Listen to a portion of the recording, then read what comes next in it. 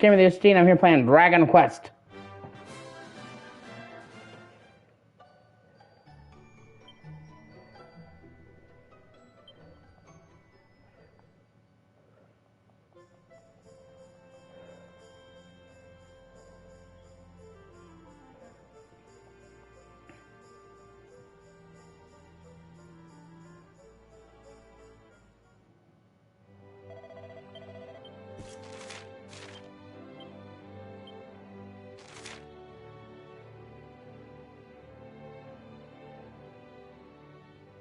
To Sniffelheim.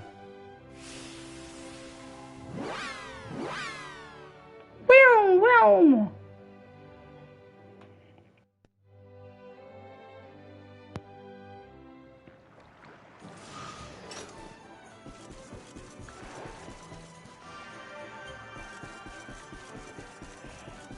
Hey, I'm actually doing pretty good, man.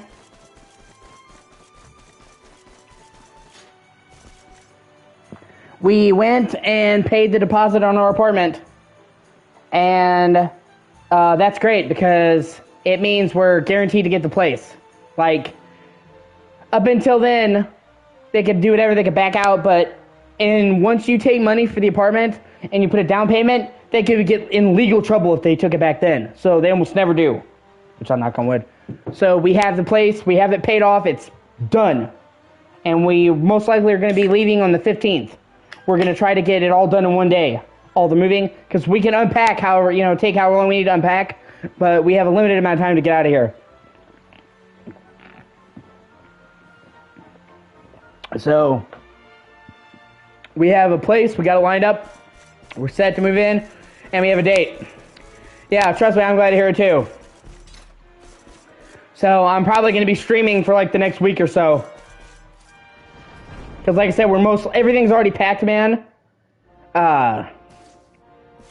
So it's not like, we do it so, we'll most likely be leaving and doing all the moving the day of. You fool! Huh? Oh yeah? Well, if I'm a fool, then what are you? What's the matter with you, Veronica? I didn't say anything. Oh, crap. So, it definitely puts my anxiety at ease. Yes, you did. Didn't you? Something funny's going on around here. Let's get in and see the Queen before anything else strange happens.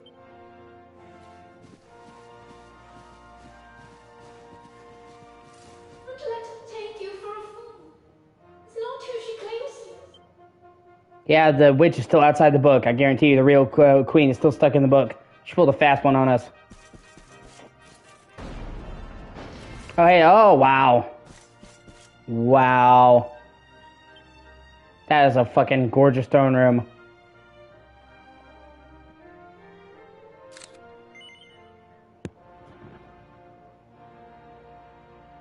I love, like, the starry skies, the colors light, man, that's really pretty. This game has a great art style.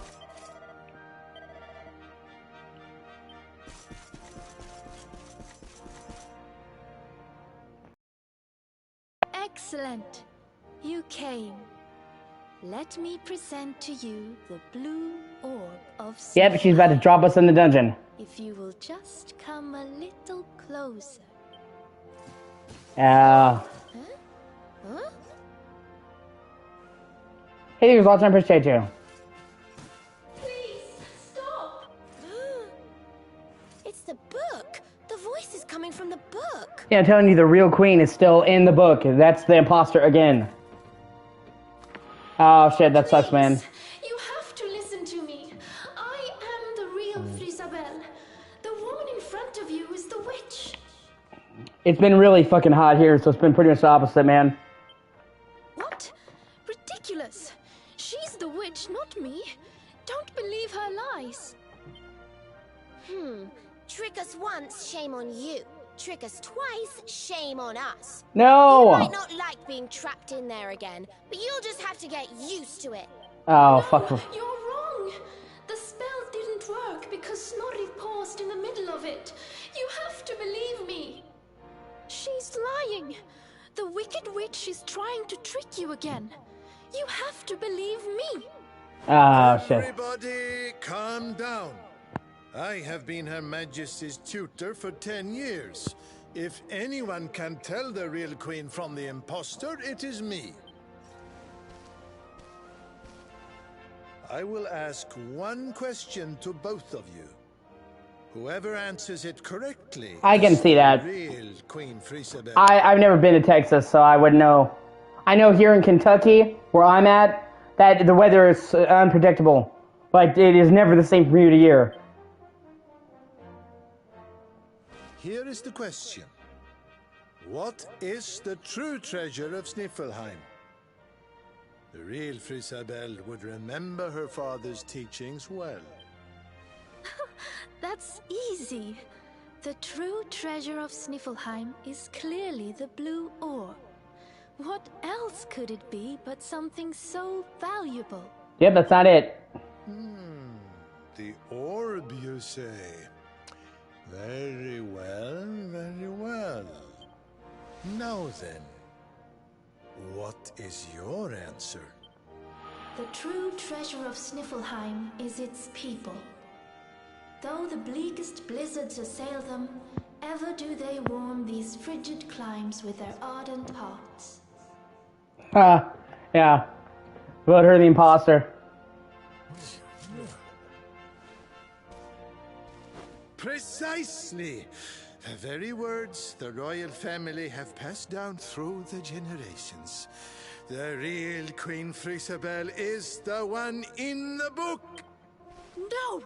She's a liar, you fools! You imbeciles! Can't you see? Curse you! Oh, yes. Very queenly.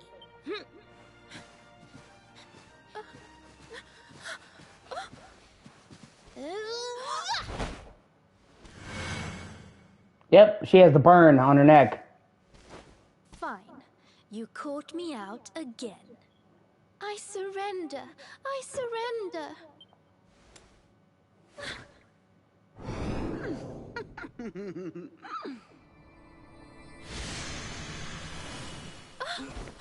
Oh, thank God. Okay, so is her hair actually like green? I wait all that time to get my powers back, and you make me waste every last drop on escaping that wretched book again. My magic is spent. My life is yours. Boil me in a cauldron, burn me at the stake. Just get it over with. Men, take her to the dungeon!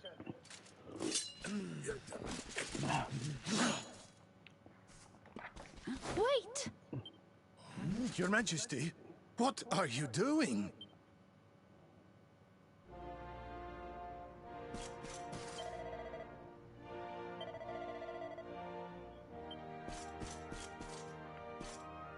It's a good opportunity for photo mode. Let me take a selfie. Ha! Yeah, well, they're trying to go for kind of like a Nordic thing here. That's why. Hold on, let me... we can take a funny picture here.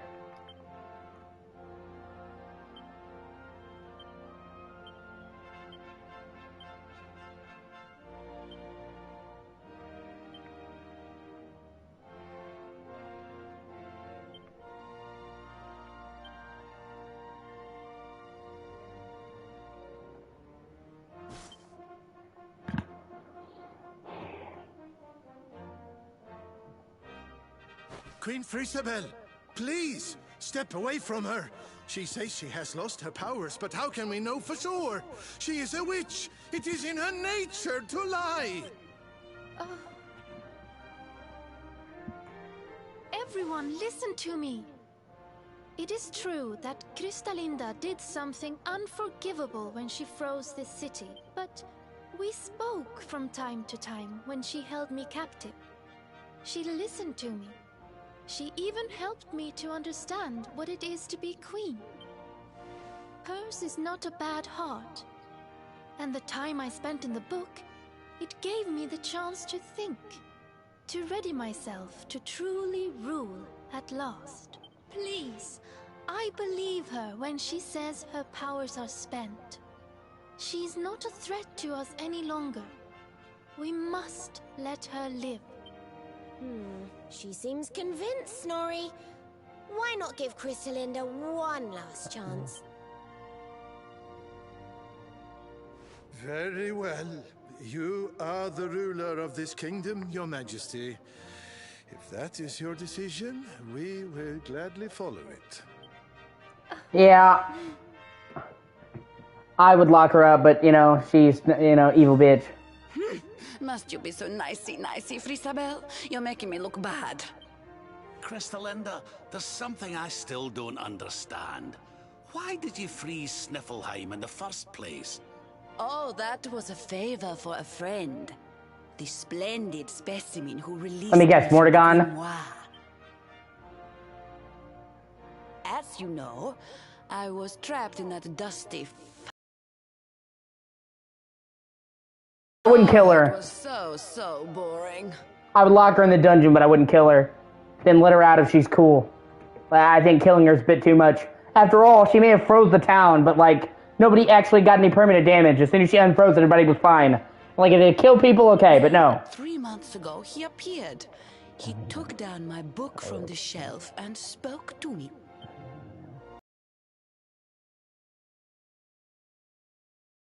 But you must do something for Jasper, he's supposed to be a good guy. He's supposed to be like the Holy Knight. What the A fuck? beautiful boy like you? Anything. Free me and I am yours forevermore. What is your desire, my pretty? You must freeze Sniffleheim. When you do, a great hero will be sent to save the city. One who wears the same pendant as I. See, thus far, the party has been, like, chased by this guy called Hendrik. He's a knight. And he's been, like, a foe throughout the game, but he's not actually bad. He has been convinced by his king that you're an asshole. So, he is not a bad guy. He's been misled by his king, and he feels honor-bound by his king. But, like, earlier, when I beat the chick the first time, he let us go because she mentioned the pendant, and he was like, what the fuck? He's like, the only body who had the pendant, else who had a person who had the pendant was my friend. So he's like, if he talked to you about the pendant, then obviously he's not on the fucking up and up. And he's like, there's something here that's not right, and that's why he let you go. Because he's like, you know, these are the people who've been telling me what to do, and they're fucking lying. His name is Hendrik. And when he arrives, I would like you to kill him. What the fuck? They're supposed to be like bros. That's messed I up. did as he asked. And when the great hero arrived, I decided to have him run a little errand for me before I disposed of him, to slay a mighty beast that just happened to have stolen my powers. And, well, the rest you know. The same pendant as Sir Hendrik, eh? And what was this handsome young fellow's name, might I ask? His name? Oh, I haven't a clue. He disappeared after he freed me, and I haven't seen him since. I mean, they haven't said his name, but it's Jasper. Such a pretty little thing. He has the signature blonde hair and that voice. It's fucking Jasper.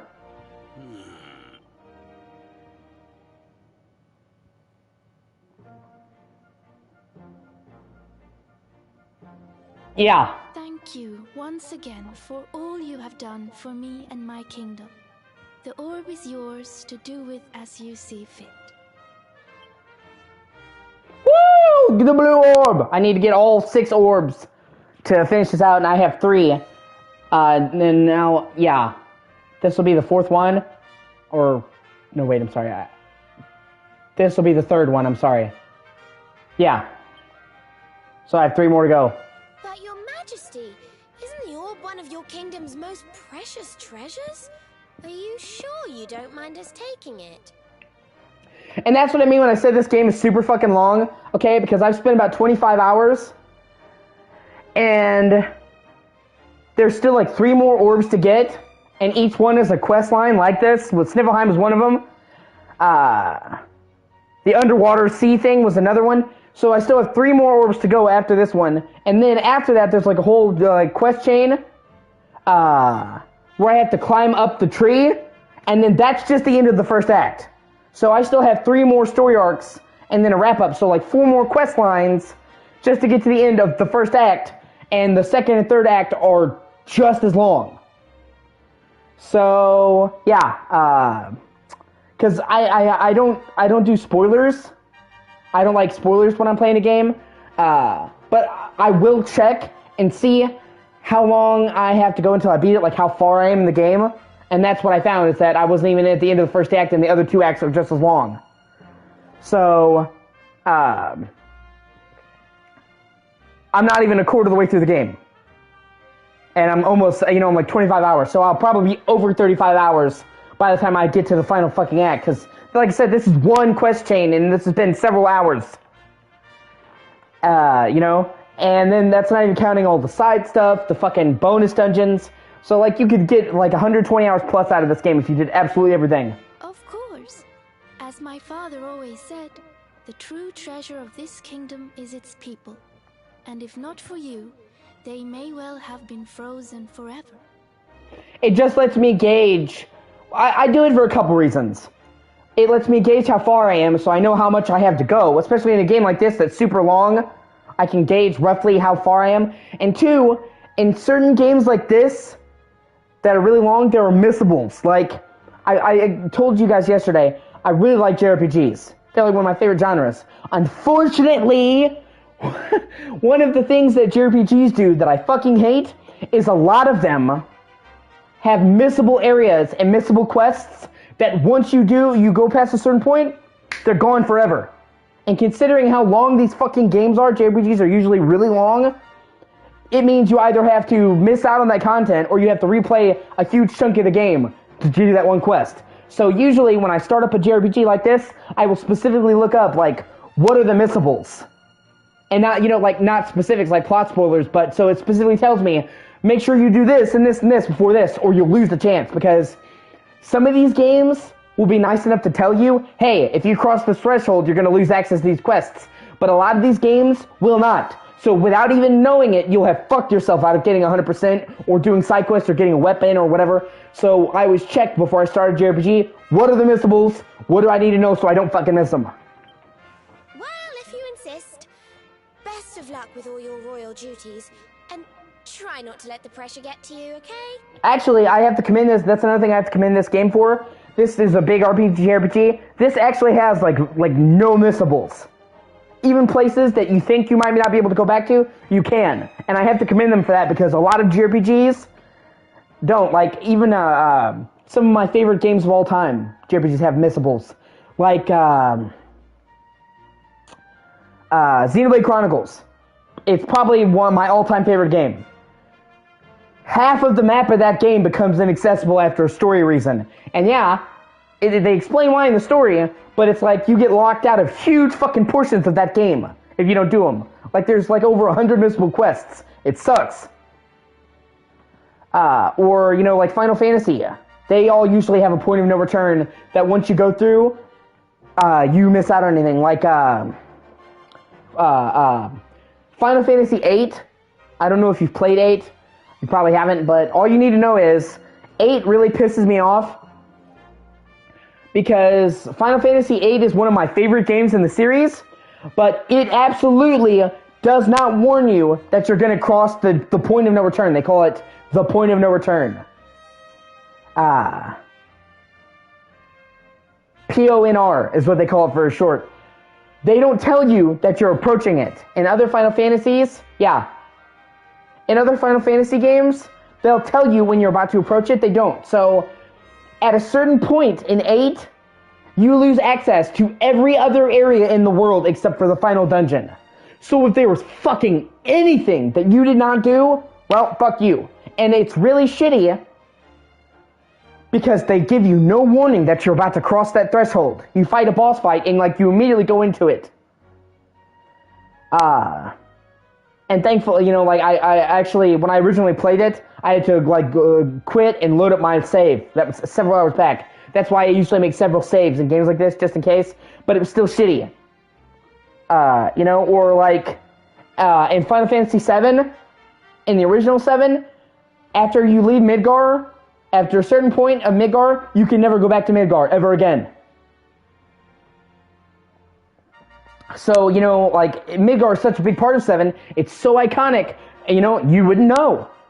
And so on and so forth. Thankfully, 10, the one you played, 10 doesn't have anything like that.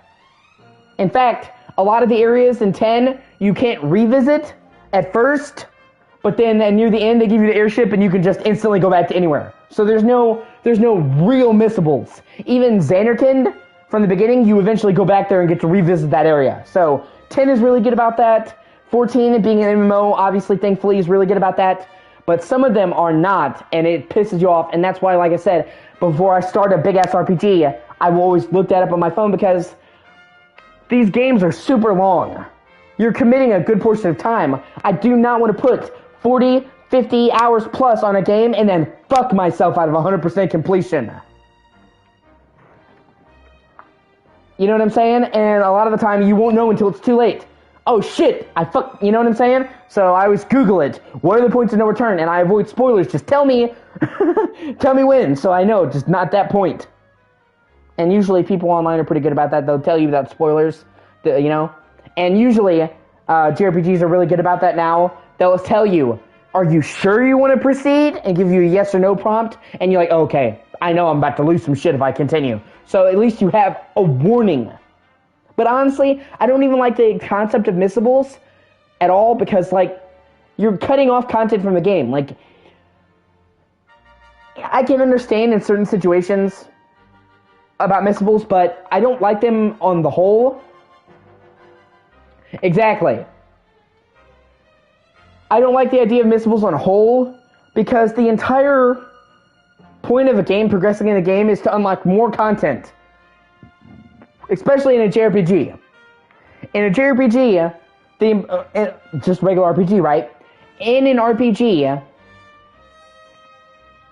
you are rewarded by the growth of your character. That's the major reason why people like RPGs, because you start out as a fucking nobody, and by the end of Skyrim, you're a fucking god. It's all about that growth.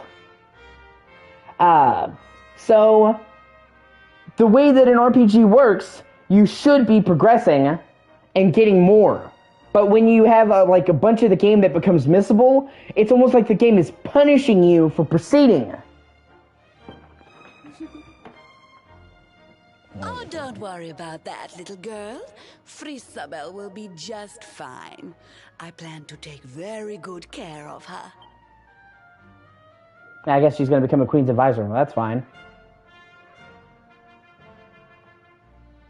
Another reason why she was, giving her another chance is because she spent, 1,000 years in that book. Yeah.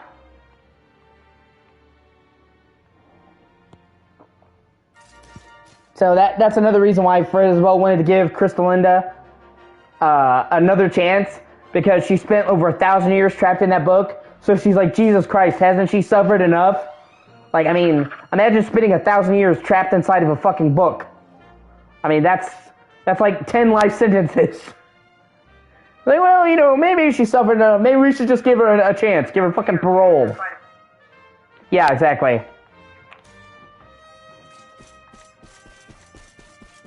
Either way, like I said, thankfully, it's not an issue with this game. This game, has no missables. Pretty much every place you go to, you can go back to. So, I like that. You don't ever have to worry you're going to lose access by progressing. Even sometimes it might take you a while, but then you come back. So it's not, But yeah, definitely. So, I'm also hoping that Final Fantasy 16 doesn't do that. I don't think they will. In Final Fantasy 15, they showed they learned their lesson. Technically, you proceed past the point of no return, but then the game lets you go back after the ending, and it actually uses time travel. It's a complicated thing. I'm not going to spend an hour explaining it, but basically, it seems like you're not going to have access in 15, and then you do. So they clearly recognize people bitching about that, and they made steps to fix it. So they already proved they learned their lesson in 15. I don't think they're going to go back to that anyway. Or at least I hope not. Although it's worth noting that there probably will be some things that get fucked up. Or changed. What are you doing, loitering by the docks, Eric? Because the developers have confirmed that the game takes place over 20 years, 20 plus years. You start out when you're 15, and it goes into his 30s. So this is the longest time period that any Final Fantasy game has taken place over. So they said that the world will change as you progress. Which, I mean, you'd hope. Over 20, 30 years, you would see some change. So I'm sure, I'll probably keep several save files just in case. Because the world will inevitably change. But I'm okay with that, changing with the time, as long as they don't take areas away. Like, oh, hey, you can never revisit that location ever again. None of your business. So, did you get the orb or what? We did. And all because I can spot a phony a mile off. You can thank me later. Huh? What's wrong, Rab? Oh, it's nothing, lassie. I just can't stop wondering who the handsome young fellow that put Crystalinda up to all this might be. He'd have to be very important indeed to have the same pendant as the mighty Sir Hendrik. You don't think it could have been Mordigan himself, do you? I wish I knew, Serena. Really, I do. Well, standing around here guessing won't do us any good. We've a tree of life to be getting to. Yep. One story arc down, more to go. Come on, you horrible lot. This adventure isn't over yet. Onward to Yggdrasil!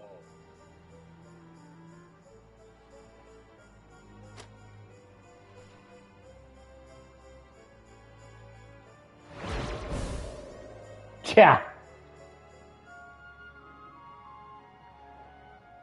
Oh, That's funny. Crivens! how did that get there? He basically has a porn magazine. Is this what you were so engrossed in back at the library, Rab? I thought you said it was a spell book. Oh man, he's sitting there. Another one to add to the collection, eh? And there I was thinking you'd finally got over your little obsession. Oh shit, so this is not his first time. He has like a porn obsession. Sir Rab, you have been caught red-handed and red-faced. And after you'd just done your rousing speech, too. Talk about mortifying. An old man with a fucking porn obsession. That's funny. Like, see, this game knows when to take itself seriously. Wait! You don't understand. I only read them for the articles. Okay, that's fucking hilarious. I only read them for the articles. Yeah, that's what they all say, bro. Just admit it. You fap to bunny girls. Move on. The articles, I tell you. That's why I said why I like this game. Like, they have serious moments and they're not afraid to be silly.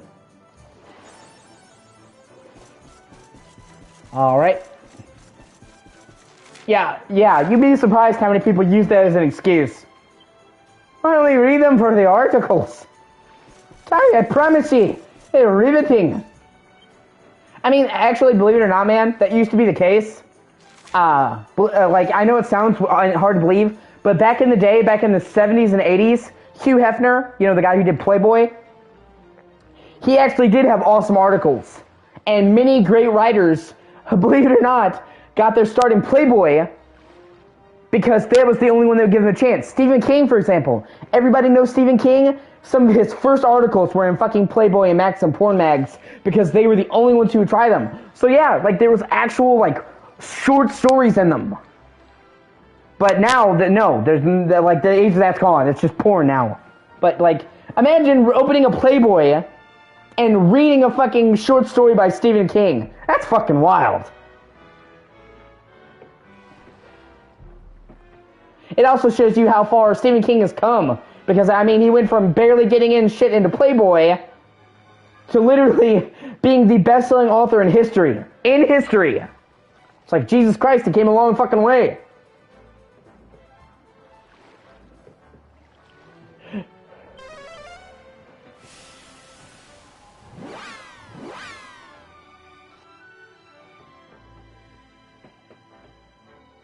It's also kind of sad because they don't do that anymore. Like, there were people who legitimately did. Pretty much. Like, it's sad because at one point there actually fucking was, like, a reason to read the articles. You would read stuff by, like, famous authors.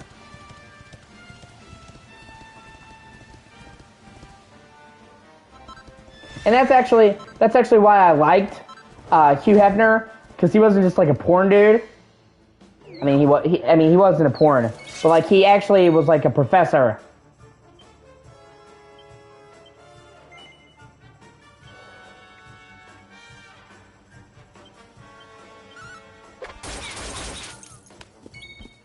They don't make anybody like that anymore. Ha, funny story. Actually, I knew this little kid that actually got me in trouble with porn. And, like, it was almost like a funny story where, like, oh, I swear it's not mine. And it actually wasn't mine. This fucker got me in trouble. He was, like, this kid I knew. And he was a few years younger than me. This is when I was, like, 13, 14. And he was like, I have something to show you. And I'm like, okay. And he takes me, and he pulls out a fucking Playboy. And I had no fucking idea what he was about to pull out. He never talked about it or anything. And then right as he did that, my aunt came out and saw me with that literally before I even could do what happened. And she's like, oh, Kiernan. And she went and told my parents. And I got so pissed because I'm like, I swear, it really wasn't mine. He just whipped it out and didn't tell me. I'm like, fuck. And got me fucking in trouble. Like, and I swear to God, it wasn't mine. He was like, hey, do you want to see Playboy? He's like, I have something to show you. I'm like, okay. And I didn't know until it was too late. It was a fucking Playboy. And I tried to tell my aunt that, and she didn't believe me. Of course she didn't. But, it was seriously. I got really pissed at him, too, because I'm like, wow, dude. I'm like, you got me in trouble, man.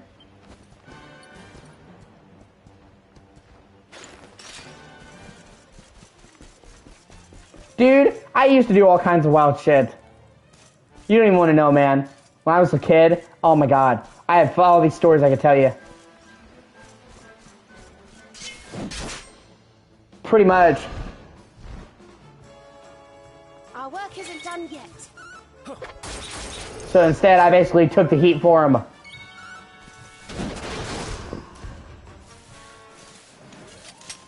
There was this guy. And he was such a creep, okay? I have a sister. I don't talk about her often, but I have a sister. We're twins. We're the same age. And when we were like 13 or 14, this kid was like 11.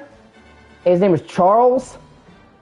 And he was a fucking douchebag. And everybody in the neighborhood hated this fucking kid. And I always used to call him Chucky, just to piss him off because he was a douchebag. He was known for going around causing trouble in our neighborhood. Everybody fucking hated him. He, for some fucking reason, was obsessed with my sister. Like, creepy fucking stalker with my sister. Right? Yeah. I've met a lot of people who are Charles that are douchebags. So he was constantly badgering my sister. And I was telling him, I'm like, leave her alone. I'm like, she said she's not interested. Go the fuck away. And I'm like, she's like 14, you're 11. I'm like, your nuts haven't even dropped. And he spent like a long time gradually getting on my nerves. Because, generally speaking, I don't try to start fights. I'm not like a violent person, okay? So it takes a lot to get me like pissed off with somebody. But, it was bothering my sister, and that really did bother me. Yeah. Well, I mean, a 3-year age difference isn't that bad, dude. But a 3-year age difference like that is a bit of a problem. Because, I mean, he wasn't even puberty yet. So it's like somebody who hasn't gone through puberty going after somebody who has. Or, my mom is like 3 years older than my dad. But they met when they were 20s, so either way. So one day, he went too far, and one day he went too far, and he took my sister's drawing notebook. He took it, and he wouldn't give it back to her. And my sister's an amazing artist. I mean, she can fucking draw. Like, she's genuinely gifted. And he ran off with it, and he used to do this annoying thing. He used to, like, we were in an apartment complex, and he would live, like, over here in, like, a separate thing that wasn't part of the complex, but it was. And he would have, like, a backyard that was fenced in. And he would, like, annoy people. That's awesome. That's definitely a good thing to aspire for. He would, like, piss people off, and then he would run to his backyard because nobody was allowed in his backyard, and he would taunt them.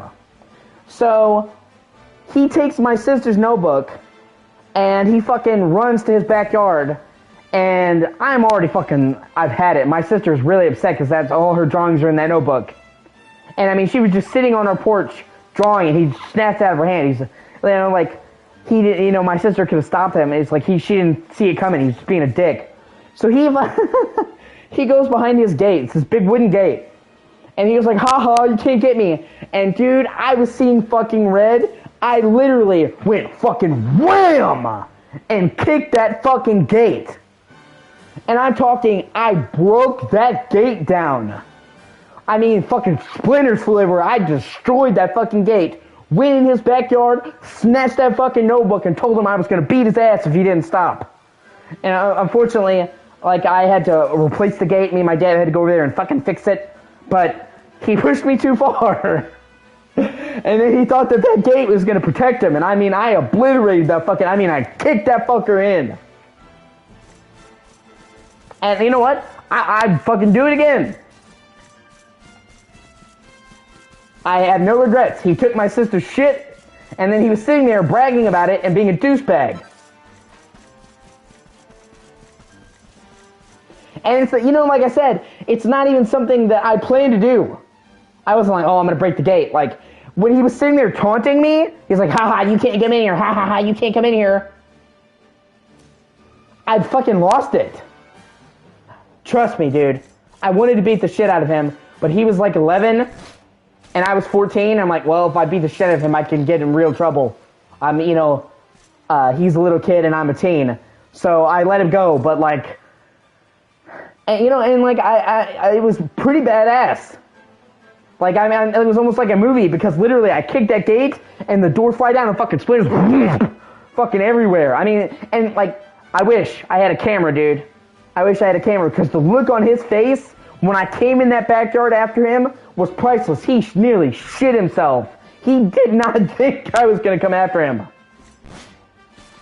Yeah, that's what I'm saying. He was a creep. But like I said, like, if he had been my age, I would have beat the shit out of him. But I was afraid that I could get in real trouble for being on an 11-year-old. And I was like 14. I'm like, he's a kid and you're a teenager. So, you know, I gave him a warning. But like, I mean, I literally grabbed him too. I grabbed him by the fucking his shirt, man. I literally said, if you ever come back around my sister again, I will beat your fucking ass.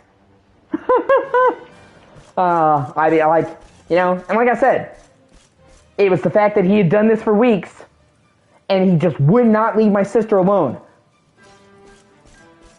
Yeah. Okay, in all actuality, his dad was a pretty solid dude, and his dad laid into him when he figured it out. His dad didn't know what he was doing. Like, he never told his dad. He would be like, oh, I'm going outside, and then he would harass my sister. So, his dad didn't know. He just thought his kid was hanging around outside. Like, he didn't know he was being a fucking creep. And once we told his dad, he understood, and he just asked that we help to replace the fence. And, you know, his dad was pretty cool. And he, you know, his dad even agreed with me. He's like, if he had done that to my sister, I would have beat his ass. So, he was just being a fucking creep and not telling. You know? Plus, like, he's 11. You know what I mean? Like, you don't think an 11-year-old's gonna be fucking creeping like that. You know? I wouldn't be surprised if he's a fucking serial killer now. I'm glad I haven't seen him. Yeah, his dad was pretty dope. Because I was worried his dad was going to get, like, super mad at me and, like, do that. And his dad was in the Army. His dad was a Marine. So it's like not somebody you want to piss off. And he was like, no, I totally understand why you fucking did that.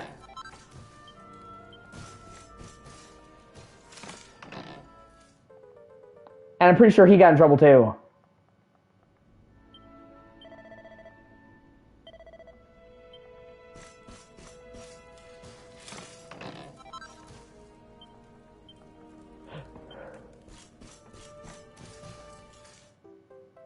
Oh, hey, sweet.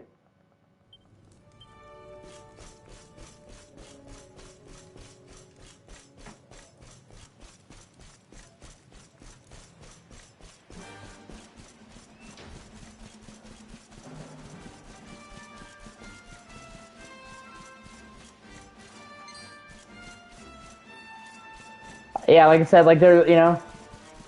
Yeah, that's fucked up. I mean, don't get me wrong. I curse like a sailor. As I'm sure you know, I curse all the time. I'm fucking 27. And I straight up, I don't have a lot of younger people watching me, and I'll tell them, don't imitate me, okay? I'm an adult. You're not. Don't cuss. Like, you know? But, like, I wasn't cussing when I was fucking 7. Yeah, that's kind of fucked up. I hate shit like that, you know? What are you gonna do? You can't boss other people's kids around. But yeah, it is shameful.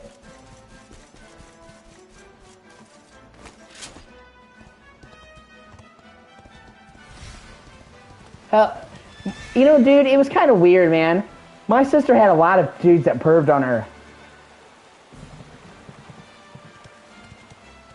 Yeah, no, exactly.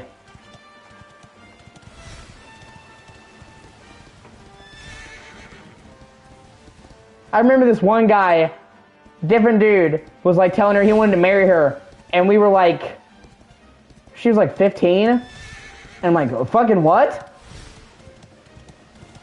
And he was like 12 or 13, like, and I'm like, excuse me?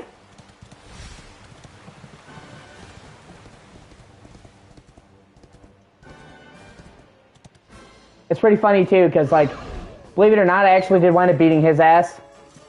But only because he's a douchebag. Like, it's pretty funny. He thought... Okay.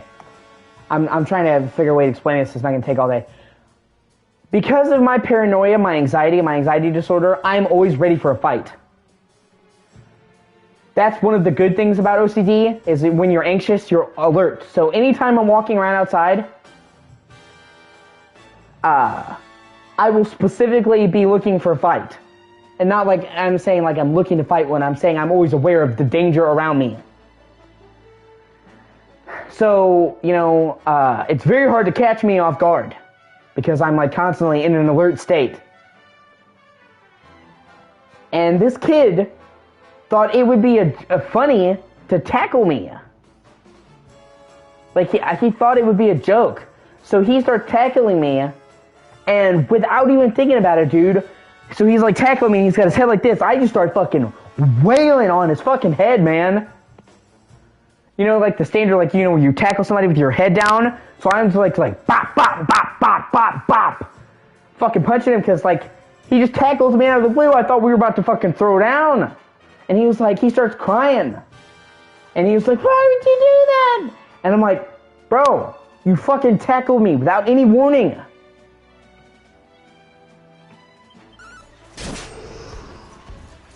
Usually... Easy peasy. Usually when you tackle somebody like that, you're trying to start a fucking fight. So I was expecting him to start throwing punches, man. So I just... You don't do that. You don't just fucking tackle somebody out of nowhere, man.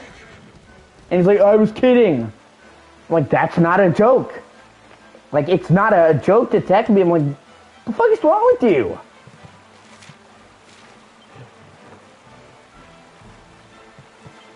You know what I'm saying? I'm like, what?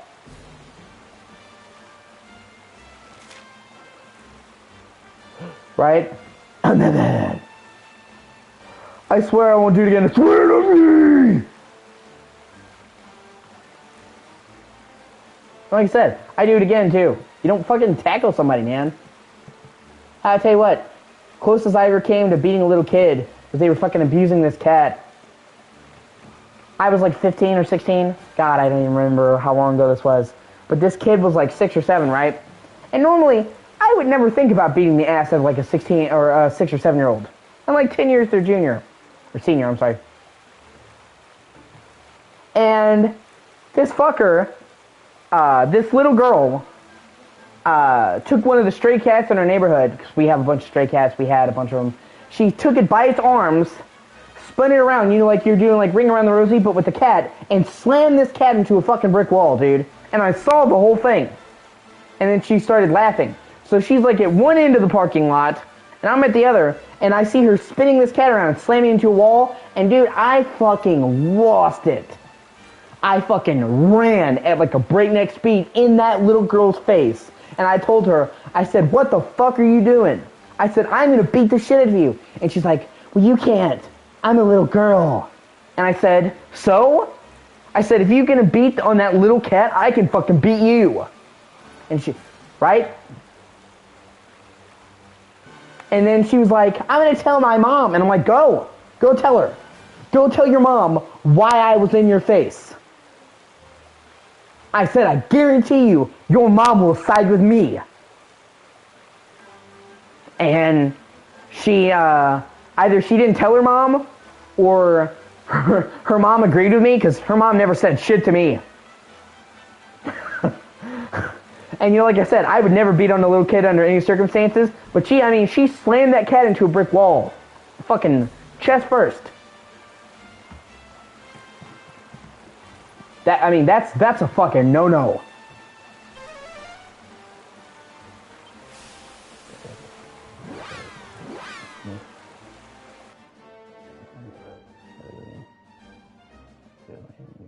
And like I said, I'm a big cat too. I brought my cat on the stream. I brought my cat on the stream and hold her. She'll come up here while I'm gaming sometimes. I sleep with my cat. I'll bring my mom's cat in here. I pet her all the time. Right? I agree. Like I said, I would not be surprised, dude, if that little girl turned out to be a fucking serial killer. And by the way, that's not a joke. Believe it or not, they have found one of the #1 indicators for a serial killer or a psychopath is hurting animals when they're kids. Like it's a huge warning sign of a serial killer in the making. And if you look back at like nearly all the serial killers, all the crazy people, almost all of them started out abusing animals when they were kids. Like it's a major warning sign that that person's not right in the fucking head. So like I said, I would not be surprised that little girl was a fucking serial killer somewhere. I have no idea who Corey X Kenshin is. But, you know, good. I mean, it's true. Like, even psychiatrists will tell you, abusing animals is a major indicator for psychopathy. Psychopathy? Psychopathy is how you say that.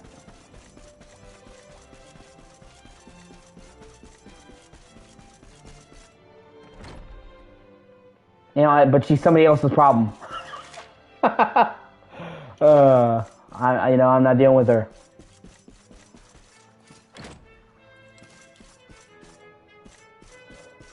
Oh wait, that's right, I haven't explored this place.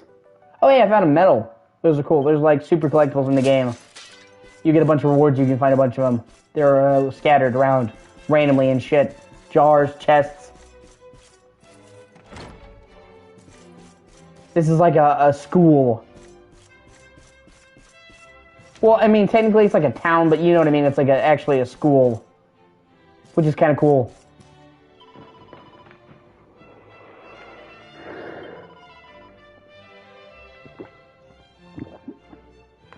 I mean, pretty much. And you know, I'll put up with a lot. I've had people push me and I walked away. I've had people call me all kinds of names and I walked away, man. But I could not sit there and watch her attack that fucking cat.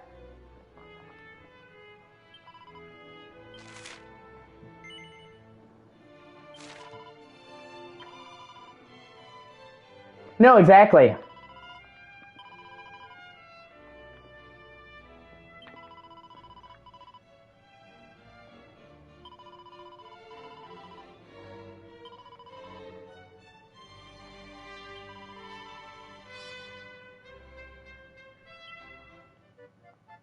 Okay, I accepted a side quest to go dig out in the garden. I'll do that later. That's so mad to do at night. No, I agree, and like you have to understand, like there's nothing a cat could have done to deserve that, but especially not like this cat was a homeless cat, man. So it's like the cat already is living on the fucking street, right? They bite you, you'll live. Now I'm not gonna lie, okay? I do believe in disciplining cats, so like occasionally my cat has bit me and I've smacked her on the head, but it's like a tiny tap. It's like no. Or she'll chew plastic, and like cats have fascination with that. They can choke on it and die, or fuck up their stomach. So if I catch her trying to eat plastic, I'll smack her on the butt and be like, no. But that's not the same as beating on her. That's like trying to get her to stop because she's gonna eat the plastic and she's not gonna know it's gonna hurt her.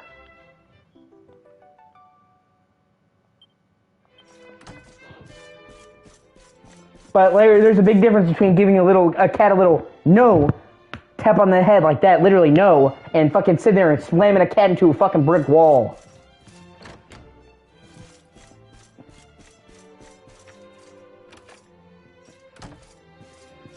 You should always check the red books, because you can find story recipes. Sometimes you'll just find lore, but you can find recipes to make shit in the book, so you should always check every bookshelf. Oh yeah, no, the cat was fine, thank goodness. The cat didn't seem to be injured. Thankfully, I guess because she's a little girl, she couldn't swing her that hard. So it was fine. Obviously, I don't know what happened to the cat now, because it's been years, and I moved. But the last time I saw the cat, it was just fine. And that she knew better than to ever try that shit again. I told her, I said, if I even hear about you beating that cat again, I said I'm gonna kick your ass. So, like, we did all we could for those cats. Like, we would literally get a bag of food just for stray cats, and we would put a bowl out on our neighborhood and fill it up every day. So, you know, obviously we couldn't take the cats in, but we tried to do what we could for them. We had a lot of strays in our neighborhood. And, like, it would always break our hearts when we saw that. Like, when you see a cat and you want to give them a home and you can't, it really does break my heart. But we were at capacity. We already had animals. But, you know, we would feed them and give them water and do what we could, because, you know, living on the streets as an animal has got to be shitty.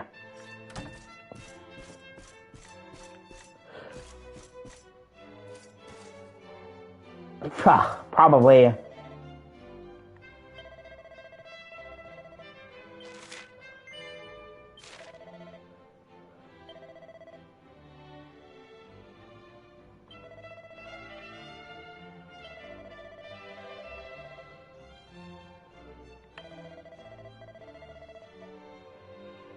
Yeah, no, I agree. Every time I see an animal that's homeless, it sucks. Dog, cat, like, it's never pretty. But, you know, you just can't take them in. Actually, believe it or not, when we could take in cats, we did. You know, I've showed you Nil, the bigger cat, the brown tortoise.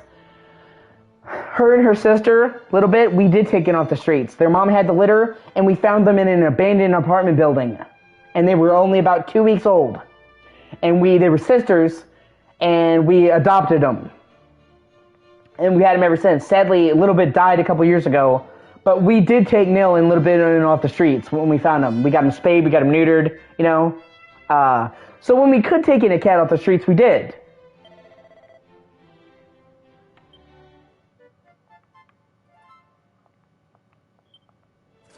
But we were only allowed to have a couple animals in our apartment complex. So, like, we literally could not keep, you know, as much as I'd love to have all the cats, we couldn't. But we do what we can. Thankfully, there's not that many cats around here, so we don't have to worry about that.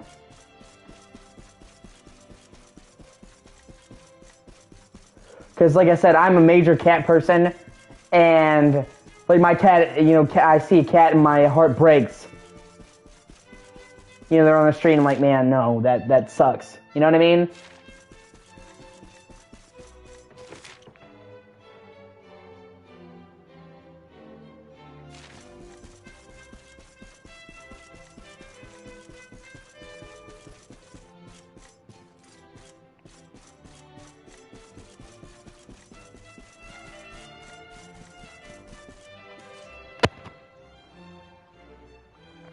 And like I said, we loved Little Bit. We took care of her. We looked after her. Like, she just got sick and died. But it was like, there's nothing we could have done, you know? She got feline cancer, sadly.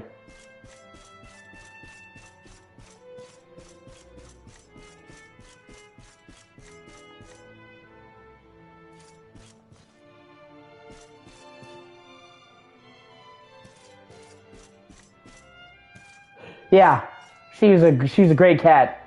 Little Bit was her name. We took care of her until she passed away. We tried to get her help, and there was just nothing they could do. They couldn't give her care, you know, so...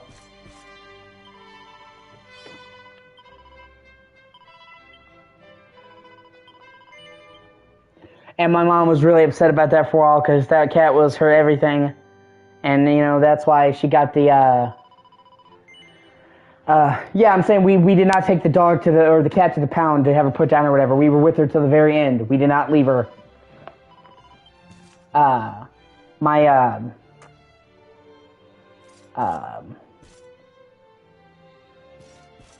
my mom was really upset about that until she got her dog. That's partially why we got the, you know, Soka, our little dachshund, to fill the thing because we were one animal short. And my mom had always had a dream to have a dachshund, and she was like, you know, well, now that we're missing one animal, I want to get another animal, but I don't want to get another cat because it would feel like I was replacing a little bit. So she got a little dog. And my mom's been a lot happier since then. It's good for her. My mom deserves happiness. Ah, there you are. Now, you must allow me to introduce myself properly.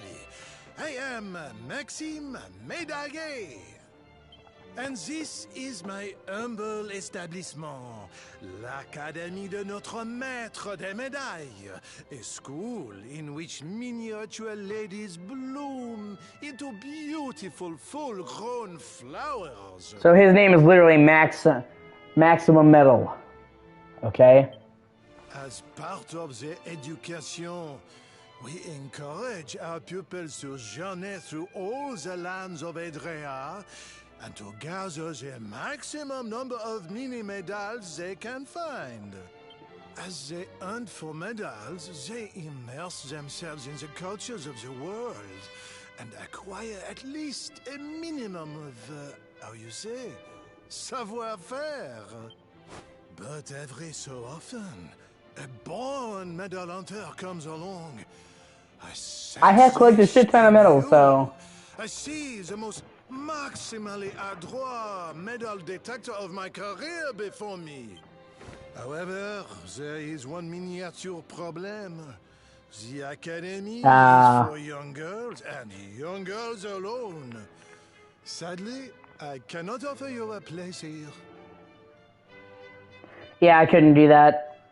I mean, I might get a cat, but it would have to be a different type of cat.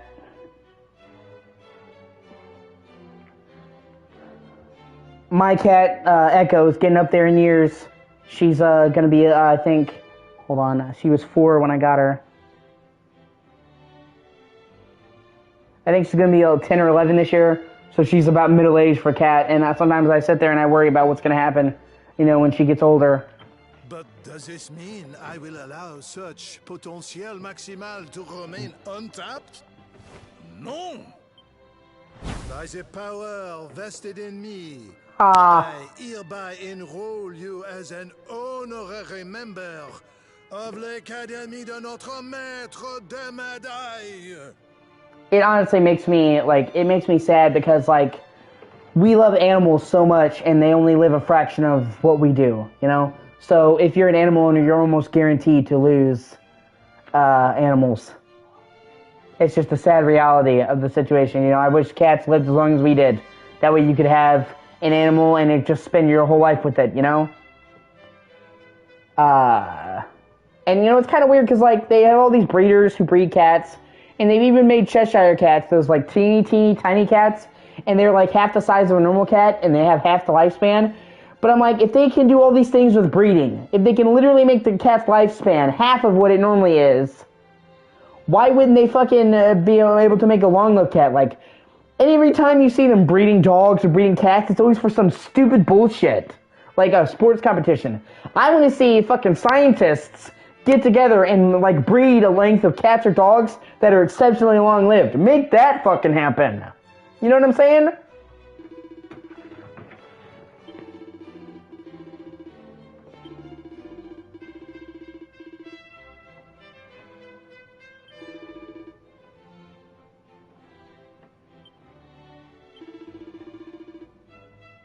Like I said, I mean, they've proved that they can customize dogs, cats. They make all these weird fucking breeds.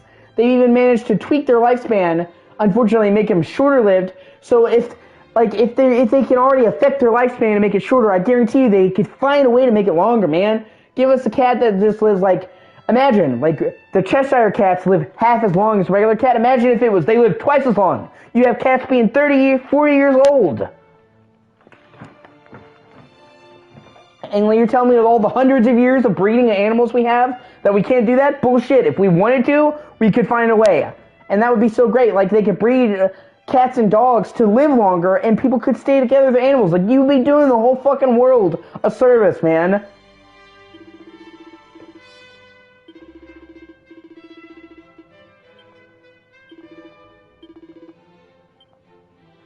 Oh, sweet. I got a big stamp award. Fuck yeah.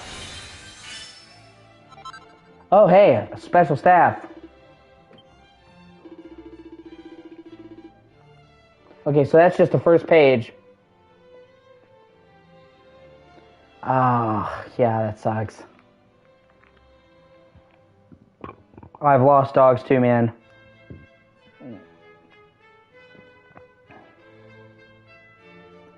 See, that's one reason I'm glad that my mom got Soka when she was a puppy, because she's just now a year old.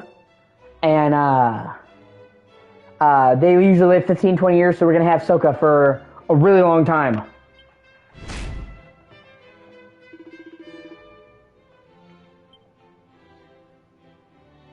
Okay, there's a whole new page.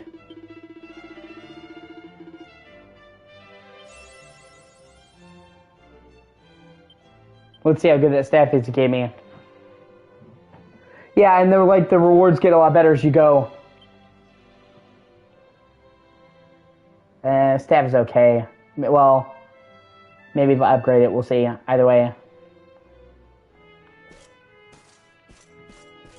He's stating if I bring him 5 more, he'll give me an outfit, new outfit, so that's pretty cool. Like I said, it pays to, like, they're usually in pots or treasure chests, so whenever I, like, come into a town or some shit like that, I'll fucking go and break all the pots on that, because you never know where they're fucking be.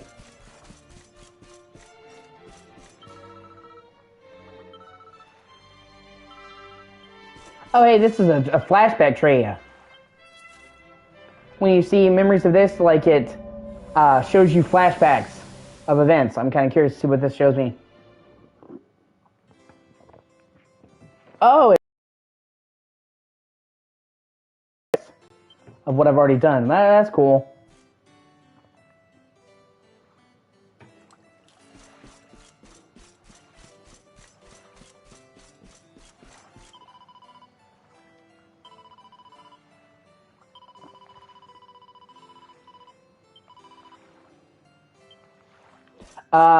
Okay. I gotta go to the Eerie area. Sweet. Okay, I was wondering, like, about the main quest, because I'm here to get an orb, and he was like, it's cool, he's giving me the metal book and all that shit. But I'm like, where is the fucking orb? Get the orb!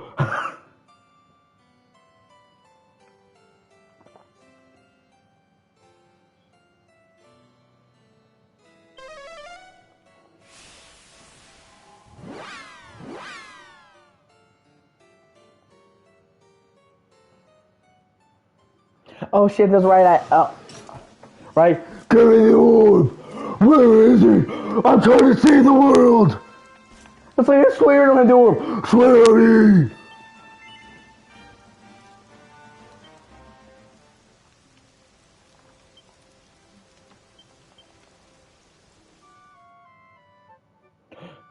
This whole region is like kind of based off of France, which is cool. Let me, before I, okay, so like the way that this works, the way that the forging works in this game, you can't ever fully fuck it up, but you can get a bad result. Like, no matter what, if you have the ingredients to make the item, you'll get it. But, if you are able to do it right, you'll get a +1, +2, +3, and it will increase the stats. So, before I forge anything, I always save, just in case I fuck it up, I can go back and redo it, because I want to get the +3. That was like, they're worth way more, and they give you way better stats. And see, in the original game, like I was talking about earlier, you had to come to a campsite to use the forge.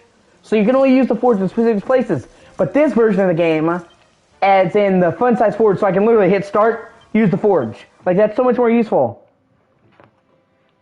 That's why I said, that's why it's a fucking shame that the graphics were reduced, because this adds so much to the game. Oh, hey, a coat. Oh, wow, that's actually much better. Princess robe. Yeah, Princess Peacoat, let's make that.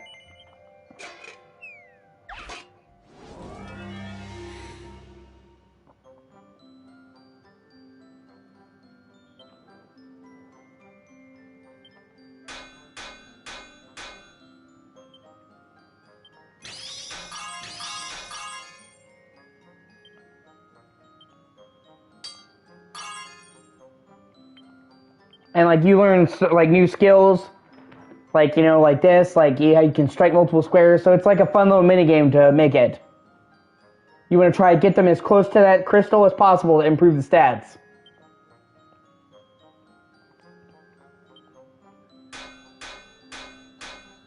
And you have a limited amount of points. Every swing of the hammer costs you your focus.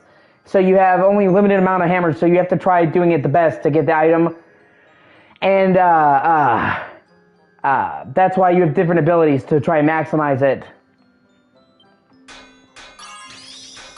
And I really like it when they do stuff like this, because in a lot of games, forging is really kind of boring. It's like, oh, here, give me this recipe, and then boom. Like, they actually make it involved, and for you to actually fuck around with the forging. Yeah, hold on. I'm gonna reload my save, because I almost perfected that. I just missed it. I mean, technically it was a success. Yeah, exactly. It's literally just, here, give me the supplies. Plus, this game has a handy feature. If you try to forge something, and it, you don't have the ingredients, but you can find them in a shop, it will let you buy the ingredients from the forge. So, like, if there's, like, I need a gold ore, and in other games I have to run and fucking buy the gold ore from a shop, and it's like, no, hey, do you want to pay the money to buy the gold ore from here? So it saves you a lot of time. Obviously, that only works for stuff that's in a shop. There's special items. And another thing is, like, in a lot of these games, you have no idea where to find the items, and they have, hey, bring me 5 of these, and you're like, where the fuck are they? This is a huge game. Well, in this game, when you open a map, you can go to sparkly spots, and it will show you what goes to each sparkly spots. So it's really helpful if you're trying to figure out one specific thing you need, you know? Whereas in other games, you have to look up a fucking guide, and, you know, where is this fucking thing? So they actually make the forging in this game pretty fun. Which, like I said, a lot of the time forging sucks. So, let's try this again. Go for +3. I only got +1 last time.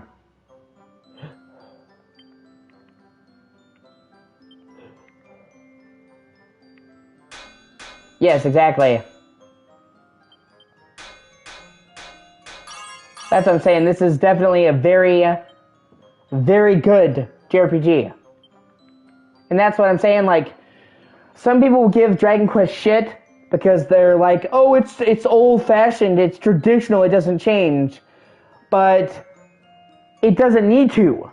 It doesn't need to be the RPG to end all RPGs. It's just really well made. You know, if you're buying a Dragon Quest game, that you're getting a quality game. There, you know, good characters, good combat, good story. So, like, every game doesn't need to fucking reinvent the wheel.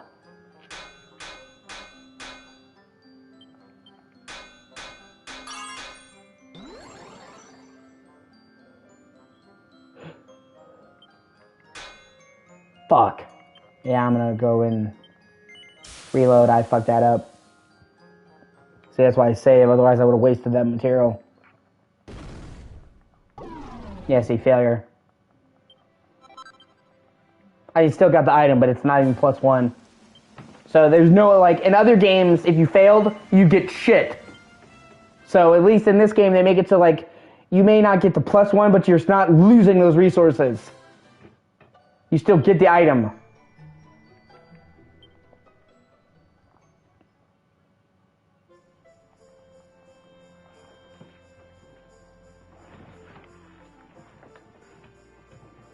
But yeah, like I said, it's just a really solid RPG. And you know, like, people have this, like, thing, that's something that I could go on and on about, man. I could rant about for hours. Is people think that, like, each game needs to change it up. A lot of the time, fans just want more. Like, Far Cry. I'm not sure how familiar you are with Far Cry, but a consistent thing that you will see, exactly, a consistent thing that you will see in Far Cry is, like, you'll see critics say, oh, every Far Cry game is the same. Fuck Far Cry, okay? But the fans are happy as it is. They don't want Far Cry to come out and reinvent the fucking wheel. They just want more Far Cry. Like, you don't have to reinvent the series with every fucking game. Like, I get it. Like, if you didn't like Far Cry, you probably aren't gonna like the new ones, because you did that. Far Cry 6 is great. I love Far Cry 6. It's actually, Far Cry 6 is one of the best Far Crys. It's actually one of my favorite ones in a long time. 6 is great. And honestly, they do change it up enough in Far Cry. Like, one of the things is, like, in every single Far Cry game, they may keep the basic gameplay the same, but they dramatically change the map and the tone. Like, Far Cry 3, Tropical Island, based off of, like, you know, the East Asian island. The jungle. Far Cry 4, based off of the Himalayas. Cold mountains, so it's like could be different. Far Cry 5, based off of Montana, America, so it's the United States, based off the South. Far Cry 6, based off the fucking Caribbean and Puerto Rico. So each game has a wildly different aesthetic, and so that helps make each game feel fresh.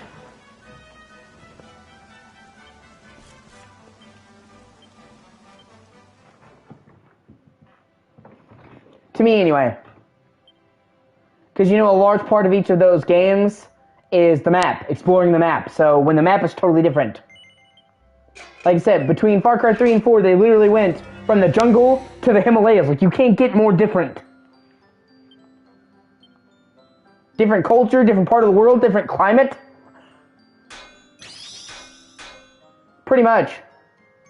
I mean, look at Assassin's Creed, okay? I mentioned Assassin's Creed a couple times. I'm a huge Assassin's Creed fan. I have played every main game in Assassin's Creed. Every fucking one. And it's one of the few series that I will get at launch. If there's an Assassin's Creed game and I can get it at launch, I fucking will. It's like Resident Evil. I'll get it at launch. I remember before Assassin's Creed Origins, before, Valhalla Origin, or Syndicate, or no, I know what I'm saying, I'm sorry. Before Origins, Odyssey, and Valhalla, people were bitching that Assassin's Creed was the same. They did the same shit they did with Far Cry, dude. It's the same Assassin's Creed every year. And then, they come out with Origins, and Valhalla, and Odyssey, and they're dramatically shift. That's fair. Like I said, dude, backlog is no fucking joke. I get you. I'm not gonna, like, shit talk you. I get it. I've got my plate full right now already. But they'll bitch that they bitched, right? That the games were the same every year. I remember that. Like, oh man, it's just the same. And then, with Origins, Odyssey, and Valhalla, they switched radically. They went into, like, RPG territory, became a full RPG, and switched it up. And now people are bitching, oh, Assassin's Creed isn't even Assassin's Creed anymore. It's not even the proper game anymore. It's just the same old shit. Or different. Like, it's not even real Assassin's Creed. So, like Assassin's Creed, they literally can't fucking win. Either they're doing the same shit over and over again, or they make a change and now it's not the same anymore. I'm like, what do you want then? You guys literally bitched that they were too similar and that they weren't changing, so then they radically changed, and now you're bitching that they changed too much. Oh yeah, no, I agree. Mirage? Fuck yes. Mirage is day one for me. Dude, the classic Assassin gameplay, the fucking Baghdad, the Middle East time period, the Arabian Nights, fuck yes. No, I agree. Assassin's Creed Mirage looks fucking dope. But like I said, I have like every Assassin's Creed game ever. I've played them all at launch. And I've played many of them to 100% completion. I'm just about as much of a hardcore Assassin's Creed fan as you can fucking get. I just haven't played any on stream for a while, you know, but like I totally will when the time is right, so...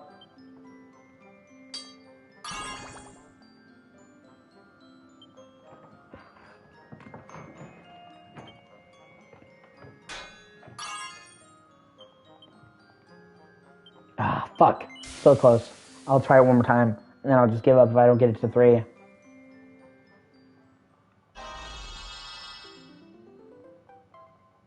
Yeah, base, no. I'll try it one more time. And yeah, like I said, and actually I think they found the perfect solution because they came up with a solution to make everybody happy, and hopefully it will, knowing fucking people these days, who can say. But now they have 2 teams that are doing 2 different things, okay? One team is going to continue making the RPG games that have been the most recent ones, like Origins, Odyssey, Valhalla, and they've confirmed that the next big Assassin's Creed game from them will be in Japan. I'm really excited for that. An Assassin's Creed game in feudal Japan sounds fucking awesome. But they have another team who is going to make games that are more like the classic Assassin's Creeds, and they're going to alternate them. Like Mirage, the whole point of Mirage is that it's closer to the original games. Obviously modernized, but it's in the vein of those games. So they're trying to make everybody happy. If you like the new RPG ones, we got them coming out. If you like the old games, we're having games from now on that are like a throwback to those. And they're going to alternate them. And that way they have longer gaps between releases, because like one year you'll get one, and then the other year you'll get the other. And I like both of them. So I will win the new Assassin's Creed. Like, it's different. It's not better or worse. So, definitely. And to the older ones. But then they're coming out, so they're gonna alternate between them, and I think that's a great idea. Let's see if that, gets people to shut the fuck up. Because I know all these people who whine and whine and whine. I missed the old Assassin's Creed. Well, fucking play Mirage and shut up. There you go, they made a game just for you.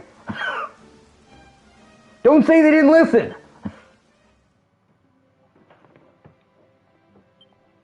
They got like a whole nother team just to start making older games, just to appease you.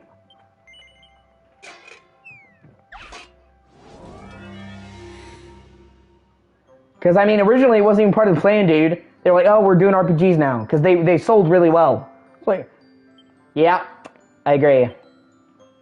That's what sucks. It's like, take fucking Square Enix, dude, with black people. I don't know what ethnicity you are. Honestly, I don't really care. I'm cool with people of all colors. But they had Forspoken, and whether you play Forspoken or not, it very prominently stars a black woman. On the cover, she's black. She comes from Brooklyn. She's as black can be. Even her character, she's based off of a real-life black woman. Okay? And people were bitching that they didn't handle the black character right. It's fucking a load of horse shit. You'd think they'd be happy that they have a black woman prominently starring in a major AAA game. They're always bitching about, diversity. This is one of the world's biggest game developers having a black woman prominently on the fucking cover. How can you have more diversity than that? So they basically didn't do it right. Now, Final Fantasy 16, because it's based off of European knights, Prague, Germany, Europe, the classic medieval knights, they don't have any black people in that game. Because they're trying to go off of European culture, and as you might know, there wasn't really a whole lot of black people in Europe in the Dark Ages. So they have all kinds of different cultures, they just don't have any black people.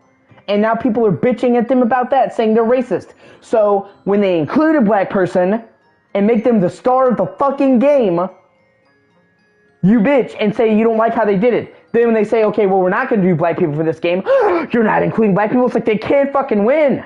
Not to mention the fact that Final Fantasy VII, whether you played it or not, everybody knows Barrett. One of the major party members of the FF7 remake is Barrett, a black dude. So, they may not have black people in Final Fantasy XVI, but in the first FF7 remake and all the other ones, because it's 3 parts, they have a black person, Barrett. I mean, in the FF7 remake, the first part I should say, they have 4 party members. Cloud, Tifa, Barrett, and Aerith. Okay, so they have 4 party members in FF7 Part 1, because those were the first 4 that were in Midgar. And one of them is black. So like a quarter of the character cast is black. Yeah, no, I agree.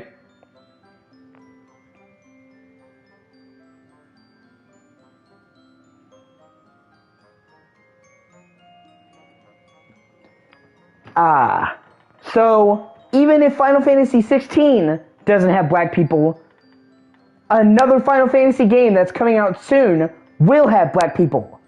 So it's like, are we mandating that every Final Fantasy game has to have one by law now? I mean, in fact, yeah, it's crazy. This is going to be a year in history if they, well, it depends on the release date. Right now, ever since last year, Square Enix has said that the Final Fantasy VII Remake Part 2, Rebirth, will come out in winter of 2023. Now, yeah, exactly. Pretty much. Final Fantasy, they said that Final Fantasy VII Remake Part 2 will come out in winter 2023. Now, as you may be aware, it didn't come out in January or February, so that leaves only 1 month. December. So, if everything goes according to plan, this will be the only year in history in the entire inception of the series where we have 2 major Final Fantasy games come out in the same year. We'll have 16 come out in June and Final Fantasy VII Remake Part 2 in December. That's never happened before. We're getting 2 main Final Fantasy games in a 6-month period. Like, ever. That's never happened.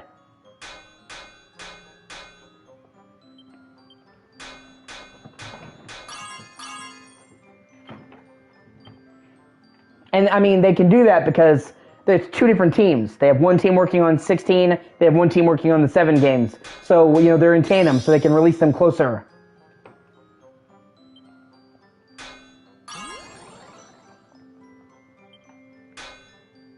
So, oh, fuck. I was going to finish and redo that one more time. That was terrible. Either way. Right?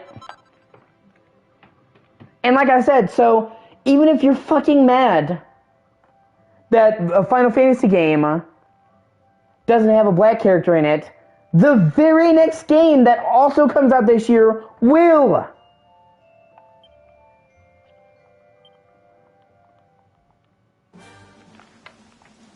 So,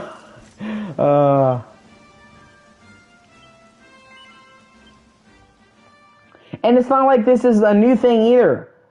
Final Fantasy characters have had black characters. Final Fantasy games have had black characters for a while now. Final Fantasy 13 had Zaz and his son. He was super black. He had a fucking afro. That was 15 years ago. Barrett was in 7 in 97. Okay? So Final Fantasy has had black characters for going on 30 years now. And just once they say we're not doing black characters because we're doing like a medieval knights. And that just wouldn't fit in with the culture. We have German, we have Italian, all stuff that's there, French, just not black people because it doesn't fit with what we're trying to do. And people are fucking losing their minds. And bear in mind, okay, so Forspoken came out in January. And if they keep the release date for 7, it'll be in December. So that means that they'll have released 2 big games with black characters in it in a single year. One at the start, one at the end. So it's not like black people aren't getting representation. 2 of their 3 major games have them.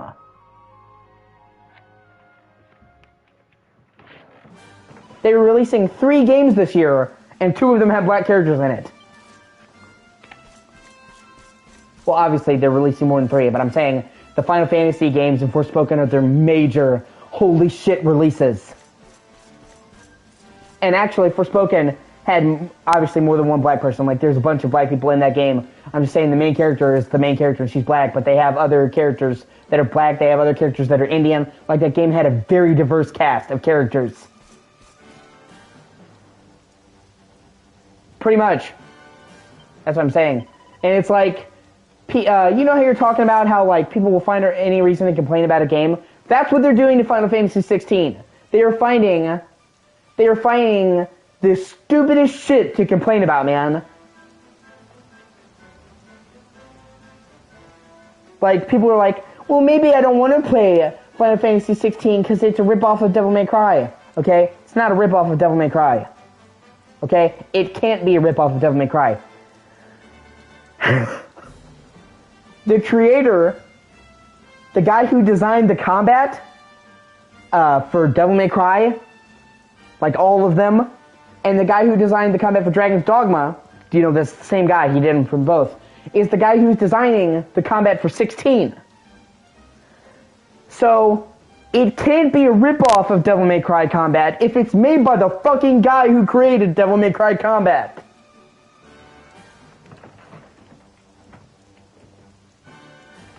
Yeah.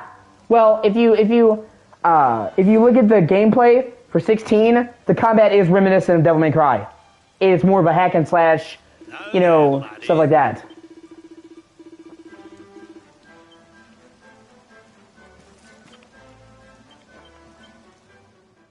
I mean, there is some commonality there. It's the guy who designed the combat for DMC is the one doing it for 16.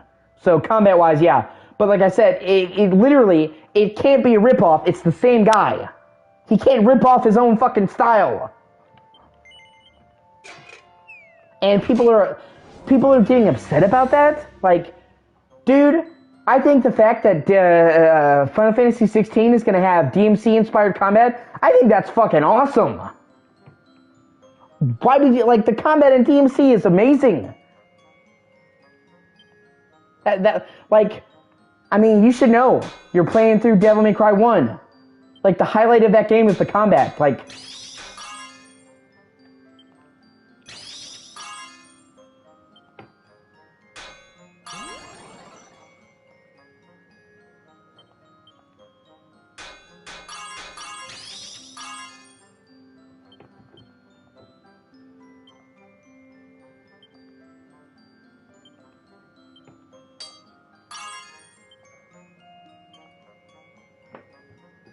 and I mean, maybe it's because I like Devil May Cry so much, and I like Capcom, that them saying that it's going to have combat similar to that, I'm like, wow, that sounds fucking awesome.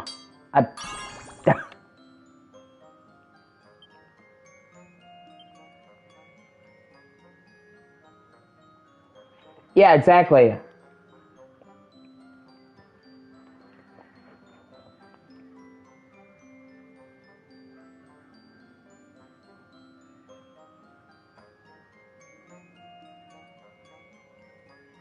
Yeah.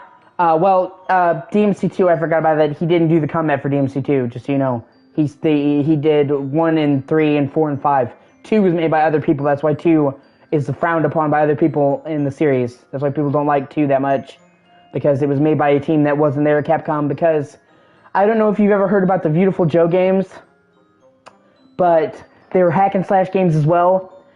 After they did Devil May Cry 1, the team went on to do Beautiful Joe, and Capcom didn't want to wait for them to finish Beautiful Joe to move on to DMC2, so they handled it to another studio, and that was the problem. That's another one of the mistakes that Capcom made. And they thankfully learned their lesson, and they brought them back for DMC3. And you can tell, like, DMC3 is a step in quality. But yeah, like I said, it honestly looks amazing. I can't wait, dude. Final Fantasy 16, I cannot wait. Because it's like DMC, but like way deeper. Because it has like the standard DMC combat, you know, the hack and slash, jumps, dodges, tons and tons of moves. Yeah, it's not that bad. It's just, I don't think that DMC 2 is bad. It's just, I don't think it's as good as 1 or 3. That's why people don't like it. It's not that it's a bad game, it's just the weakest in the series. It's like with Resident Evil. Resident Evil 5 gets a lot of hate because it was the follow-up to 4, and it wasn't as good as 4. But nobody would ever say Resident Evil 5 is a bad game. 5 is great. It just couldn't match up to 4's quality. Which, in all fairness, 4 was so fucking good. Is, you know, like, it's hard for me to fault them for not matching up to RE4 because RE4 was fucking amazing. I imagine that's a tall shoes for anybody to fill. Like, yes, it does. She has a totally different story. Like, there's different stuff. You can decide, you can look it up and see the changes, but there are changes. She has different weapons and different cutscenes. So, you know, you can look it up and decide for yourself. Either way, yeah, it's not that DMC2 is bad. It's just that it wasn't as good as the first game. So, when you're used to, like, an amazing game, DMC1 at the time came out in 2000, dude. It was like an early PS2 launch game. Okay? It was revolutionary. Like, quite literally, the modern hack and slash that we all know and love, God of War, all those games, comes from DMC. DMC revolutionized the hack and slash genre. So, that's kind of why people hate DMC2 so much. Not because it's bad, but you're going from a fucking masterpiece. At the time, it was groundbreaking to a game that was just good. So to them, it felt like a major step backwards. People expected it to be just as good as the first game. But yeah, I've definitely played worse. It's not like, oh my god, this is terrible. It's, you know what I'm saying? But when you're coming from a 10, a 7 can feel terrible. If that makes sense.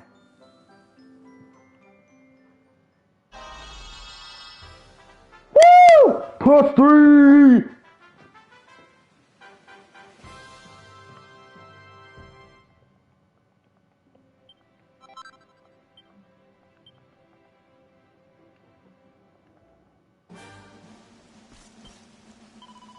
That's why, you know, Resident Evil 5 gets so much hate, because it was the Resident Evil game immediately afterwards. Just like, with how, with how good the Resident Evil 4 remake is, if I was the company that did the next game after that, it does not matter what the next game is, but if I was the team that did the follow-up to RE4 remake, I would be sweating right now.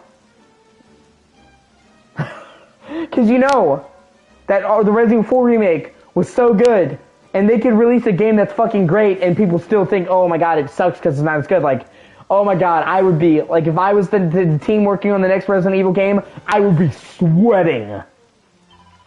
I mean, they made the bar impossibly fucking high. I would be like, hey, do you guys think maybe we could release our game after the next Resident Evil? It's like, I don't want to be the one to follow up RE4 remake.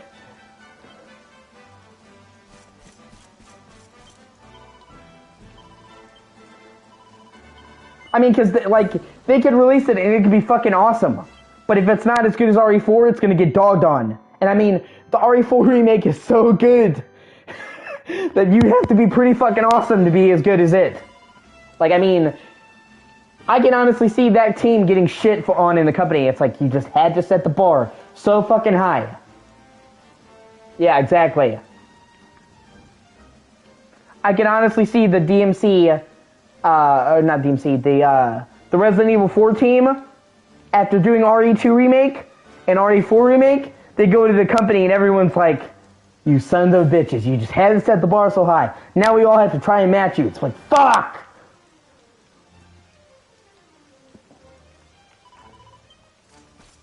Okay, now I'm going to use the forge one more time, trying to improve my helmet.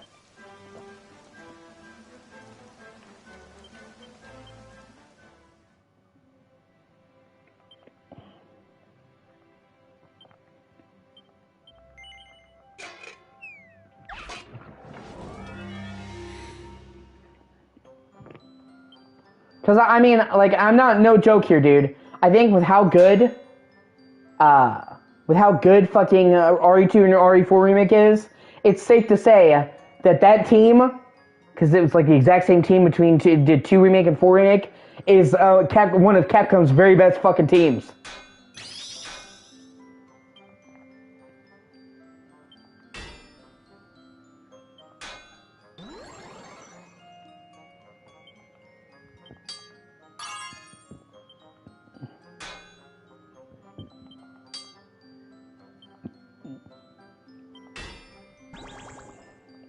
Fuck.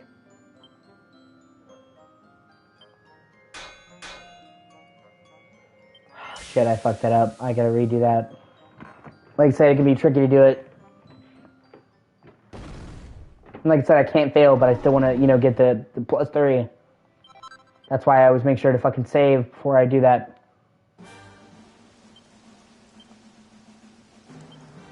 And thankfully, I'm like right there, so I just quit and loaded up, and I saved after I made the armor.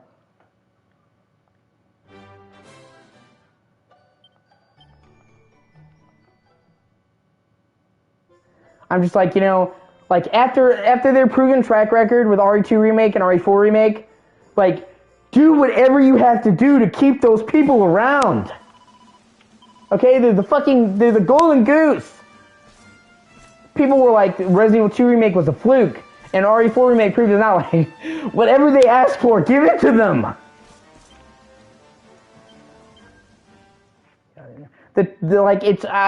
Fuck, I can't remember the names. I have trouble with Japanese names, unfortunately. But it's 2 directors that did 2 and 4 remake. They're co-directors. I'm like, do whatever you have to do to keep them around. Make sure that they keep making Resident Evil games, for the love of God. You clearly found winning directors.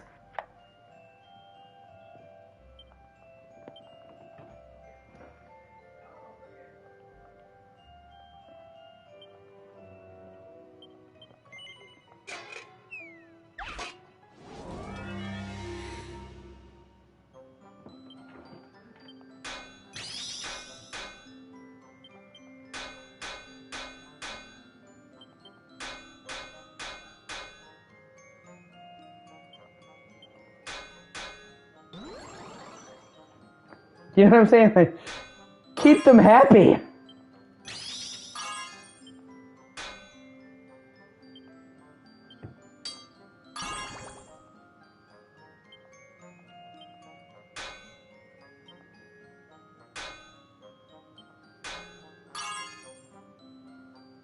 Right? Exactly.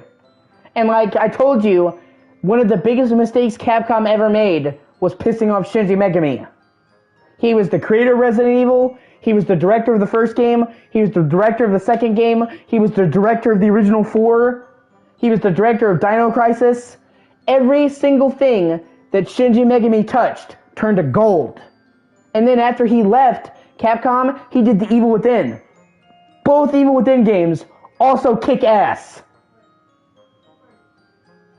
Okay? So, they lost a super talented dude. When they like, that was one of Capcom's biggest mistakes. So now, these 2 new directors, with their track record, they're like the new Shinji Mikami. They need to not make that fucking mistake, and not piss them off again.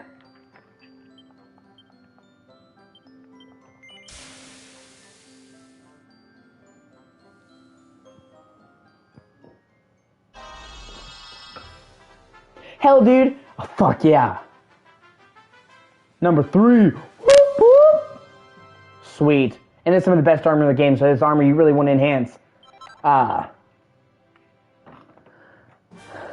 would even love to see them do Resident Evil 9. I mean, granted, they do remakes really well, but, you know, imagine how cool it would be if the team that did RE2 Remake and 4 Remake did the next main number 9, like how good that would be. I mean, honestly, they can't do wrong. If they did a remake of RE5, I have every trust that it would kick ass as well. Whatever game they do next, I will be in stores fucking waiting to buy. Day releases.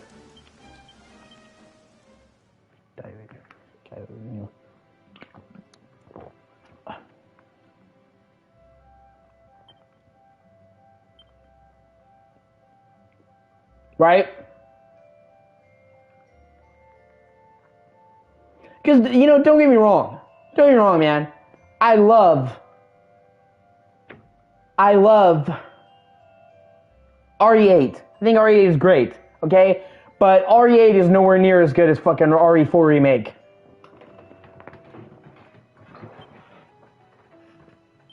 RE8 Remake, I'm sorry, RE8 is great. But it's like A tier, you know, very good. RE2 Remake and RE4 Remake are S tier.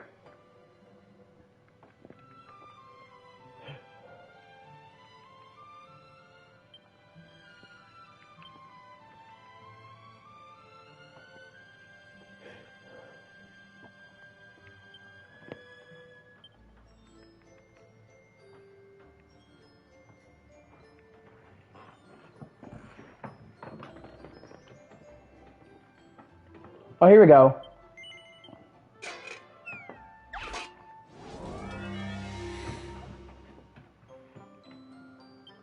Although, you know, in all fairness, I will say...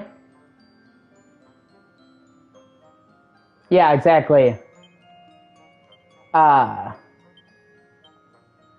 will say that in RE8's credit, the DLC for RE8 is got to be the absolute best in the series.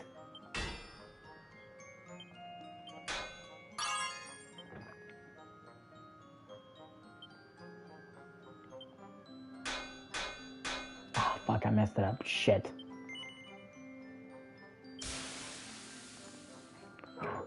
I mean, I thought the DLC for 7 was good.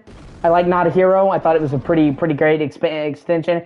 But the Shadows of Rose, dude, was so fucking good. Like, if they could make RE9 a full game with Rose and match up to that quality, it would be fucking outstanding.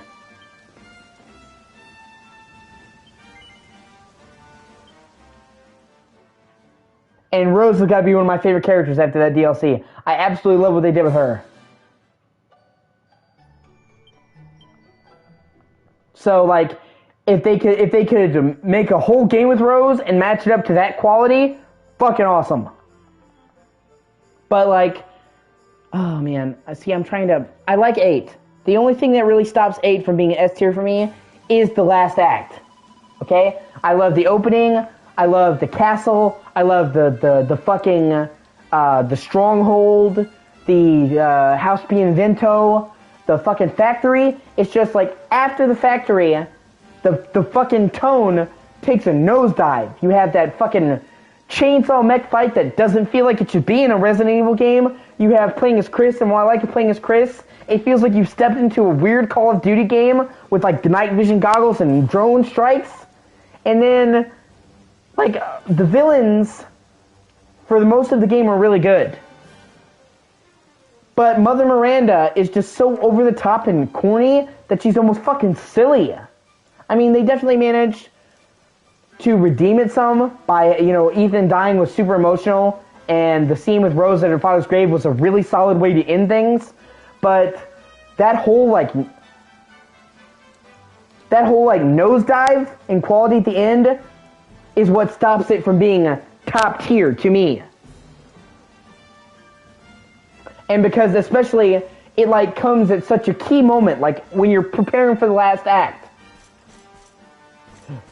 And that's one of the reasons why I love Shadows of Rose, because technically speaking, it is the true ending to RE8. It takes place after, and it's the proper ending, and it brings the tone back to horror. So it like rights the ship. And so I wouldn't put the base RE8 in the S tier, but if you include Shadows of Rose with it and judge it as one story, I would. Like, I love Shadows of Rose so much, it brings up my tier. It brings the whole game up, especially because, like I said, it's not a side story. Because then I would say, well, RE8 is, the side story is great, but the main story, it literally is the proper ending to the main story. It's basically like the fourth act.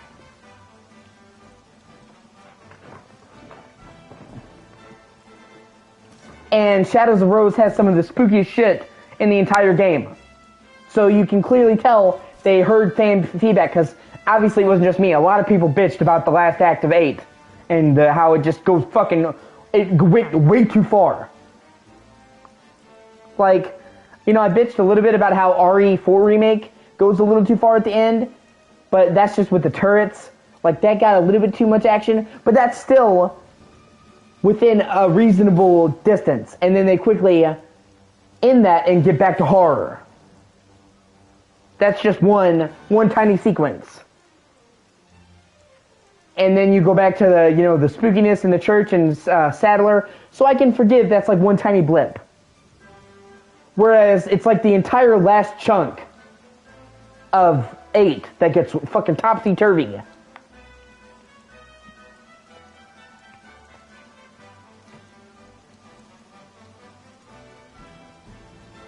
Pretty much. Exactly. And like, the dialogue between Rose and Ethan is really great.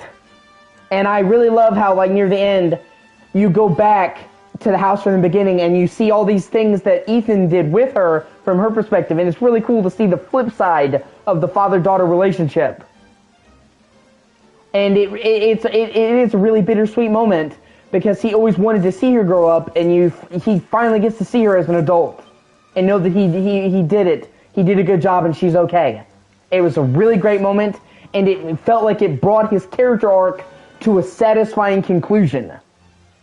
And even Rose, she has a character arc because in the first part of it, you see that she grew up hating herself. She was constantly picked on at school, she was scared of her powers, and over the course of the DLC, she comes to accept who she is. Like for the first major part of the DLC, she's trying to get rid of her powers, and then she realizes that with her powers, she can make the world a better place. She can do shit that regular people can't. And so, like, even though it's a short DLC, it's only like 2 or 3 hours, you see her grow as a character and change over the course of it. So it wasn't just good for Ethan, it was good for her, and I am actually excited to see her in a potential sequel and see where she goes from here, because she's only like 17. Obviously, like, there's so much more they could do with Rose. It honestly feels like the sky's the limit with her. I really do want to see her in more games. I hope they include her and don't do like Resident Evil Revelations, where they have like the plot tease with like Jessica, and then Jessica disappears from the story for the rest of fucking time.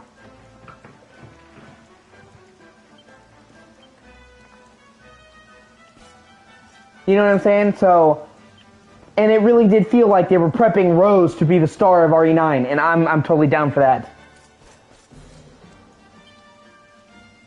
Oh, that's right, I was forging. It's got like lost some train of thought. Like I said, I'm really passionate about Resident Evil. Like my entire life, I've been a Resident Evil fan. Like literally, I remember being 2 or 3 years old, man. So this is like 1999, and I remember watching my dad play Resident Evil 2 and watching my mom play Resident Evil 3. And I remember trying to play Resident Evil 2, the original Resident Evil 2, and dying because they immediately throw you in like an alley with like 15 zombies, and I was like 3 years old. I'm like, what the fuck am I supposed to do? And just getting massacred. But I still remember trying to play it as a kid. So, literally, as far back as I can remember, there's literally never been a time in my life where I wasn't a fan of Resident Evil that I can think of. And even when I was a little kid, my parents were fucking playing with me.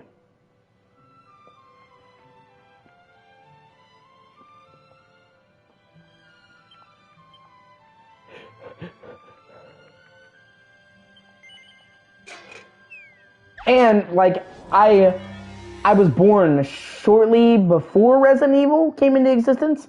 Resident Evil came into... Hold on, let me Google when's the release date. I know that Resident Evil 1 came in 96, but I'm not sure what month. I forget.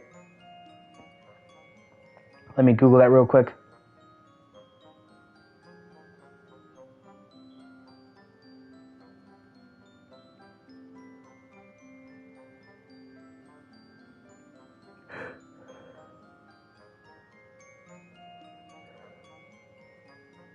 March. Okay, so Resident Evil has been around slightly longer than me. It came in March of 96. I came in May. So pretty much my whole life, me and Resident Evil have gone fucking hand in hand. Like, there's literally never been any time where I've been alive and Resident Evil wasn't a thing. And actually, kind of a flex, but like 96 was a really good year in games. 96 was the first year for Tomb Raider. 96 was the first year for Crash Bandicoot, Resident Evil, obviously, that we just mentioned, and like a bunch of other ones. Like 96 was a really good year in gaming, so it's cool to have been born on that year.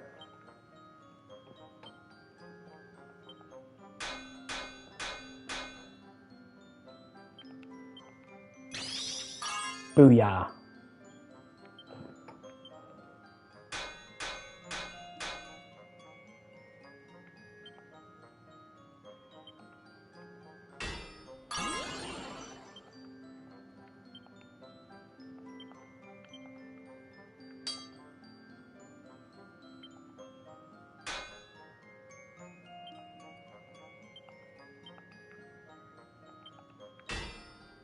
Fuck. Okay, hopefully I can salvage this. Oh, okay. No, fuck, I gotta try that again. And, you know, the forging in this game is actually kind of addictive. So that's, you know, the thing, like, it's actually kind of addictive to try and get it just right, get the perfect item. But yeah, like I said, like, I love Resident Evil. I've always loved Resident Evil. I'm, like, it's one of the few game series that, like I said, you can count on me to fucking be there to play it. If it's a Resident Evil game, I'm gonna fucking be there.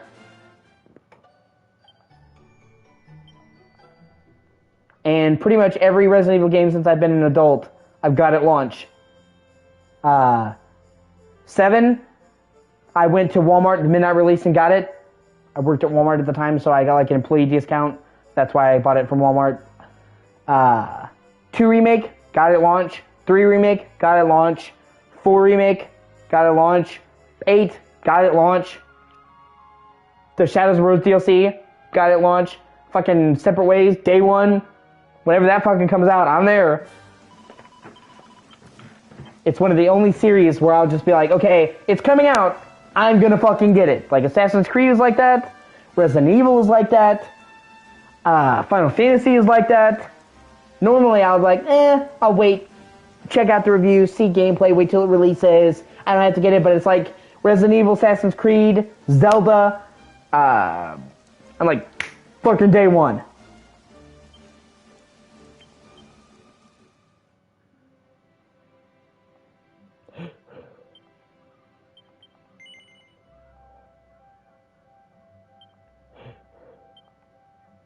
Here we go. And like I said, Resident Evil is also a series you can bank on quality-wise. Obviously, some are better, some are worse, but there's never been a truly terrible Resident Evil game. Even 6 I wouldn't say is a bad game.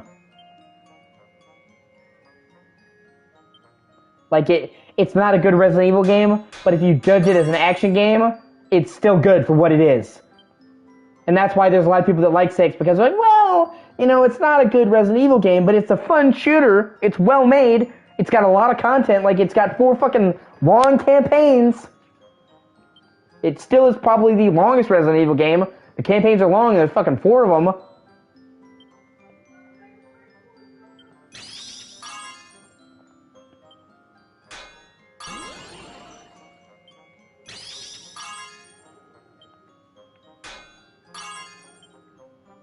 Oh, I think that's it. Hold on, praise.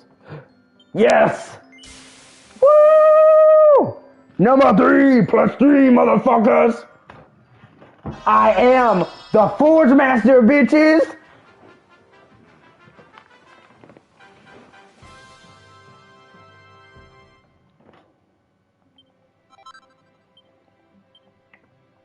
Okay, and that's all the fortune I'll do for right now.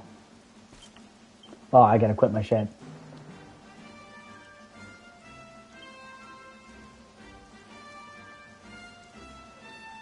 Let me see. Right?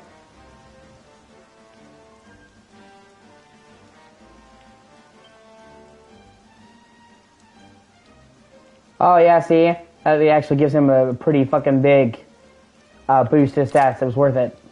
That's good.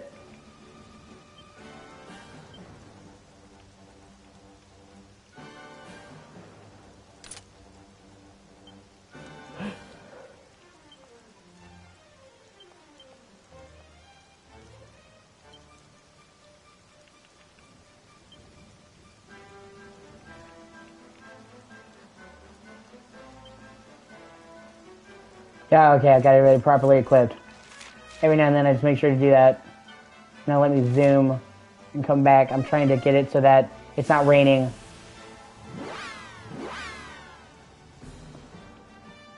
Like I said, I love this game, I really do. Another game, hopefully I'll be able to show you eventually. Probably what I play after this is Ni no Kunai. I don't know if you ever played those, but like, have you ever seen, sorry, my voice is hoarse. Have you ever seen like anything with Studio Ghibli? Like Howl's Moving Castle, My Neighbor Totoro, Spirited Away, Princess Mononoke.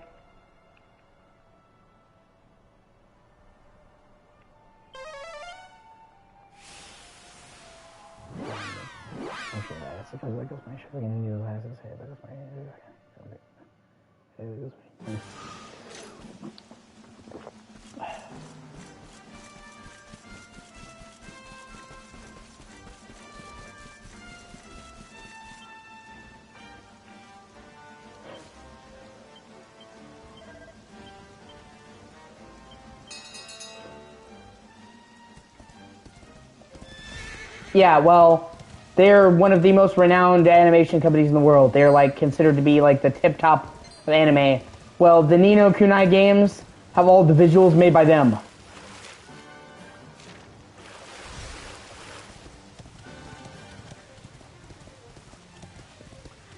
So they are fucking beautiful games. And they're really fucking great. And each one is different. There's two of them. And I think a third is on the way. Who knows when. But each one is like really different. Like they're self-contained. The first one is kind of like it's their own take on Pokemon. But like not, because like you control you in battle, but you also control your monsters.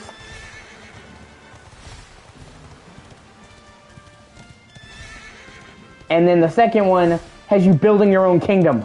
And like you literally start out and build your own fucking kingdom throughout the course of the game. It's really cool. So each one has different like stuff that they do that the other games don't.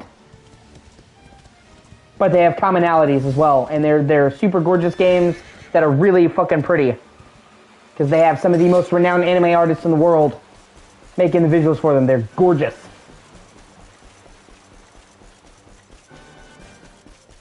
And that'll probably be the next game I play after this, you know, move from one colorful JRPG into another.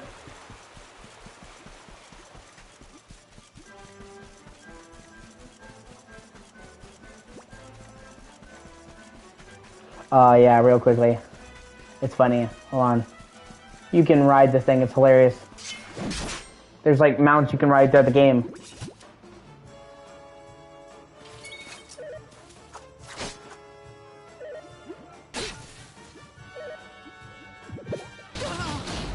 Oh shit, wow, that did a lot of damage. It was a critical hit. Oh well.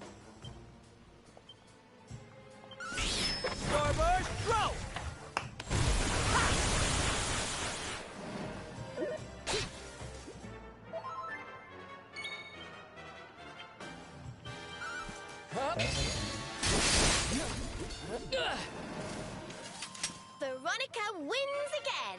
Oh, yeah, leveled up. Better than ever. Sweet. And now, see, I can ride it, and it's kind of awesome. And you can swing it, so I just think that's fucking awesome. It's like you're sitting there riding a bouncy ball, man.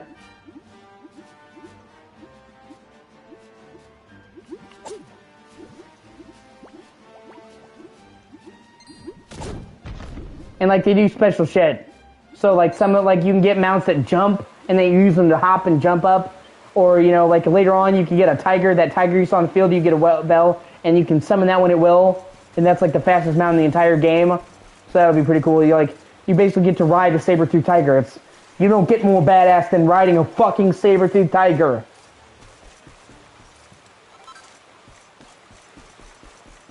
Plus, like I said, it's even faster than the horse, so you just fucking zoom.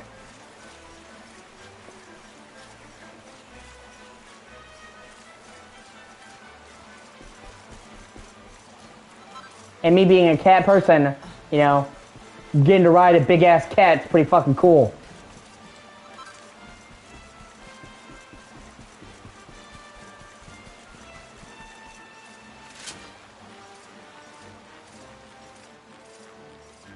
Alright.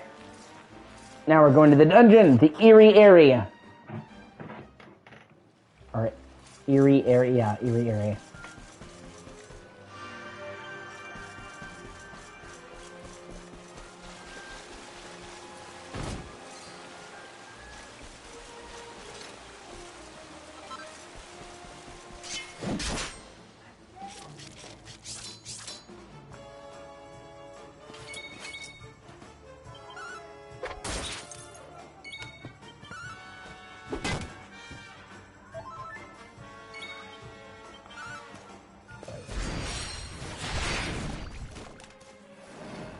Yeah, you like that, Mr. Crab?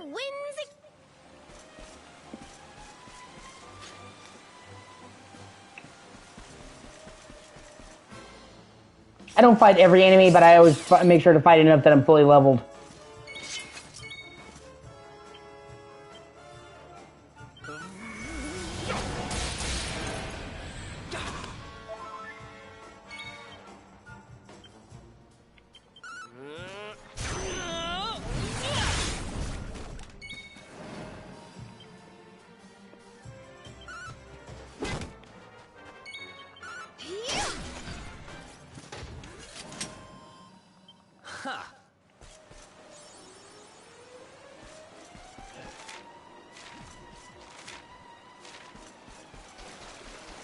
I've already fought a couple of the crabs. Here we go. I'll rest. Oh, wait. I leveled up on my forge. Fucking sweet.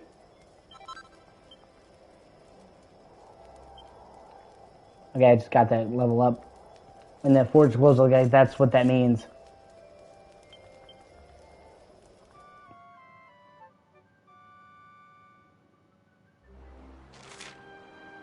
And I'll save just in case.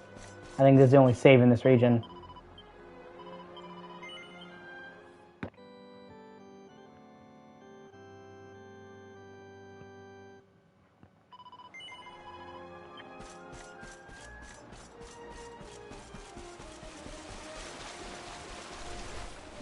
Ah, okay.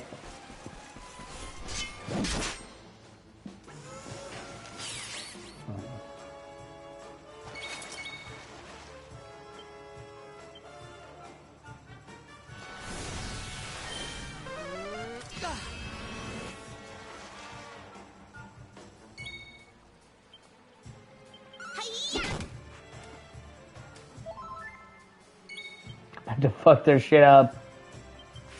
I didn't even do this.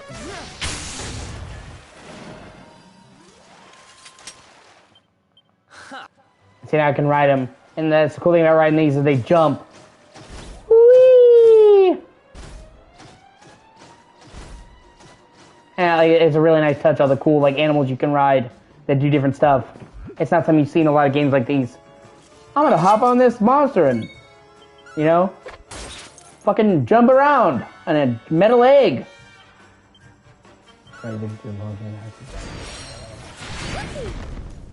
Oh wow, fuck his shit up. Okay. Not bad, eh? Easy. Oh, Oomful? Okay, she wanted a new spell. I'll have to try that out.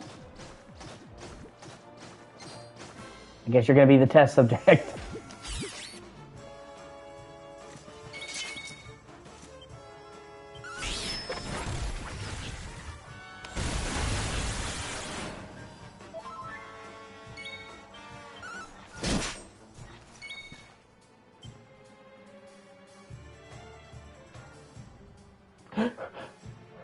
Okay, oh, hey, it raises the attack of a party member. That's useful.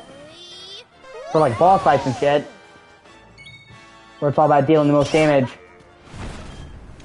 Okay, well, that's a helpful spell to have. The fuck is this? I think I have to, or they say danger, do not enter for that reason. I'm pretty sure I have to go that way. Because I don't think I can, I mean, this fucker can jump, but I don't think yeah, see? So, yeah. Well, I'm an adventurer. Not heeding requests is kind of what I do. Oh, hey, there, oh, fuck, I didn't mean to run into them. Oh, well.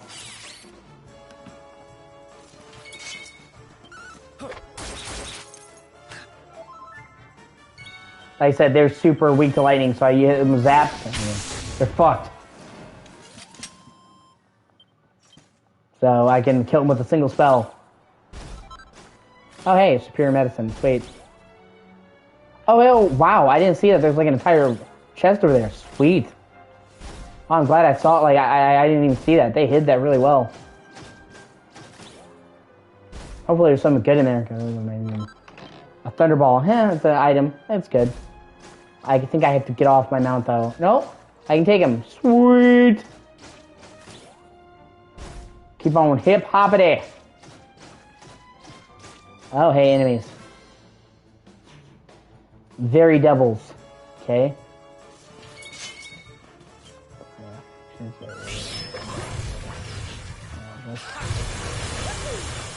Oh, wow, I fucked them up.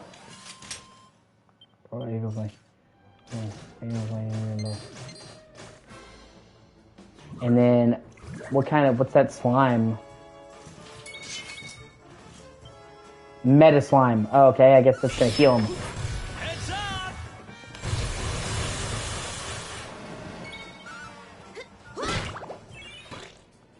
Well, it's not gonna heal anybody anymore. All right.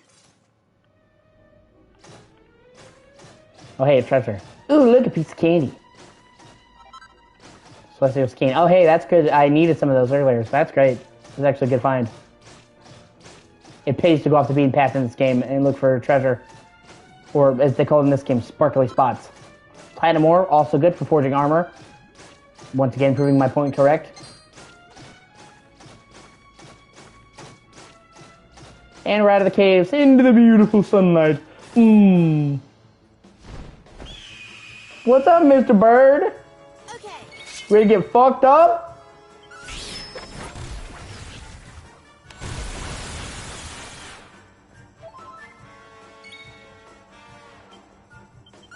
Oh, there goes my jump again.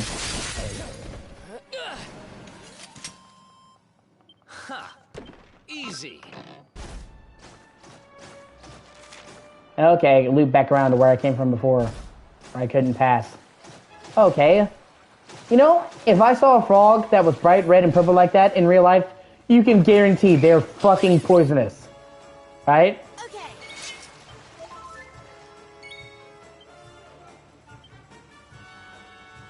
No, you want to see me really not taking it easy. How wonderful. Fucking boom. Oh, shit. Wow, that did a lot of damage. Like I said,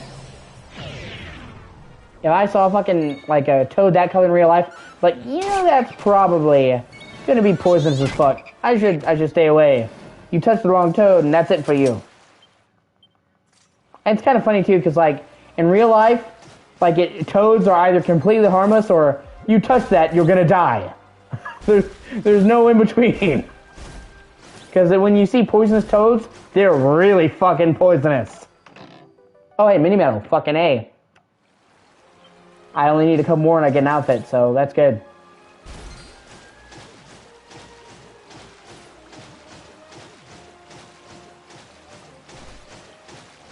Okay, that's where I came from, so I don't want to drop all the way down there. I'll have to loop back. I'm just trying to see it, make sure. Oh, okay, so like, okay. Oh, monster I haven't fought before. And there's actually points in this game where you can ride those things, and they can walk up walls. It's pretty cool. I managed to fight, like get a lot of stuff out of the monster fighting in this game. It's cool.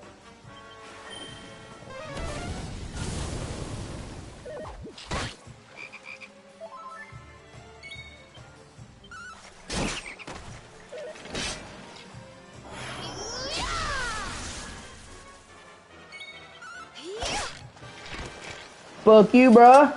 Thank goodness.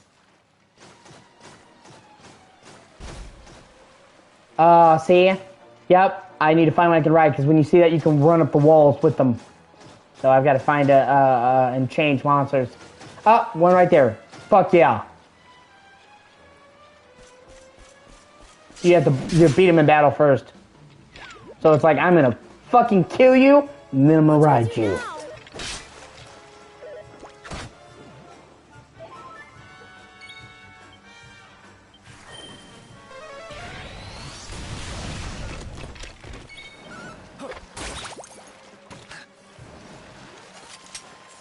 Goodness.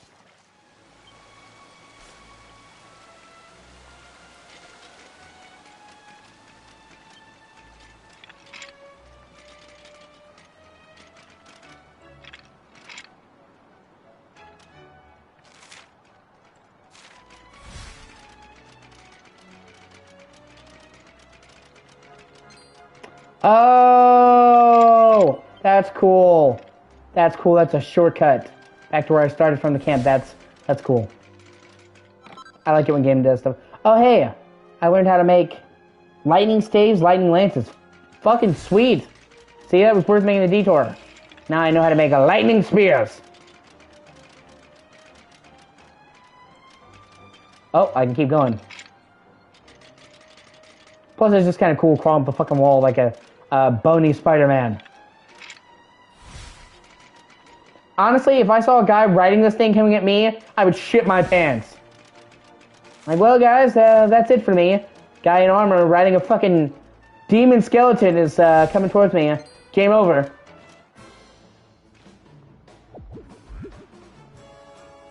Our work isn't done yet.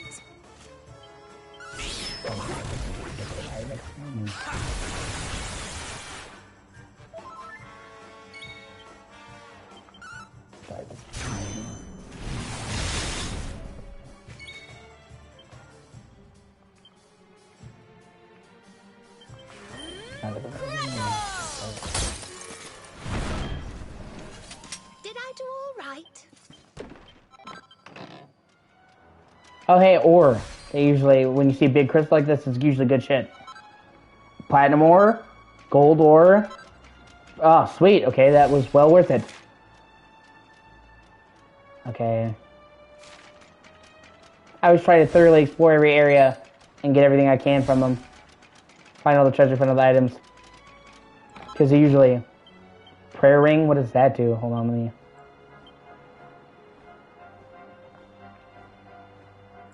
Oh, it can restore a little bit of MP. Oh, hey, that's cool. Let me put that on one of my mages. See, that was a good find. Like, it basically gives them, like, a low MP regeneration on their own, which, that's cool. Now let's head this way. I didn't go this way yet.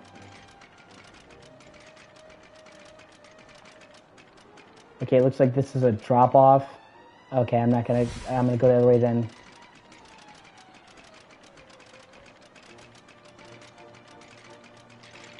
Swerve! Yeah, and when you're on a mountain, you can just run into other monsters. So when you're riding something, you just be like, I'm not even gonna fight you. Like, if you just walk into them, it's fine, but you can, like, run like this, you knock them over. So it's kind of hilarious, just fucking running through the area, just running over everybody. Fuck you! I'm not even gonna fight you, you're just gonna get fucking crash and dash. Oh, that's funny. Oh, shit. I just fucking fell down on him. Caw-caw!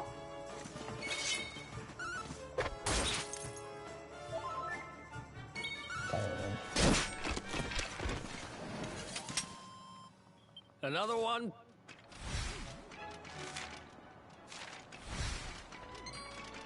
Okay, that's where I don't want to go. That's back where I came from.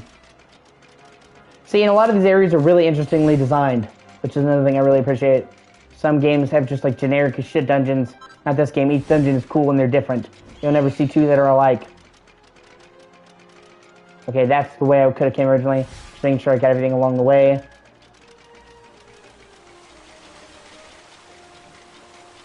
Oh shit, I just literally thought, I wonder if there's anything behind the waterfall. And there fucking was. Oh, wait, oh shit. Pair of crows, oh, new claws. Sweet. I got a bunch of new shit I can make with the forging. That's cool. Exactly.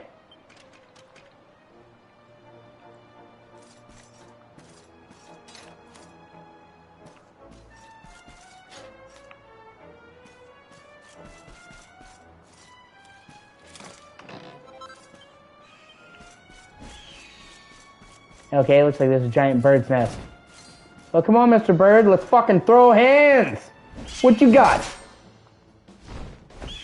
I'm gonna kick that bird ass! Let's keep at it. Oh, no.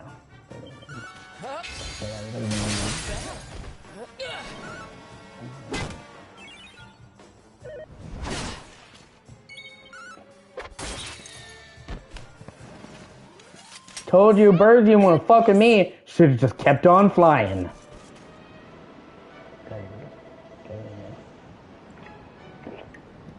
Okay, this bird can talk. I guess he's the leader. Alright. Time to kill a fucking talking bird. No, you know, it is what it is.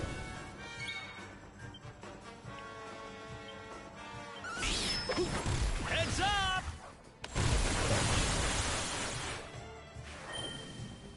Ah, they can heal each other. You bastards.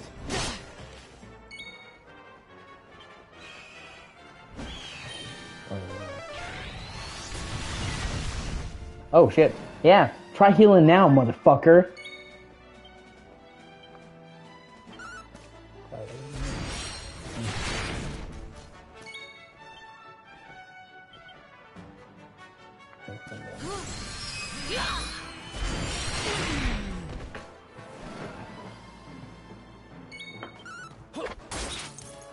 Yeah, this bird's definitely much stronger than the other ones. Oh shit, it can heal too. Okay, no wonder he's the leader. Alright, asshole.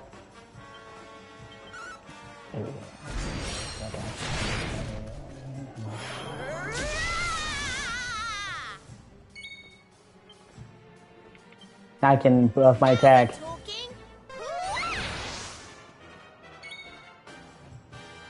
I'll heal her.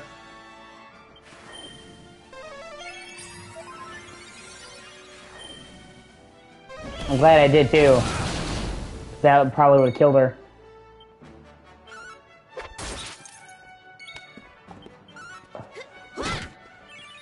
Alright, let's see what I got. Oh. Now that she gave me that spell. Oh, and I pepped up. That gives me more attack. Hell yeah. Let's see what I can do. 315! Holy shit! Fuck that bird up. I think that's the most damage I've ever done.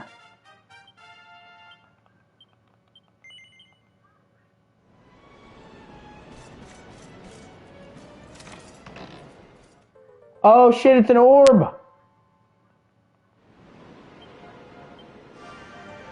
Well, no wonder.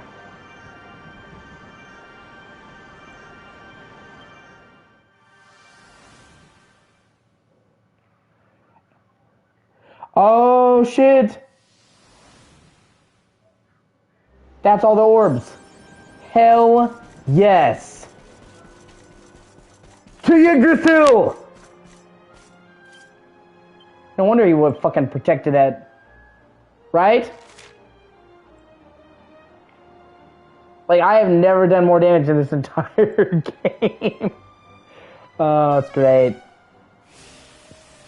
It was me using the cutting edge skill, which gives you way more attack. When you're pepped up, you get more attack, and she boosted me. So I had like a 3 times boost to my attack. It was just the perfect storm to fuck that bird shit up. And see, this is Arborea. This is kind of the Greek town. I was trying to tell Sarah about that. She's like, Gallipolis is Greek? I'm like, no. I'm like, I'll show you. And then she left. But you can clearly tell this is fucking Greek-inspired town. This looks like an ancient Grecian town.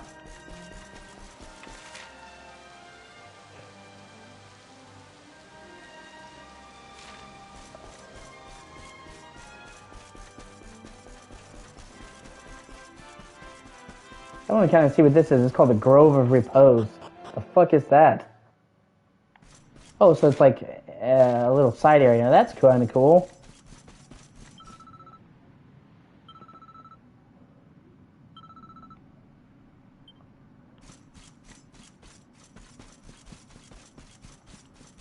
Okay, I guess this will be for later.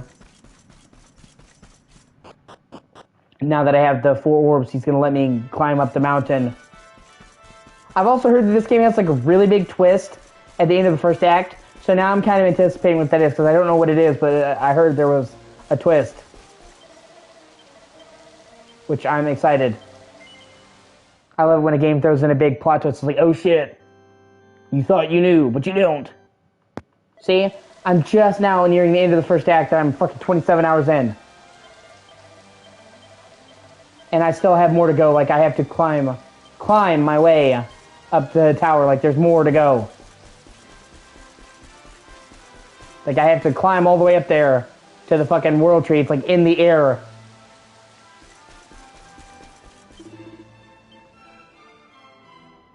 Well, honored luminary, shall we proceed?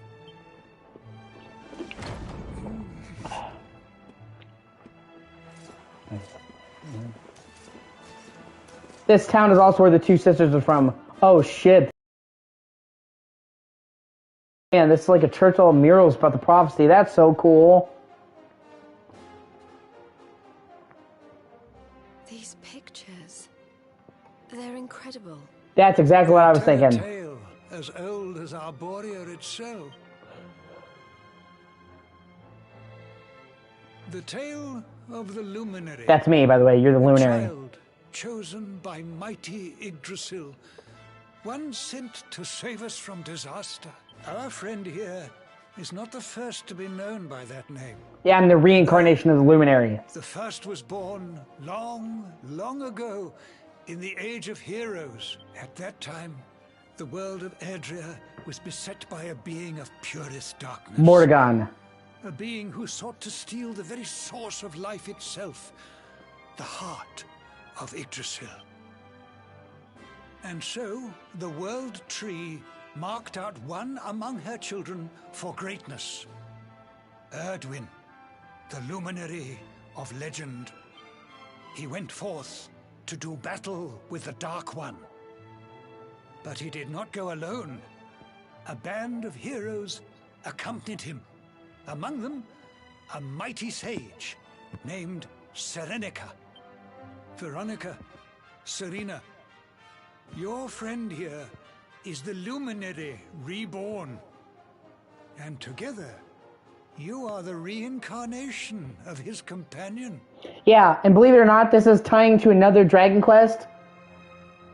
Because in the first 3 Dragon Quests, they're called the Erdwin Saga. And yeah, so like this is like tying back to another Dragon Quest game. It's pretty cool.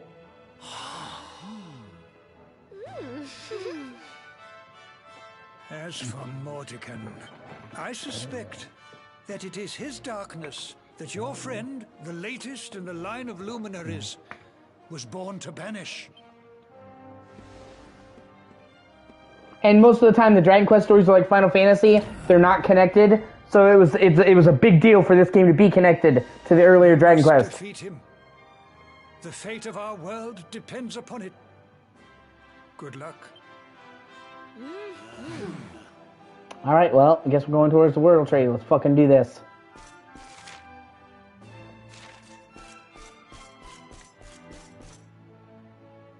Oh, that's cool. This whole church is, or cathedral is super pretty.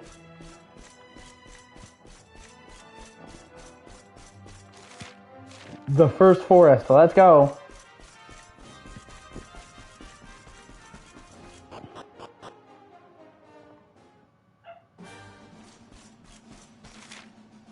Oh, okay.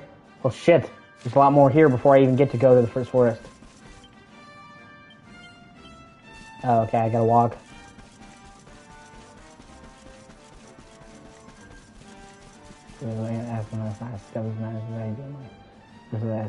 Sorry, my stick. I'm doing something to do with him.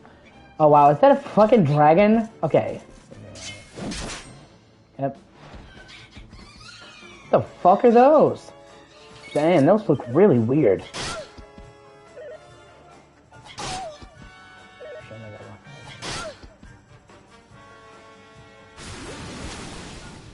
Ah.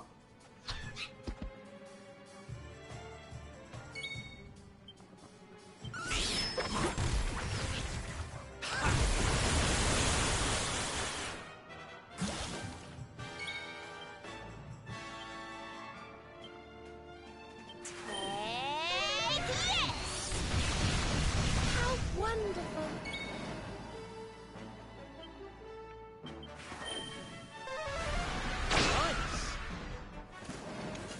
Did I do all right? Now I gotta unpoison her. Yeah. I mean, that's cool. It's like an ancient fucking Asian dragon. What the fuck? Well, it's an enemy. I'll fucking kill it. Also, fun fact. I'm sure you know about Dragon Ball Z, right?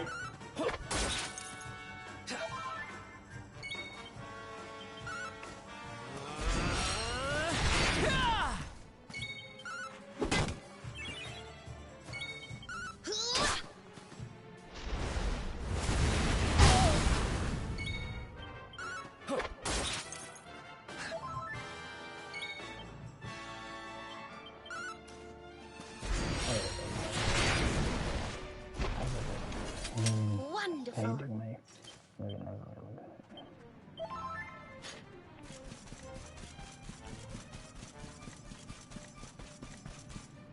Well, the main writer and artist for Dragon Ball Z, Akira Toriyama, he has been the art director for every Dragon Quest game ever. Oh, hey, metal. Sweet.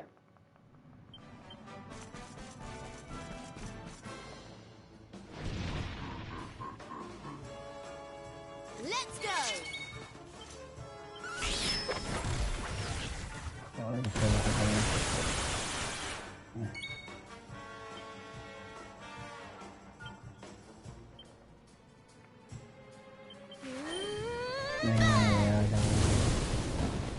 Oh, hey, killed him.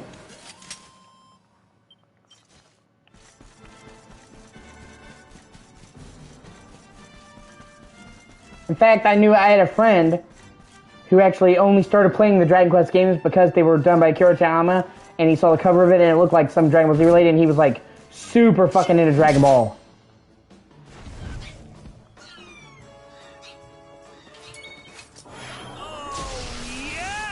Oh yeah!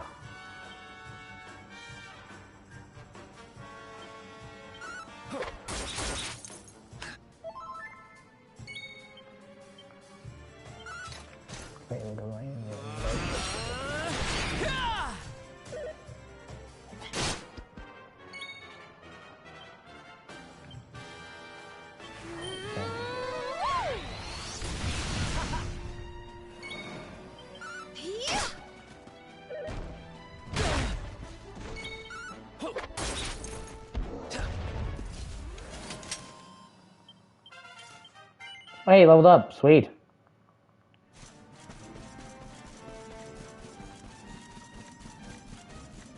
Oh, camp. Fucking perfect. Because my characters are like low. Rest till noon. Oh, that's right. I got new shit to forge. Let me save and do that real quick.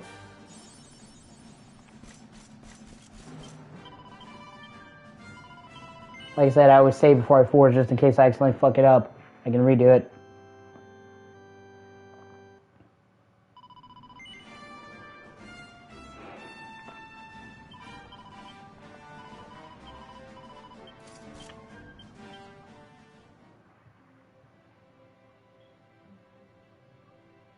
First try what?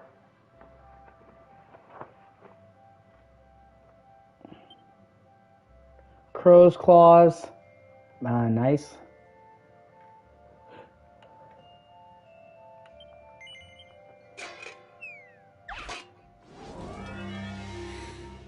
Oh yeah, I hope so.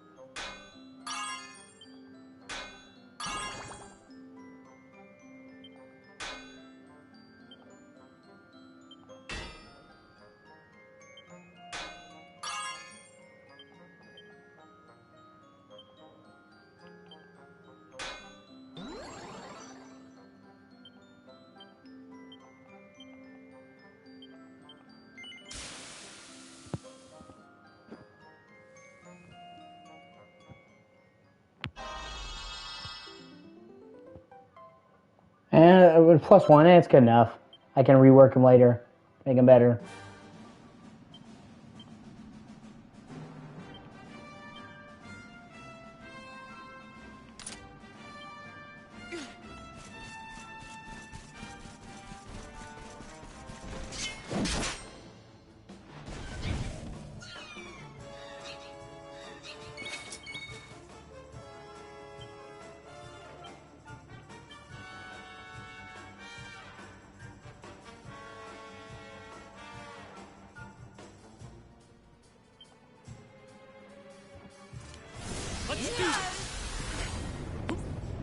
Oh, hey, cool.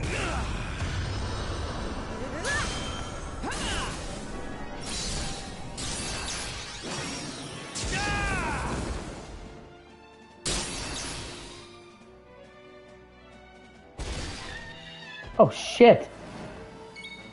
Okay. How about that?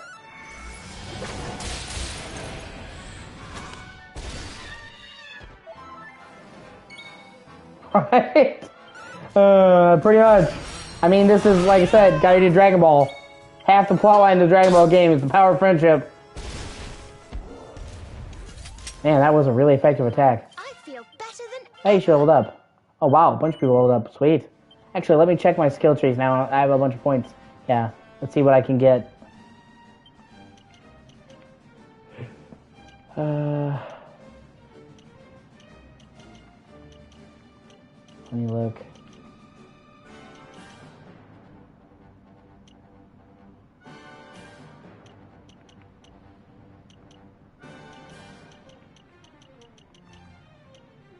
Yeah, hold on to my points for him for a while.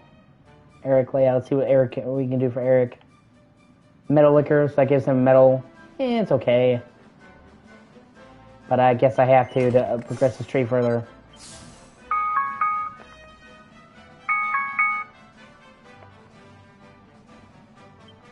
Veronica, let's see what she can do.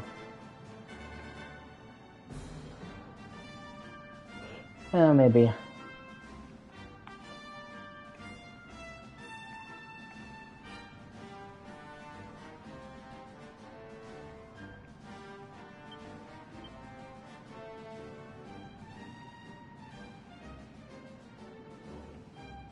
Nah, I can't really do. Okay, oh, he's got a lot of points. Let me see what he can do. Oh, hey, that's pretty cool. It hurts them, it heals me. Sure, let's get it for him. Sounds pretty cool.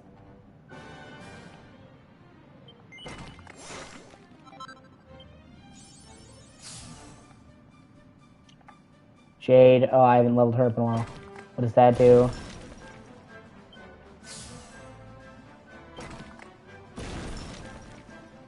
Oh, wow, okay, that's cool. That does... Fuck yeah, that's like a triple attack. Can I get that for her? Oh yeah, I haven't leveled him up in a while. Bezel free. Okay, let's see what he's got. What he can level up. Maximum MP plus 30. That's actually pretty useful. Yeah, let's do that for him.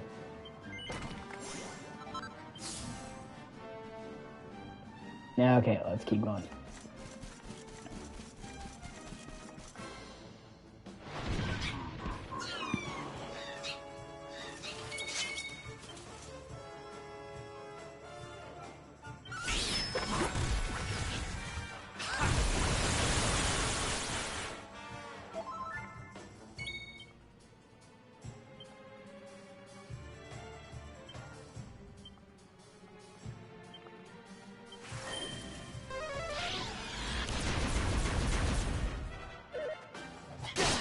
Yeah.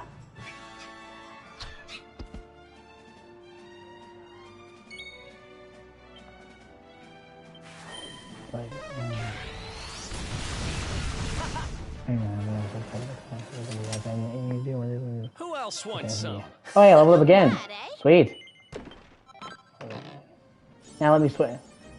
Oh hey, I just killed 1,000 monsters. That's cool. I got a trophy. Here, let me switch my lineup. I've been using the same party members for a while. Let me switch them. Yeah, let's put her in place of Rab, and then let's swap out Eric for her, because I want to try out a new ability that I just got.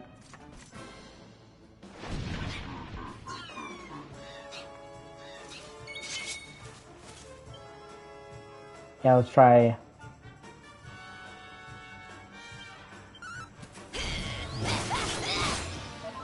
Not bad. Definitely good for a boss fight.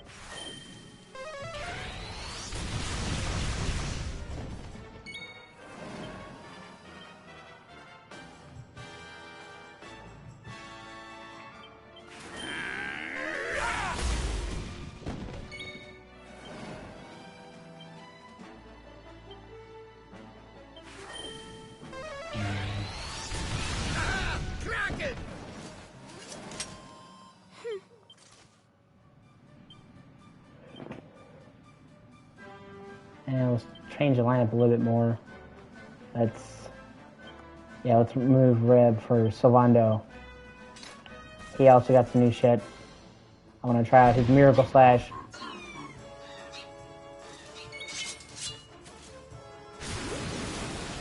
Oh, thankfully missed. Right, well, he's actually your granddad. The main character's granddad, and he's also a super powerful mage, so that's why.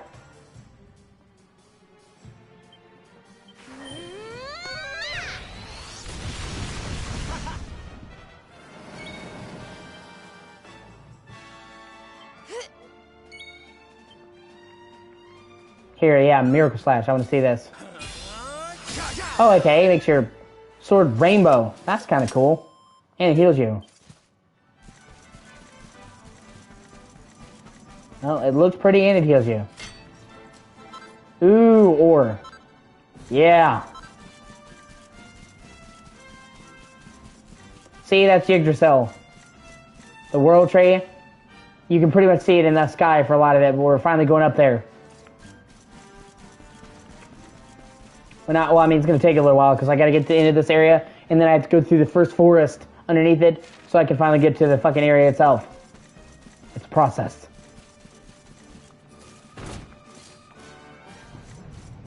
That's right, motherfucker. Do you think I was done with you?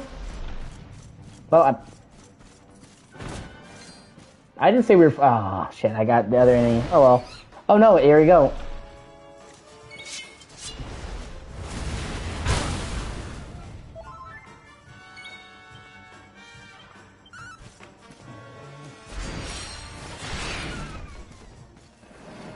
Plus, Sylvando has an attack that specifically hurts dragons. Dragon Slash, like it does damage to dragons.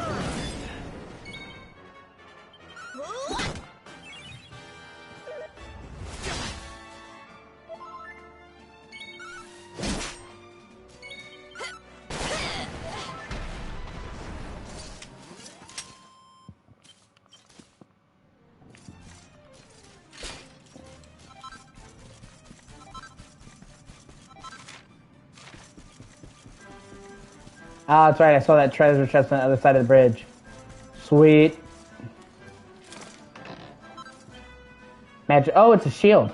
Sweet. See, like, they actually, the treasures you find are worth it. Oh. I'll find a use for it. Like, because I'm sure you played a bunch of games where, like, the items you find off the beaten path are just dumb. So it's like there's no incentive. In this game, the loot that you find by looking around is really good. So it actually encourages you to fucking look for the loot. Because, like, you're not going to go to the extra effort if it's just shitty. The first forest. Oh, shit. Okay. This is a big-ass fucking region. Gotcha. I didn't think it was going to be that big. I mean, it has 2 campsites, so it is usually pretty big.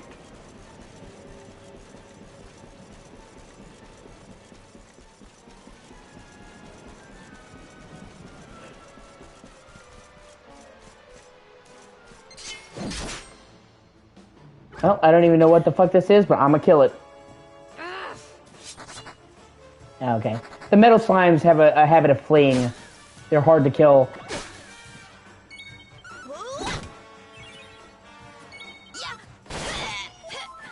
Okay.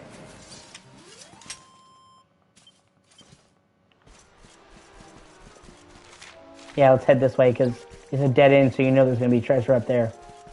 I just fucking know it. Oh, hey, it's a cliff I can climb. Well, I guess I'm supposed to be climbing anyway up to the fucking tree, so... Oh, shit! What is that? Okay. A mastodon.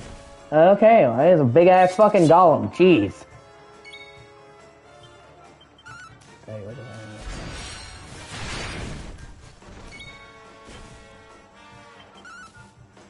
that. I like how it makes this shit glow. Cool. Oh, okay. You can just do like a group pound. Okay. Oh! Wow! Dude, that third hit hits so hard. It's like 37, 37, 137. Well, I didn't see that coming. Like that third hit fucked his shit up.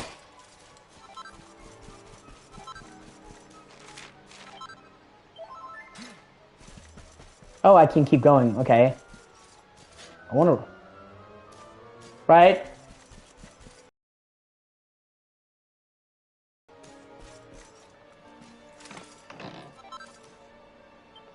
Oh, okay. A rare item. Right. See? It was worth it to make that detour. There's tons of games where it's like, they just have like a shitty item up there. Okay. There's like a giant fucking troll right there.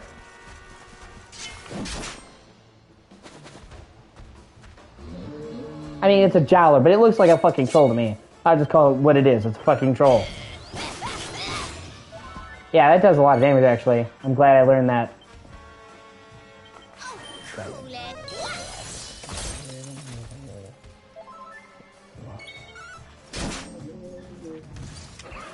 Right?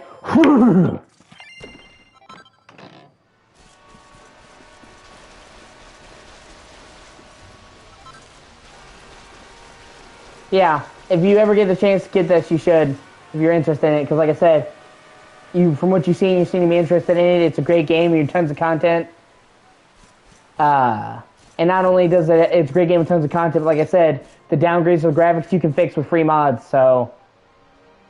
Honestly, you would actually have a better time playing this than I did, because you don't have to deal with the graphical cutbacks thanks to the wonder that is fan mods! You can always count on where the game companies fuck up, the fan mods will fix it.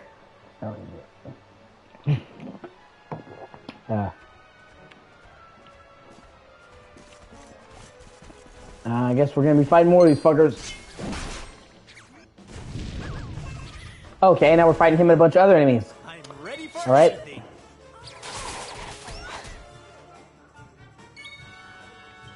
Thankfully, that's why we're, spells like Boom come in handy, because they attack everyone.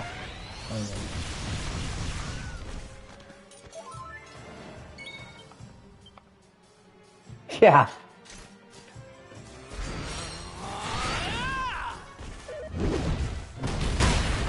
Fuck. Did they just resurrect their dead friend? Oh, that's some bullshit.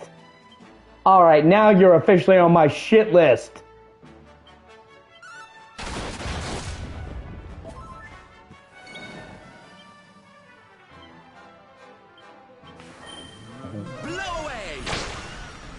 Yeah, you revived him. For what?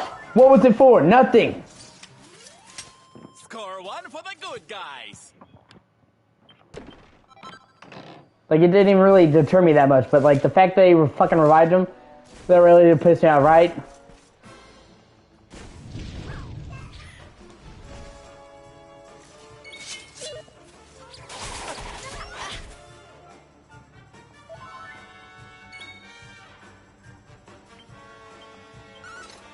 Right in the...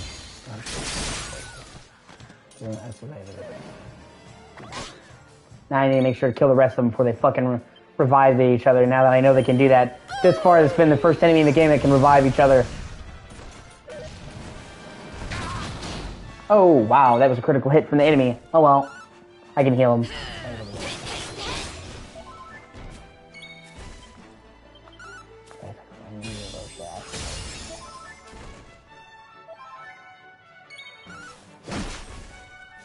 I'm on fire!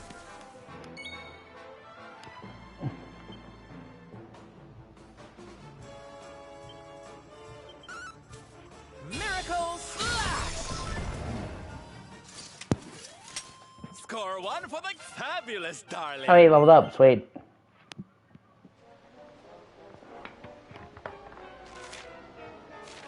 Okay, I think there's a cave here.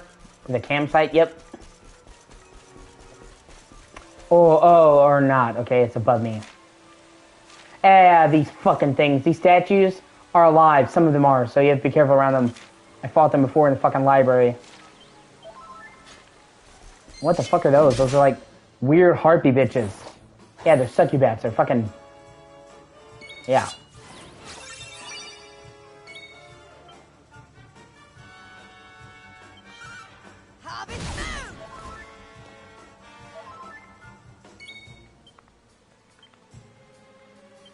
Sorry.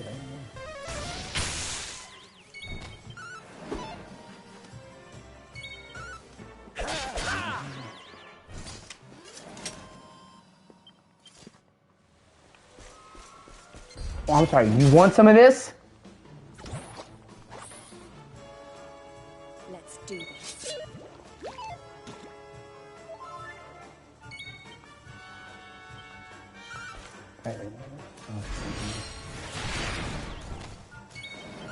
Now let's see if I can kill this metal slime. They always want like to fucking run away. Yeah, they do that. Ah, he fled. Well, that was easy.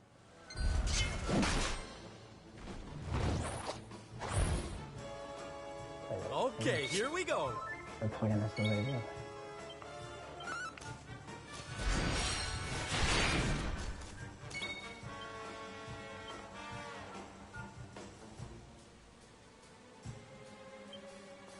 Ha!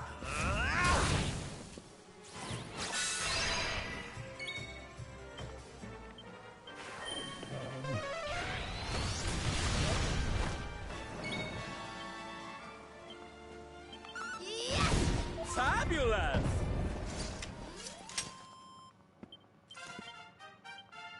Oh hey, you learned a new spell, sweet.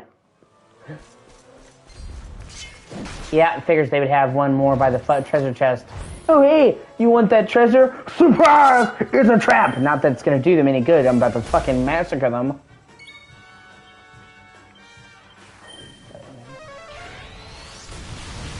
See, you think you're putting me in a trap, but the truth is you could have lived.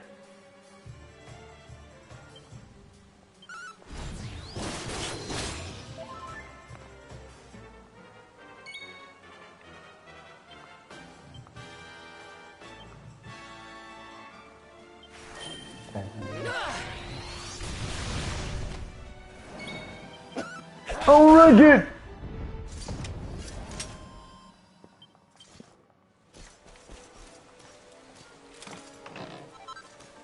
Oh, hey, sweet.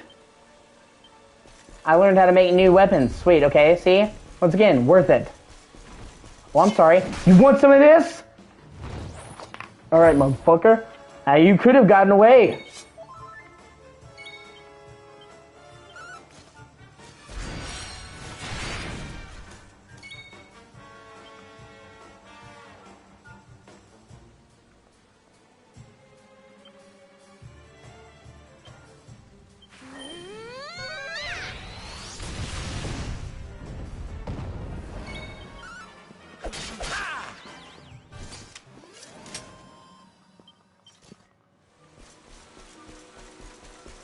Okay, let's see what was over here in the other end of the cave.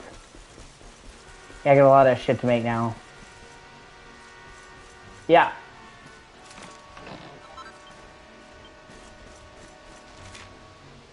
Is that... Okay, that's back the way I came. I was gonna head this way anyway, so that's fine.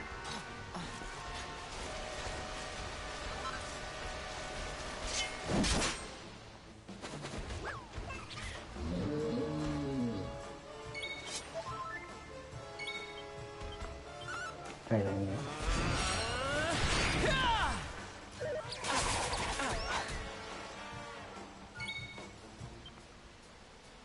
yeah. Yeah. Somebody go tell Raven to pick this bitch up. Hey Raven, your boyfriend's getting out of control. He's cosplaying as Shrek.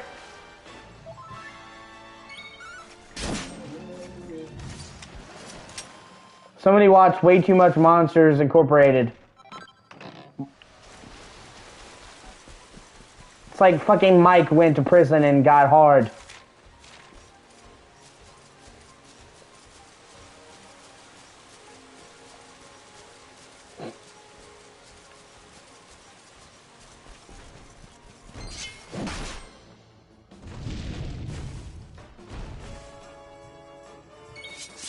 Are you ready for this?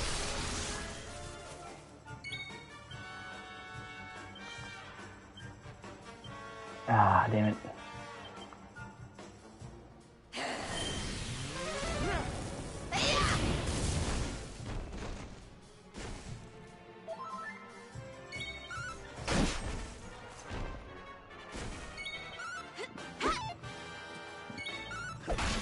Yeah, when they go through the pep.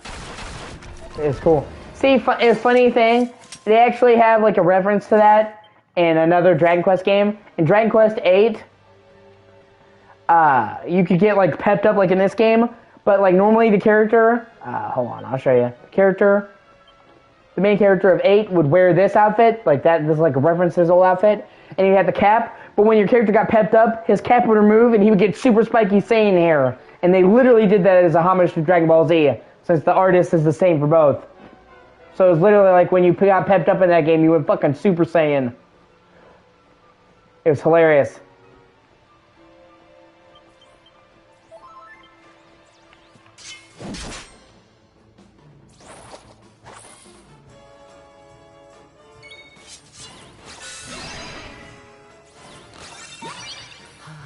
Shit.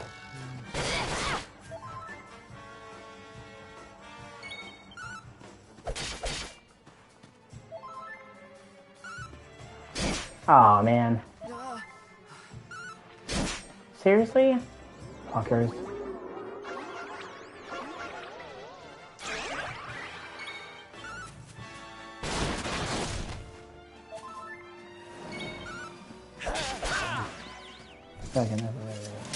Score one for the good guys.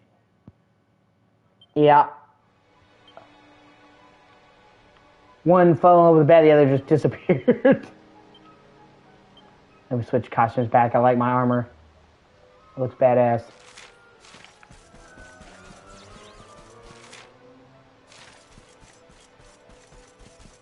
Real quickly, I'm going to go and rest at this camp up here to replenish my stats. I'm low in MP.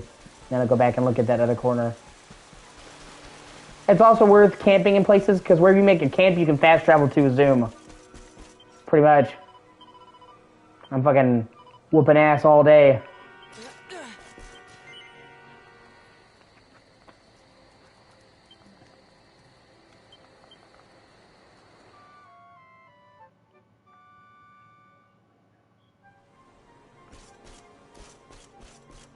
There we go.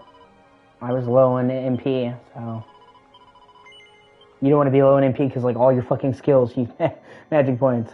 Now I'll go back in go to that dead end I missed because you know there's going to be fucking treasure there.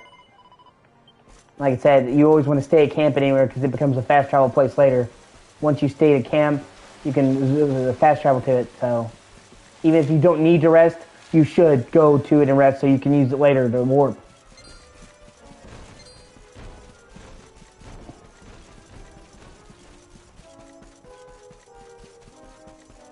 Yep, I knew it. I knew there was going to be treasure.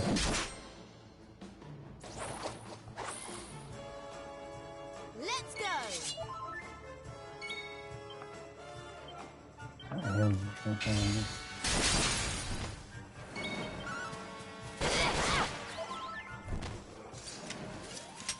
We did it, darlings.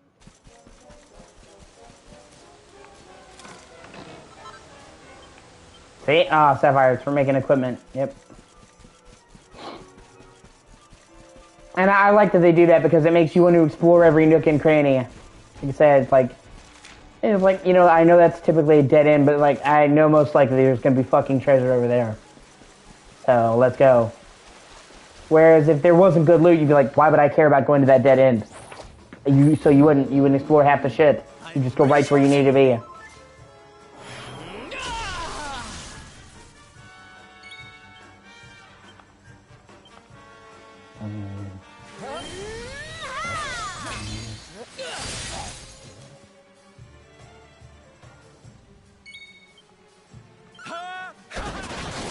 Oh, critical hit.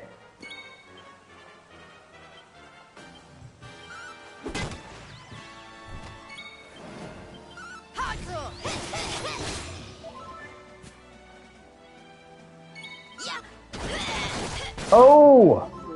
I got lucky and got multiple critical hits. Not bad, That's another thing I really like about this game. When you get a critical hit, it slows down and really emphasizes it. It's a nice touch, so they didn't have to do that, but it really gives you the feel of BAM!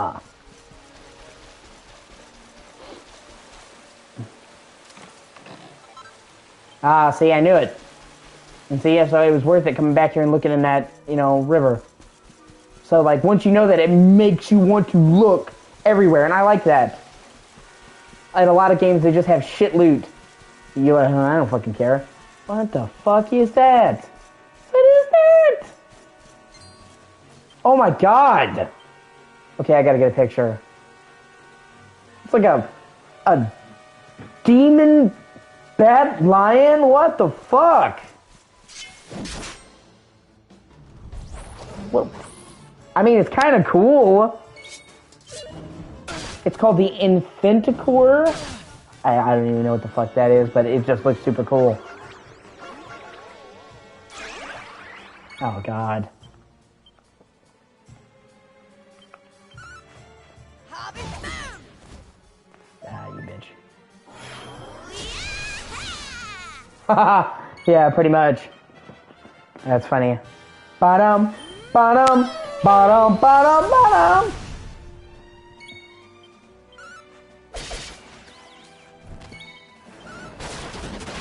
Oh! Almost feel bad killing that. That was super cool. Score one for the Things are good looking guys. up.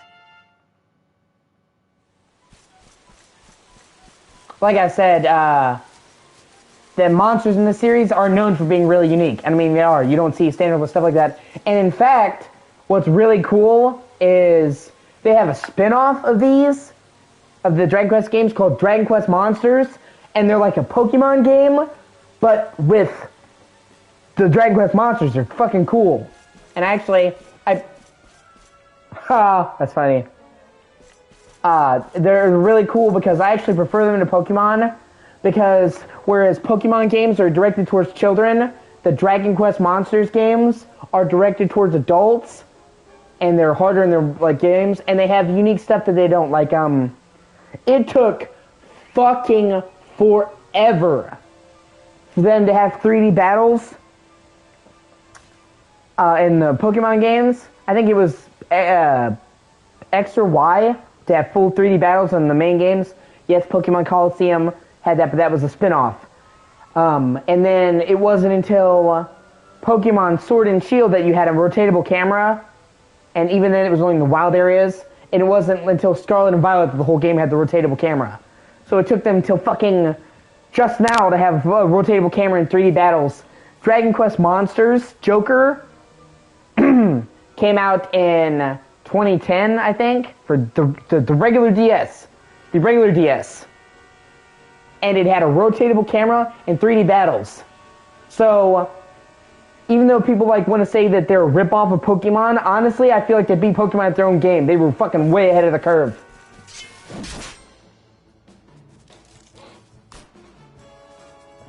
Let's go.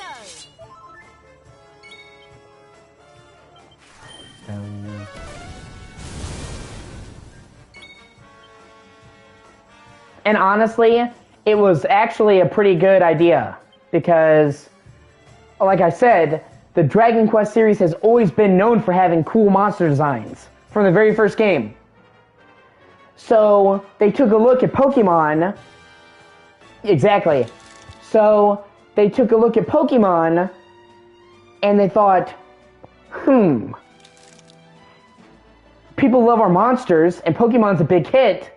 So why don't we do something like that? And they did, and it was fucking awesome. It became its own series. There's like 5 or 6 games in it. Like, it's pretty successful. Hold on tight now.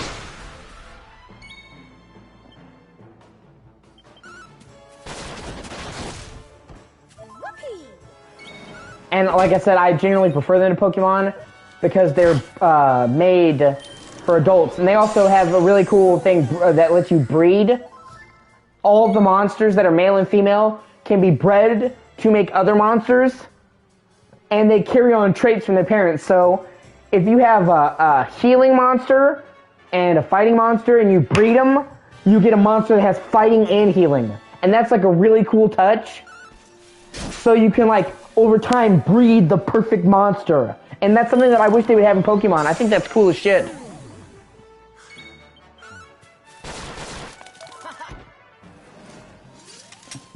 Victory!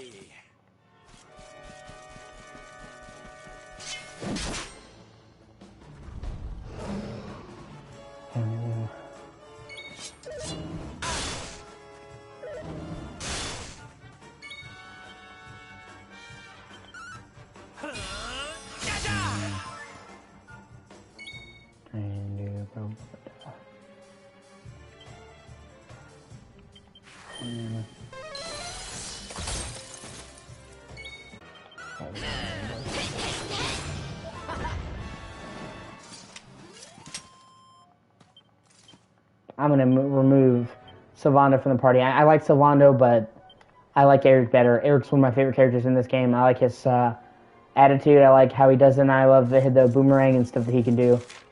I just basically brought Sylvando in the party because I hadn't used him all. I'm like, well, you know, I try to keep it varied and use the characters equally. Okay, now we're climbing mushrooms. I mean, you know, that's what we're doing.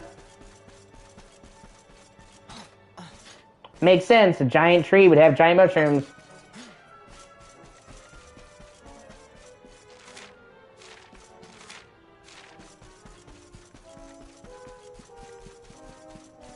Okay, I already fought a bunch of them.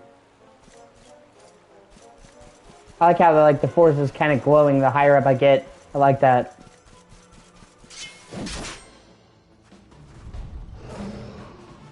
And, okay, so here's what I'm wondering. They're saying that it's an Infanticore. Does that mean that's a kid? Because if that's the kid version, holy shit. You know the real version's gonna be pretty insane.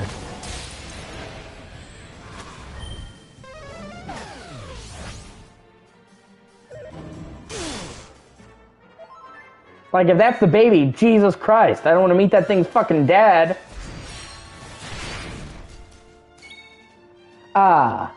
The thing is called an Infanticora.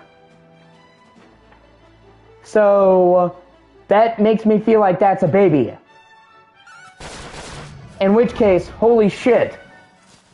Because if that's the baby, who else wants some? Yeah, I don't want to meet the daddy, the fully grown one.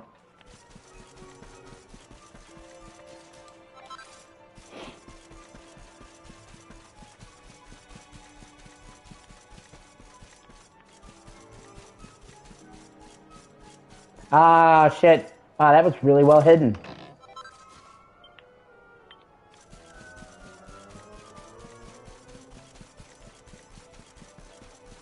Yeah, exactly. That's what I'm saying. I mean, I could just be a theory. Like I said, I don't know for sure. But it has infant in the name, so that makes me feel like it's a baby. In which case, fuck. Sprite bulbs. Okay.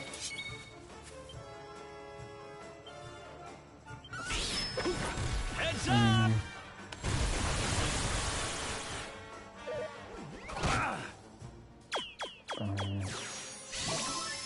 Oh, wow. That's interesting. It healed them, but it coated the area, so it healed me. Well, you know, I'm not going to complain. How often do you fucking see an enemy? Yeah. It's like, imagine if Scar was part dragon. It's a problem. It's like, the only thing worse than Star is Star with fucking wings.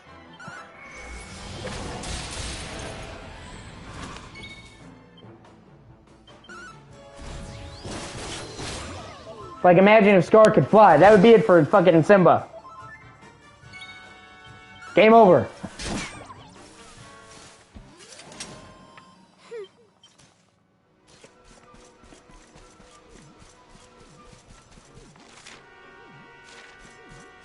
Okay, let's go. Yep, we're climbing up the tree. We're almost there. I'm actually kind of excited to see what the twist is. And that's just a straight up fucking dragon. Okay. Hold on, let me switch the lineup. Let me switch Sylvano in for Jade, because like I said, he has the dragon hit attack that does more damage to dragons.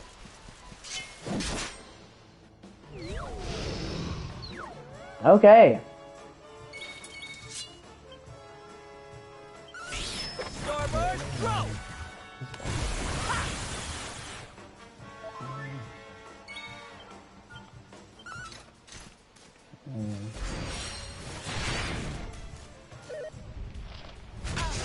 Wow, he does a lot of damage.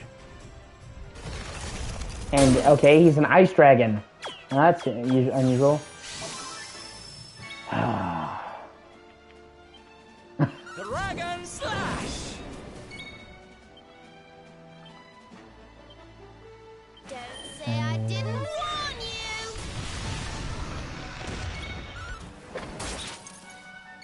Hi-ya!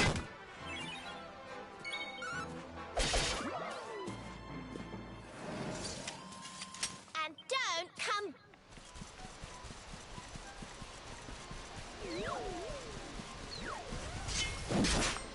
Like, we're so fucking close. I honestly, I'm kind of stoked to see what the twist is going to be. Because I've heard that, like, it has a really big twist once you get up to the top of the tree. Blast off!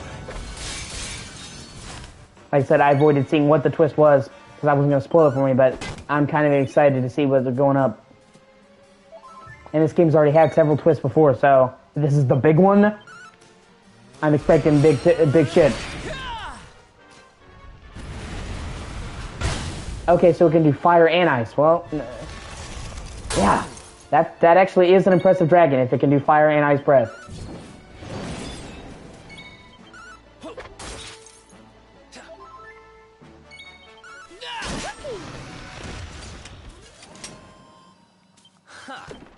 Easy. Okay, and I was gonna heal, but there's a camp right there, so. Oh shit, we're getting a cutscene. Okay, oh shit. Oh, this trudging up hills is playing havoc with my old bones. I mean, we have climbed a long fucking way. Right? Oh, well, don't tire yourself out, darling. We all want to be bright-eyed and bushy-tailed for our big day. Come on, let's call it a night, huh?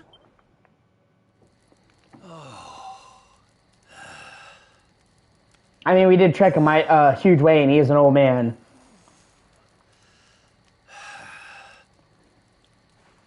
So, we'll finally be going up to Yggdrasil tomorrow. I can't help feeling a little nervous.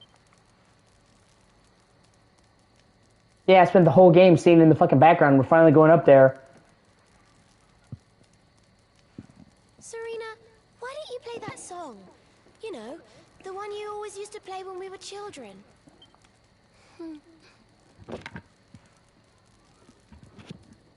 I love you. You love me. She just starts fucking playing Barney.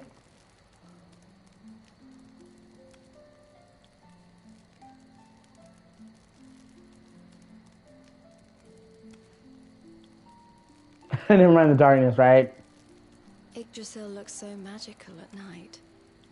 It's strange to think that each of our lives is a leaf on one of those branches. Yeah, Yggdrasil is literally the tree that gives life to the world. Every leaf represents a life. Yeah. And it's really like the old man said?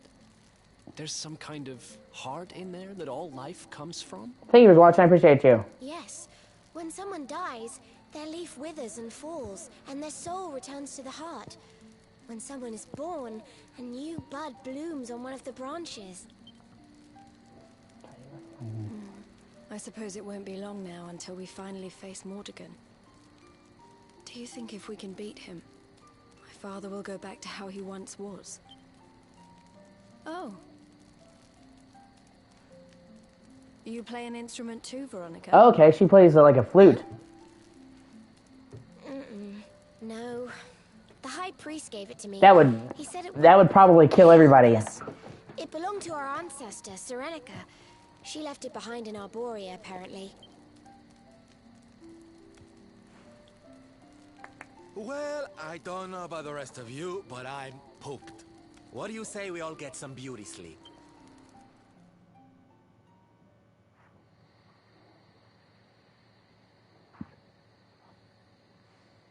Veronica? We were born at the same time, so our leaves bloomed at the same time, didn't they? Do you think they'll fall at the same time? Yeah, they're actually twins. Veronica just looks like a kid because she was cursed. They should be the same age. No, you've always been a bit slow, to be honest. It sounds like an insult, what she's really saying. They do.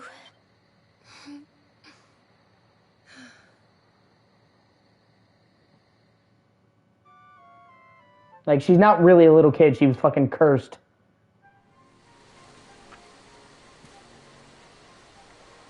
Alright, I definitely want to make sure to... Oh, wait, that's right. I have new shit to forge. Oh, before... I'm pretty sure some serious shit's going to go down when I go up that tree, so I need to do that before I go up there. Because usually when you get to, like, the end of a big act in a game like this, shit gets real. And especially with there being a twist, so yeah, let me make sure to forge that shit before I go up there.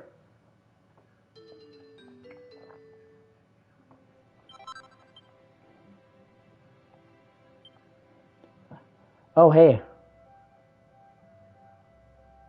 No. She was, like, cursed to be younger for some fucking reason. That they haven't been able to figure out why. She should be the same age as, her sister. They're twins. Wow, that's pretty.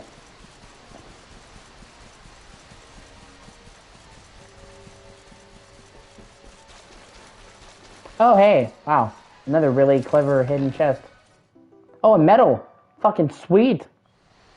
I'm glad I looked over here. Wow, you can look over and see the whole area. That's cool. I like it when games do stuff like that. Let me take a selfie.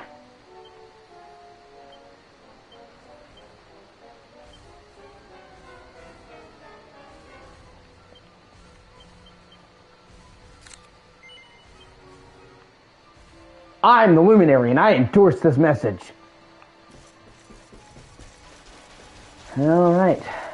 Fuck it, let's do this. Summon the orbs! Well, there's no mistaking it. This is the altar. Oh, really, Eric? What gave it away? Aye, you're not wrong there. Go on, laddie. Get the orbs out. Let's see what happens. Those are really pretty.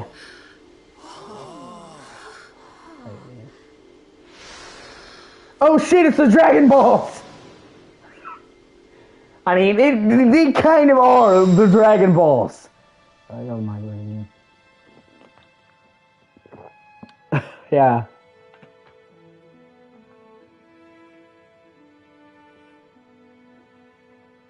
Do I get a wish from my Mega Shinron now? Oh, wow. Oh, that's cool. It's a fucking rainbow platform. That's cool. Holy shit. Wow. A fucking rainbow bridge. Okay, that's really cool. I thought I would just like float up on the platform or some shit. I didn't think there'd be a fucking rainbow bridge. That's really cool.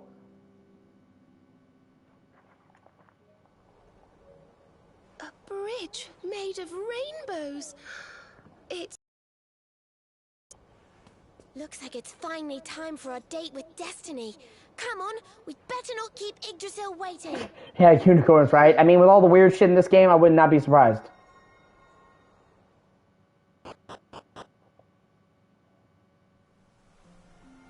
The World Tree. Oh, shit, I'm actually in the World Tree. How about that? It's an actual area. I didn't know if I'd come up here and it'd just be like a cutscene or something. That's cool.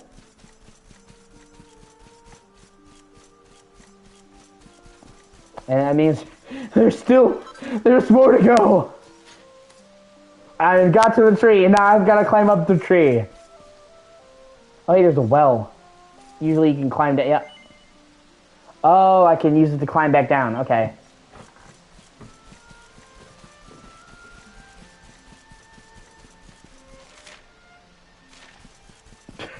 Yeah, pretty much. Where's Thanos when you need him?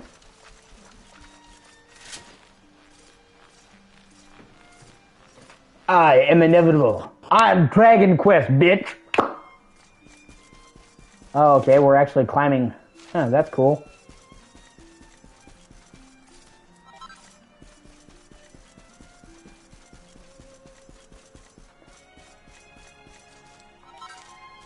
Oh, hey, user relief. That's good. They will revive a character. Oh, shit. Oh, okay, we're going into the super glowy part. Oh, wow. Oh, that's fucking cool. That's really pretty. That's like the actual heart of the tree. That's fucking cool. Take a picture while I can. Like that. I mean, that looks really cool. Oh shit! What? There's a sword in there. For real? Okay, that's kind of fucking awesome.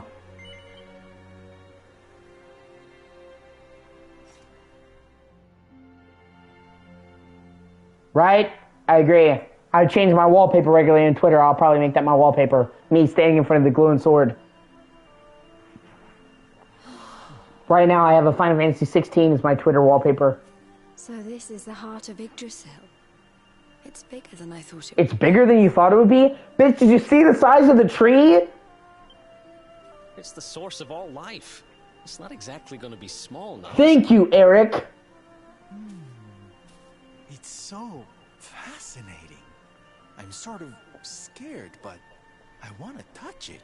I mean, that is the reaction. It's like, ooh, glowing. Let me touch it. It's like, if I touch this, is everybody going to die?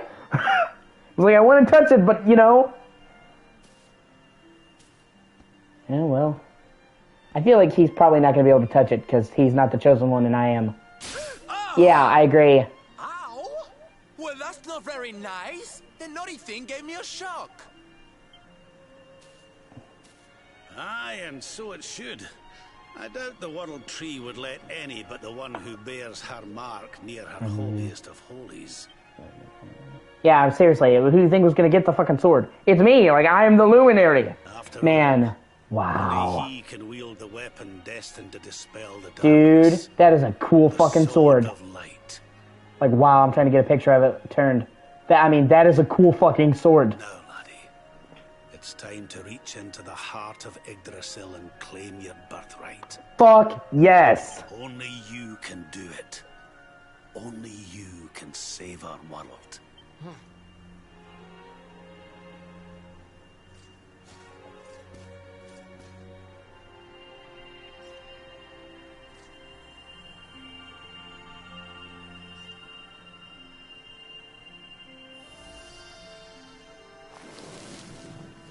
Oh, sweet, see?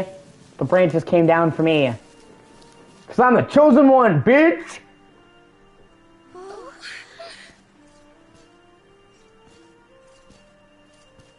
Oh, that's pretty. Oh, shit, no! Oh, no. Oh, fuck!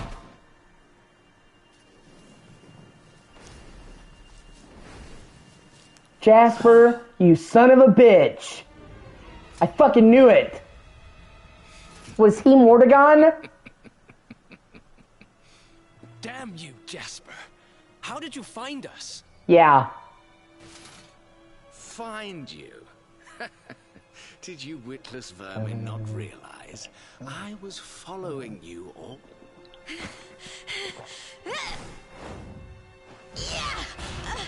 Oh shit. Yep. Looks like he's the big bad guy, Mordegon. What was that? Now, princess. Such boorish behavior hardly befits one of your station. Do you not see that you are utterly powerless to stop me?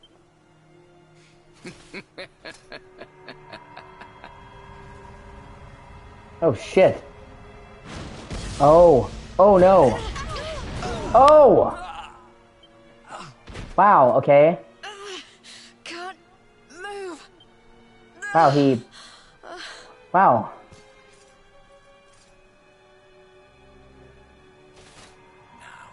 tremble before me. Tremble with gratitude. Your sacrifice will pave the way for my ascent to glory. Well, Jasper wasn't supposed to be evil. He's supposed to be a knight, so he was pretty surprised that he's that evil. Luminary, all of you, on your feet. The tree of life shall be your place of death.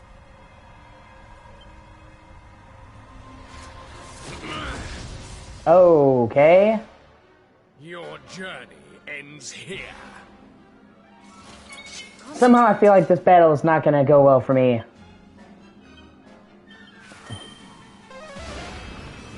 I have the feeling this is one of those battles you're supposed to lose.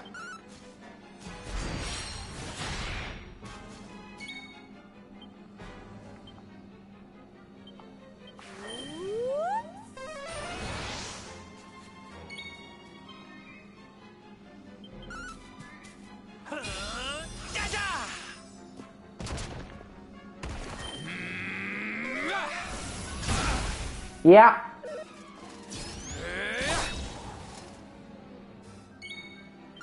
Yeah. And all my attacks are made. Yeah. Fuck. Yeah, I'm fucked. Like, I'm not even connecting.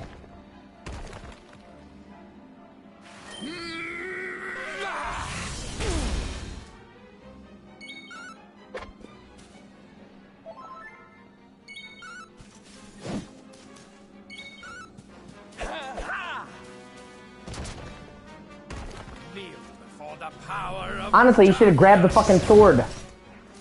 Witness my true power. Oh no! Oh shit! Okay.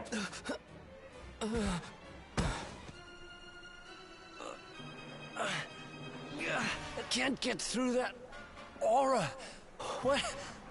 What is it? It's why you need the sword, bro! It's a power like of which we've never seen. Could he be... No, he's Mordegon. He's the big bad. Oh no, please don't tell me he's gonna get the sword. Please don't tell me he's gonna get the sword. We're really fucked if that happens.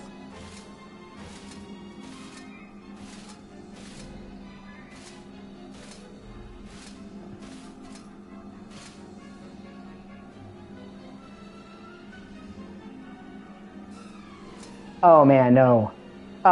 Shit. So this is the heart of Yggdrasil. Whosoever controls it, controls the world. Or so they say. Not one step further, Jasper. Oh shit! Hendrik to save the fucking day! Because I told you he wasn't really bad. And the king! Now you see it with your own eyes, sire. He is no longer himself.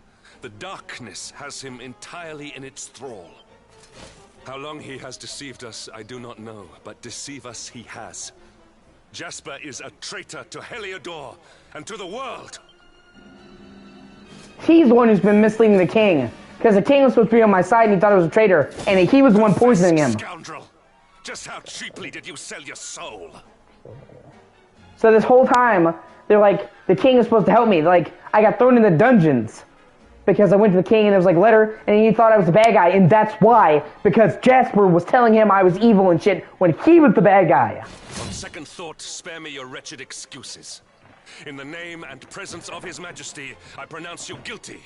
Prepare to face your punishment. Yeah, somehow I feel like you're not going to be able to beat him, Hendrik.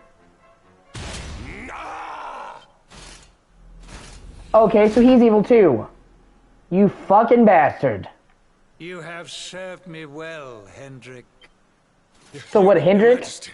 What is the meaning of this?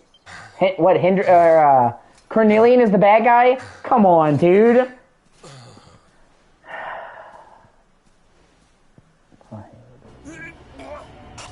Oh, it looks like he's been possessed by the evil spirit. Yep.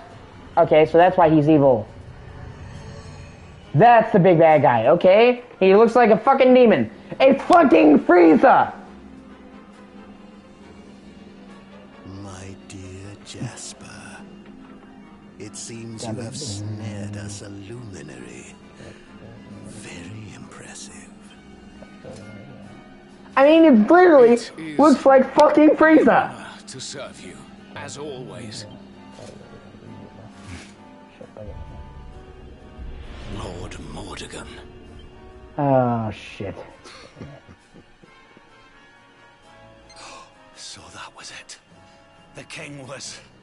He was Mordegon all along. Because the king was supposed to be a good guy. And they're like, why is he bad? And it looks like he killed the king and he's been taking his place this entire time. Which sucks.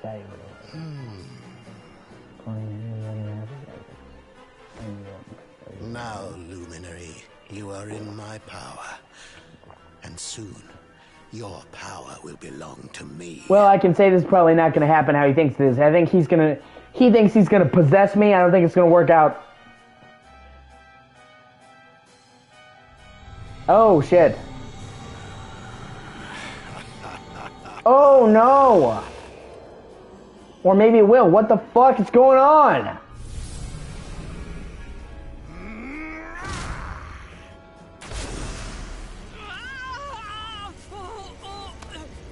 Did he just fucking kill me?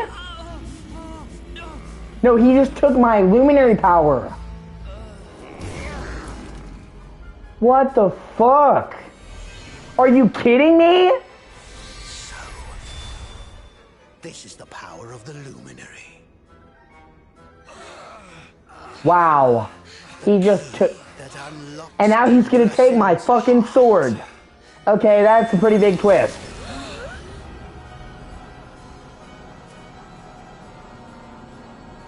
So, yeah, now the bad guy has the ultimate sword. Wow, that really fucking sucks. And this blade is the fabled sword of light. Not very fitting for the Lord of Shadows. And then he just destroyed my power. And what, he made the sword evil? Dude.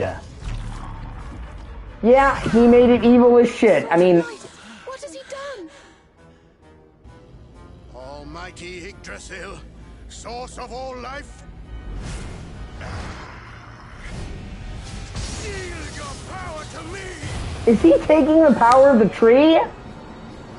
What the fuck?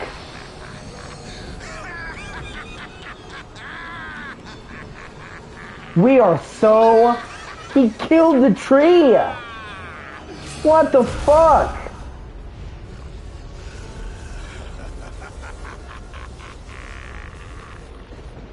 What did he do?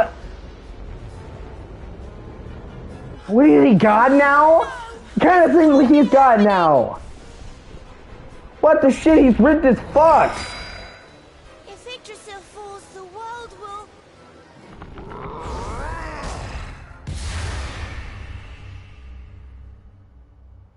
And the tree just fucking fell.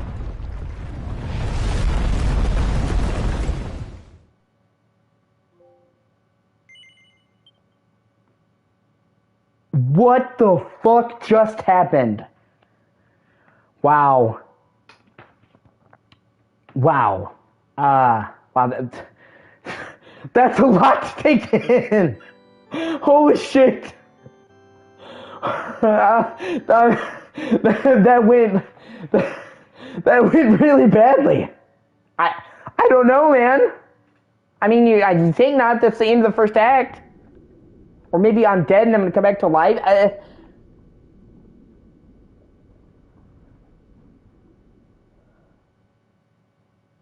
Right? What the fuck? This is my time from the beginning of the game. I got destroyed. Did I go? I went back in time. What's the matter, dearie? Can't you sleep? It's little me. No, Mum.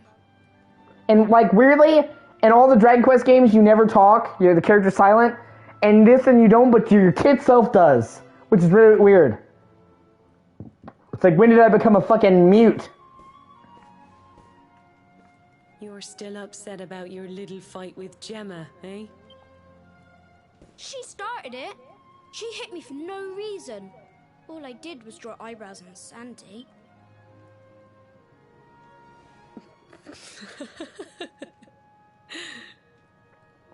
Okay, so, like, everything is fucked, and now we're back in time. What is going on? Look at this great big lunch she's given me. I see it. And I saw the one on her head, too. You gave her that, didn't you? Goddamn right. Equal rights means equal fights. Bitch hits me. Yeah.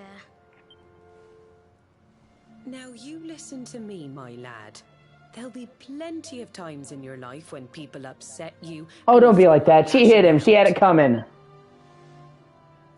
But no matter how much it hurts, and no matter how much you want to hurt them back, you don't go looking for revenge. I really wish somebody told Abby that. Right. I want to be friends with Jebba again, Mum. What should I do? Why, you talk to her, of course, you big silly. Ask her what she was feeling and why she did what she did. Try to see things from her point of view. Once you've done that, the rest is easy. You just smile and hold out your hand.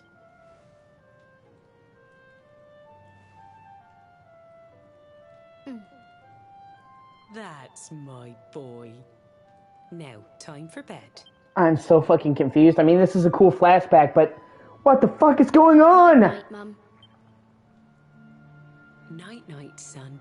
Don't you worry about a thing now. It'll all be all right in the morning. Like, I went back in time. What the fuck? Sleep tight, child of Yggdrasil. The sun, it is sleeping, and the night is still. The stars, they watch over you with twinkling eyes to ward off the darkness till dawn arrives. Have you found him yet? Not yet, Master. Our forces have scoured the four corners of the world, but the luminary is nowhere to be found. He is dead, then. Good. If that is the case, then this world is mine. Well, he's certainly leveled up. He's kind of creepy now.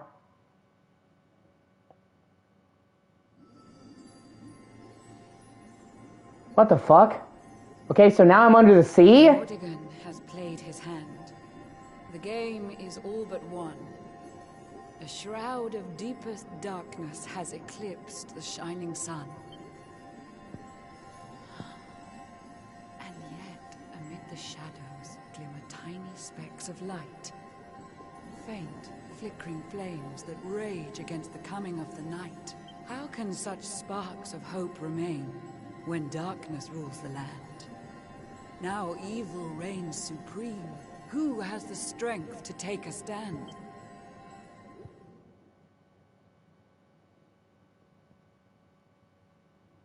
In search of hope. Oh, okay, I think this is the stuff they added to the S version, where you're playing characters. Or is that the name of the second act? Who the fuck knows? Yeah, they rhyme. A lot of them rhyme. Oh my god! Dude, this was the capital city! What the fuck?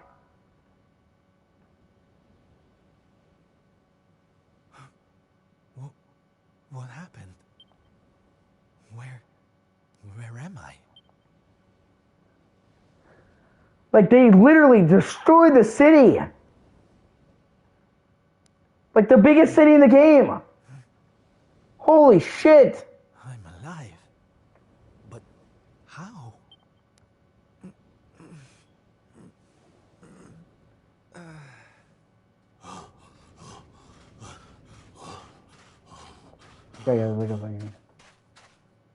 Sylv!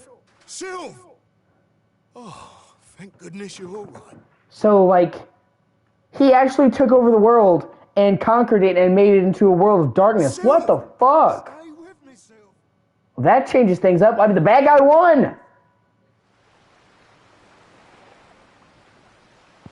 Right? Plot protection. Plot armor. Oh, there you are. You all right, Sylph? Oh, sure, Davy, honey. I was just getting a little air. Being cooped up in that cabin was driving me crazy, you know? Oh, come on, Sylph. Cheer up, will ya? I don't think I can take much more of this moping. I mean, he has a reason to be upset. Things went pretty badly, dude. That day, when Mordegon... There was nothing I could do. He was just too powerful. I thought it was the end for me. For all of us. But this is worse than death. To wake up and find everybody gone. Holy shit. Consumed by darkness. Wow. Pretty much everybody did die. Sorry, David, but I can't do this. I know I should feel lucky to be alive. Man, that's kind of sad. No, he's so cheery. I'm nothing. Nobody. Right. Right? That's enough of that. What the fuck is going on? Ha, he bitch smacked him. Get your shit together. Have you lost your bleeding marbles? Since when were them mates of yours the types to let some Lord of Shadows numpty get the better of them, eh? Hey, David's fucking awesome. How about you have a bit of bleeding faith in them like you used to? Or did you think saving the world was going to be easy or something? Hey, David. Right? But I'm...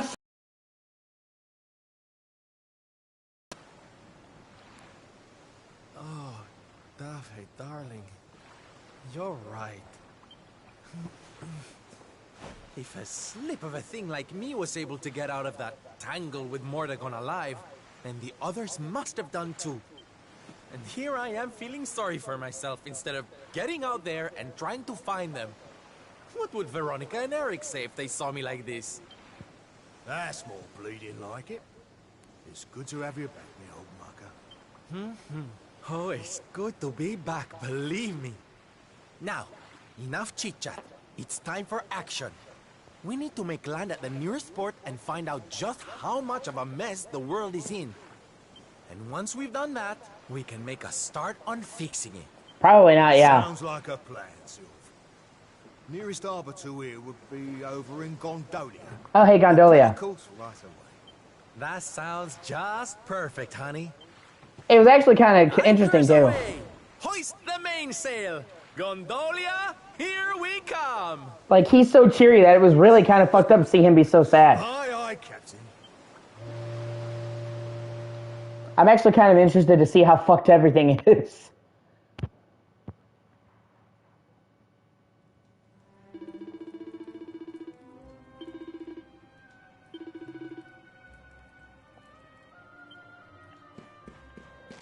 Okay, well this place is mostly intact. Heliodor looked fucked beyond belief.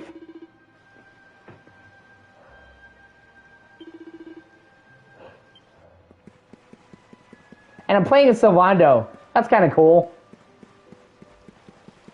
Let me go and save.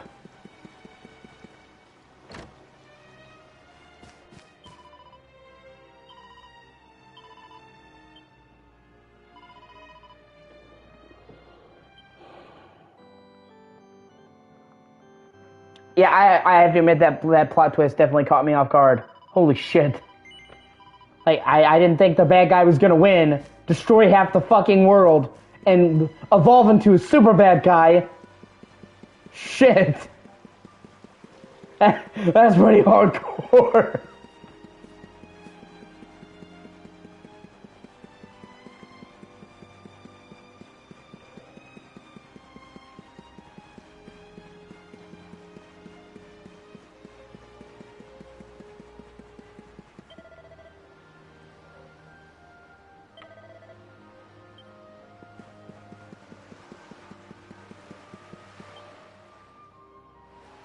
Bad day?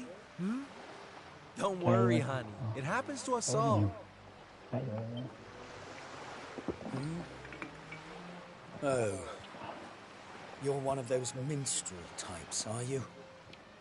Look, if it's money you want, you'd better go and hassle someone else. I haven't got a penny to give you. Sorry, darling. No can do. It's against my policy to leave people all alone when they look as down in the dumps as you do. Yeah, like, you know, Sylvando can be all like, huh, and all that, but he really is a good dude at the end of the day. Look, why don't you just tell me what's on your mind? A problem shared is a problem halved.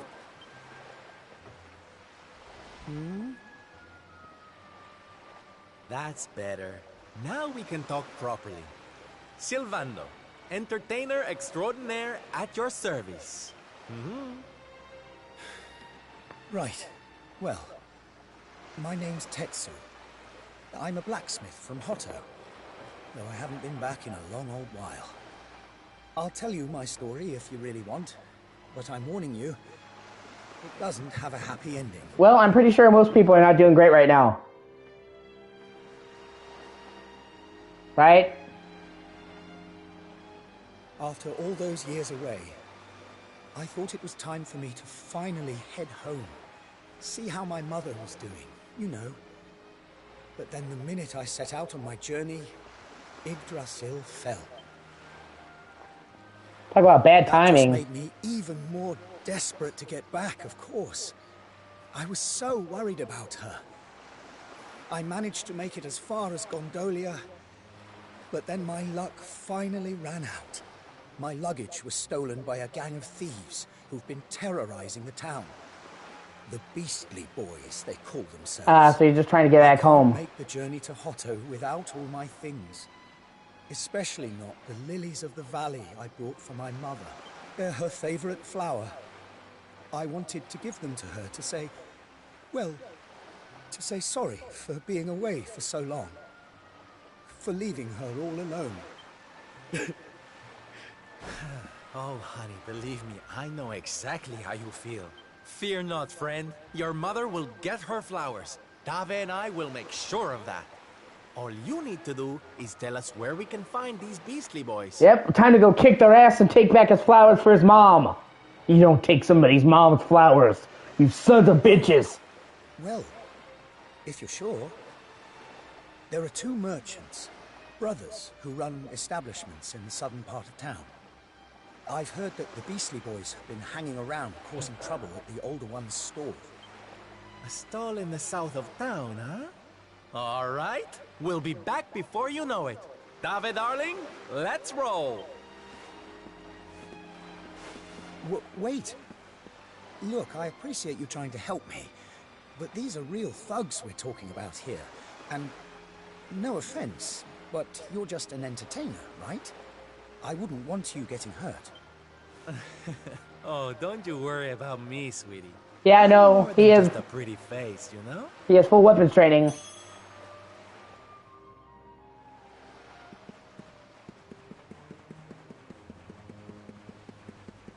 Just beat the shit out of him. Give me back his fucking flowers, you piece of shit!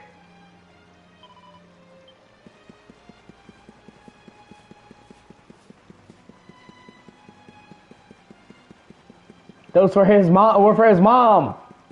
You assholes.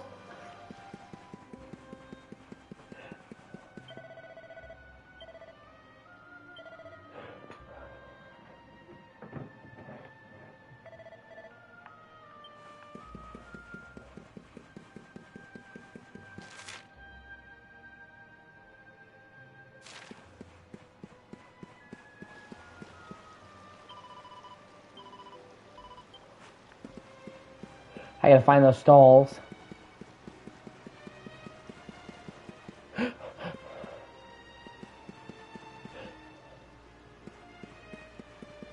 Right?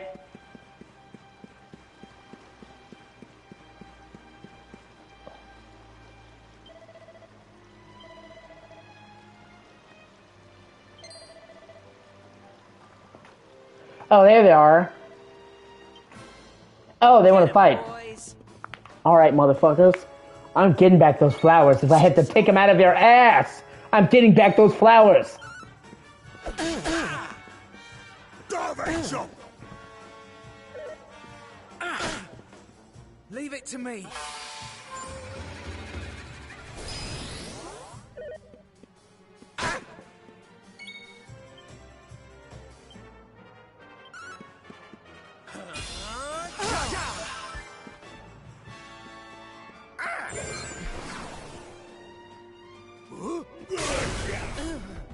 Hey, Dave is fucking badass. Dude, I'm like a Dave Moore all the time. Why can't Dave join my party?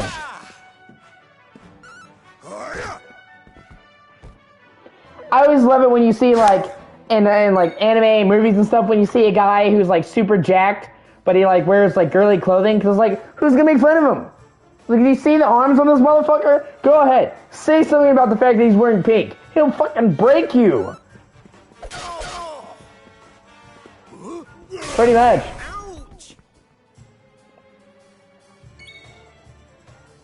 I can see it now. Dragon Quest: The Adventures of Sylvan Dave.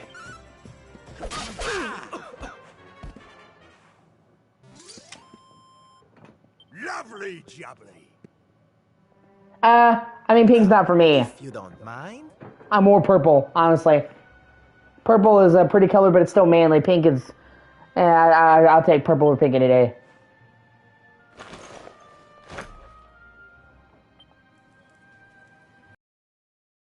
Adorable lot then, Sylv.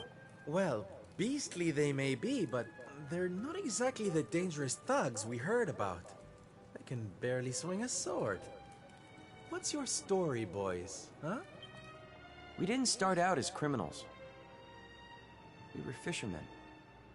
Very happy fishermen at that. Oh, that's actually kind of sad. They were fishermen, and then when all the fish died.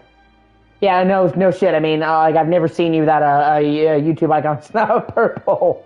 I kind of guessed. That's actually kind of sad, though, that they were just regular fishermen and the fish died, so they started being bandits. But after Yggdrasil fell, we couldn't take the boats out anymore. Have you seen the sea lately? Man, it's just sad shit all around. Monsters. Things were just impossible.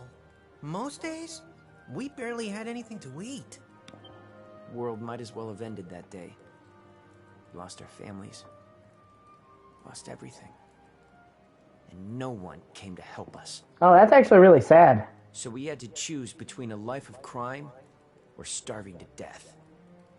And that's no choice at all. That is pretty fucked up. Pretty much. Watch closely, darlings.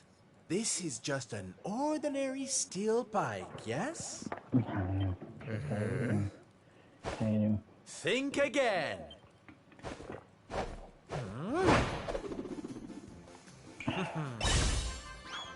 What the fuck? Okay. From arms to...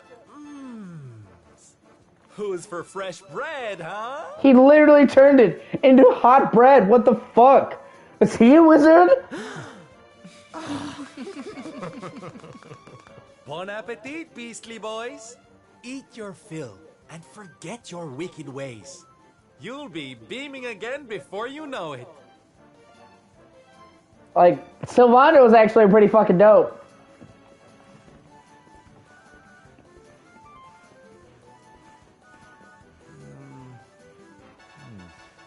Wait! Who are you? He's motherfucking Sylvando. Me? Oh, nobody. Just someone who likes to see people smile.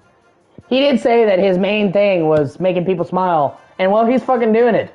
He's helping everybody's day be better. Helping the guy, the town, helping the fucking bandits. He just brings a smile to everybody.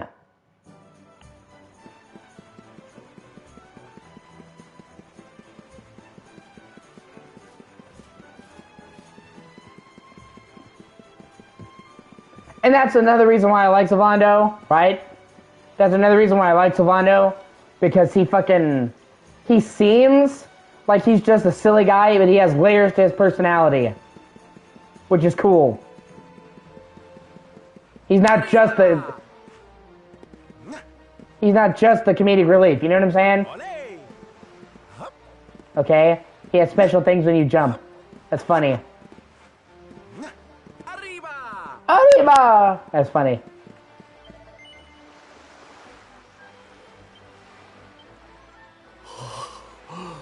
Oh, thank goodness.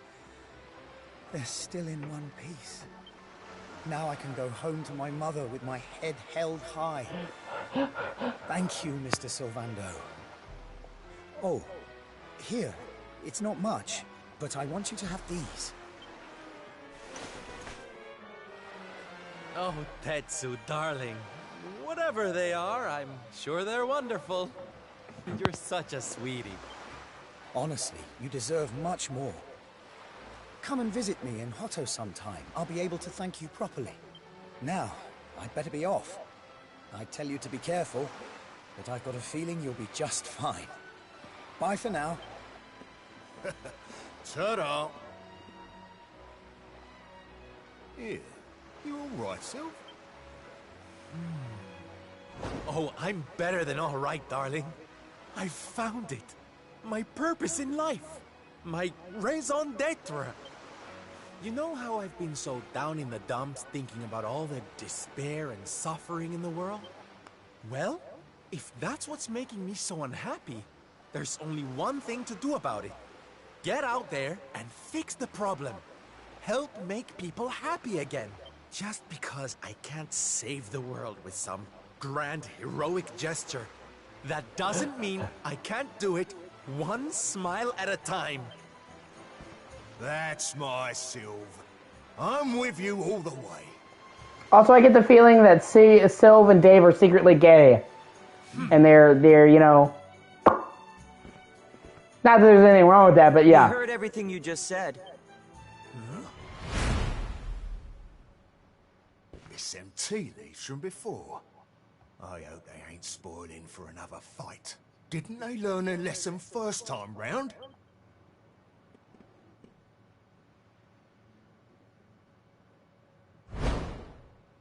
You have to let us come with you. You have to let us help people.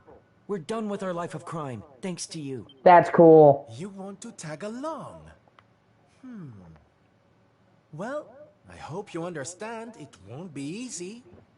I can't guarantee you'll get home in one piece. We don't care. That's awesome. They're like, he has like his own little crew now going around helping make people happy. That's cool. Well, in that case, welcome aboard, darlings. Yes! Ha! Now, as luck would have it, I've got you all a welcome gift. Here, take one each now. Don't be greedy. Okay, They're simply fabulous. Darlings, you look splendid. He made him part of his circus troupe. I don't get it, Sylv. What are they? They're the presents dear old Tetsu gave us. If we're going to be traveling around spreading happiness and laughter, we'll need to look the part, no? Ha! Alright, we're all set. Let's get Fucking- out there and bring some sunshine back into the world. Sylvando's super special smile-spreading parade starts right here. Fucking thing of gestures going around. Yeah! Oh man, that's fucking silly. That's ridiculous.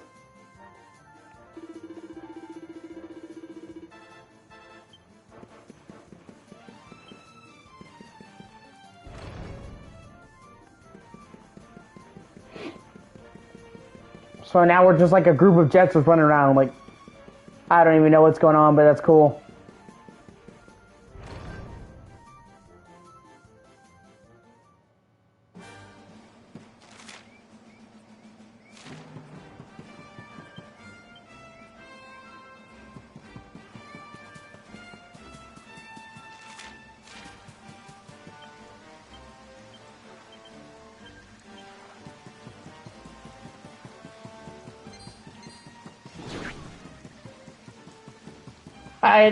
Yeah. we're gonna look silly and kick your ass while we're doing it. It's funny.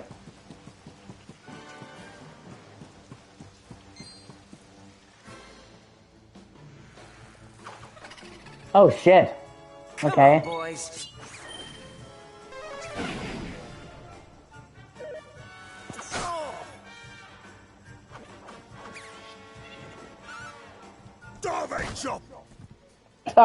Top. That's funny. Leave it to me.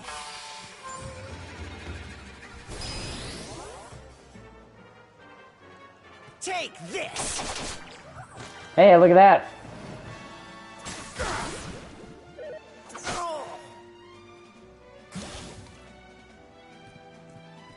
Drop kick. Well, he's gonna do a fucking drop kick. That's awesome.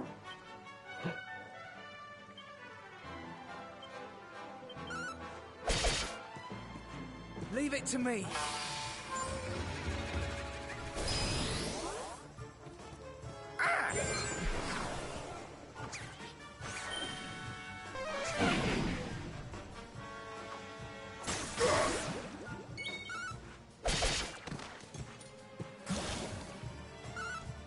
Not bad at all.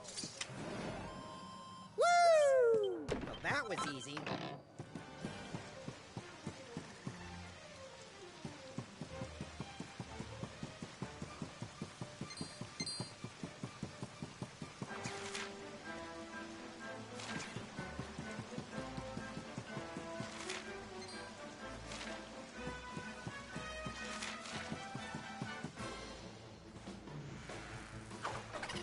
Can you imagine seeing these guys just wandering around, looking silly as fuck, just fucking shit up?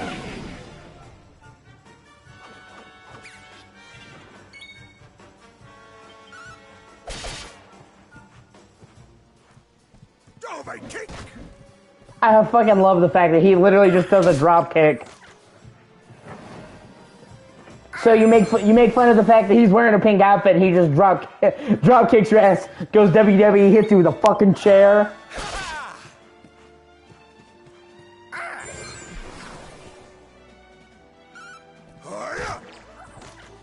That or he fucking karate chops your ass. And I can say you probably don't want to get karate chopped by a dude that has arms bigger than your fucking head. It's like getting karate chopped by fucking Arnold Schwarzenegger. And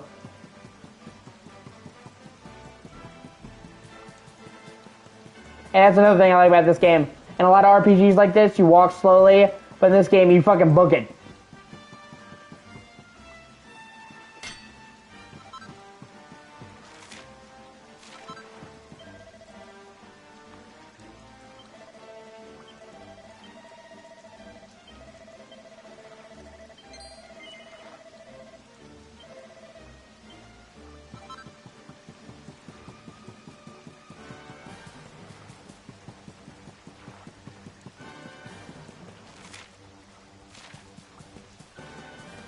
Oh, can I call my own? Okay. Arriba! Arriba!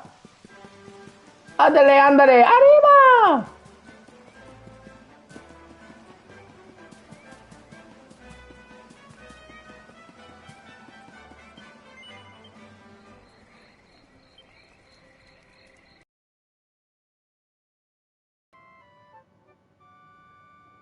I have to be honest, like, I played a lot of RPGs, man, and I have to be, like, totally frank. I did not think that the plot was going to go in this fucking direction.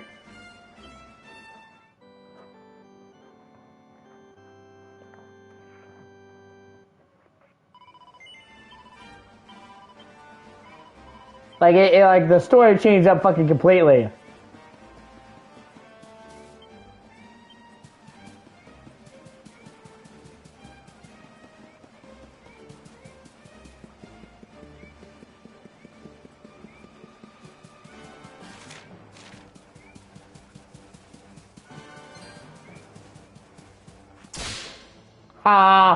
That's funny.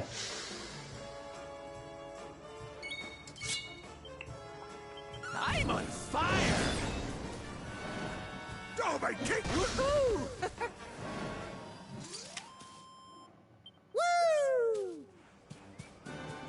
Dude, I fucking love that when he attacks enemies. He does.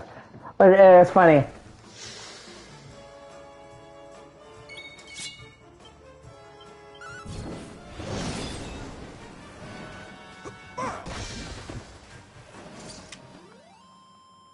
Score one for the...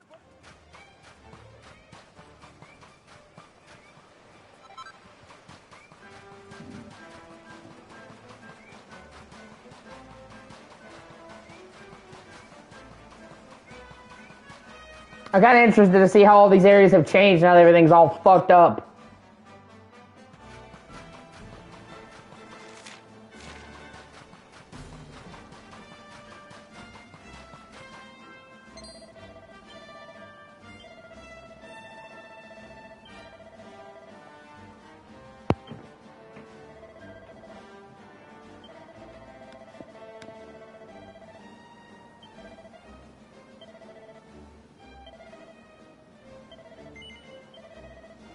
Ha.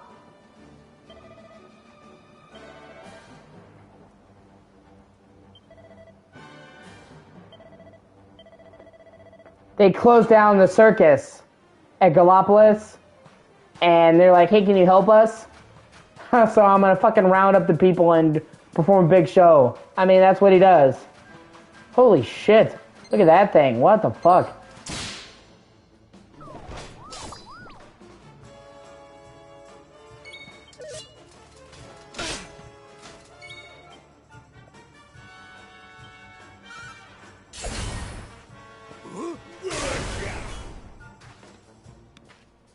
Take this!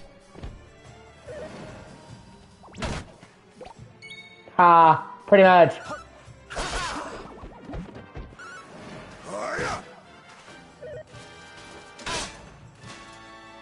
Take this!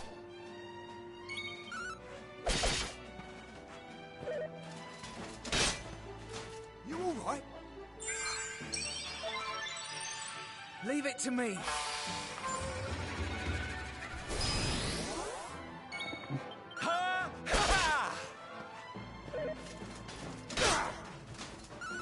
Starvation!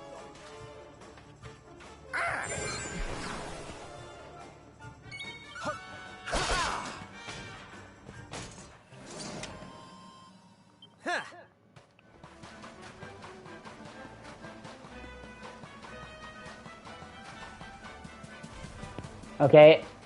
Yeah, I think might be a good idea to avoid that fucker.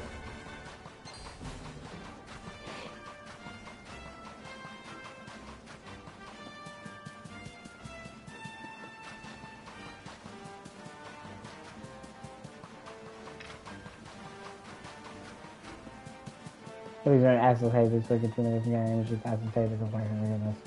Fucking O.C.G is getting the better of me. I should look at acid.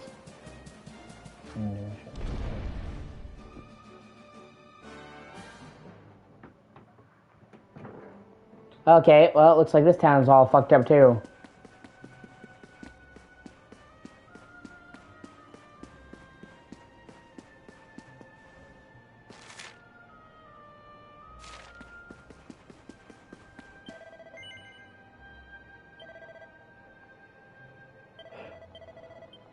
Oh, okay.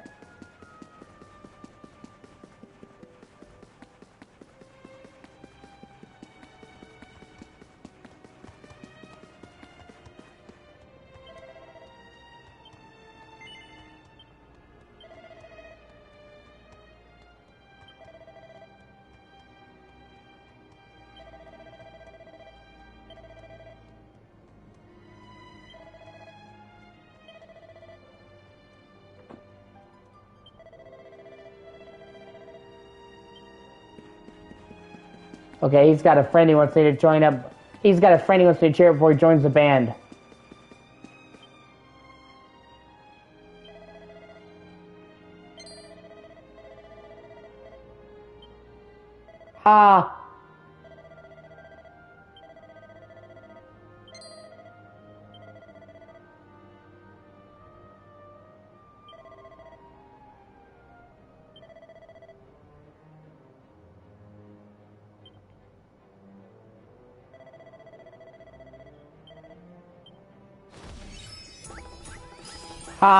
Or doing a performance to impress his horse. What the fuck?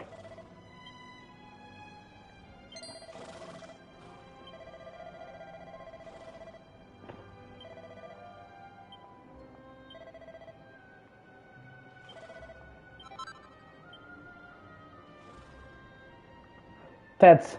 Oh man, the fucking apocalypse is on us and he's running around with a circus troupe performing for fucking horses.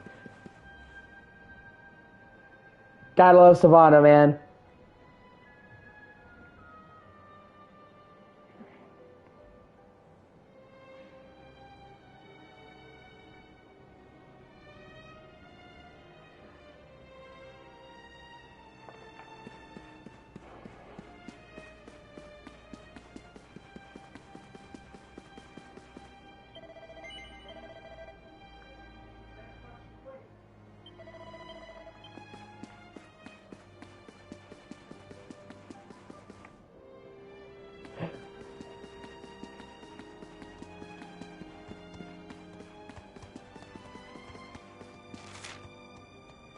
Okay, I gotta find the tavern somewhere around here.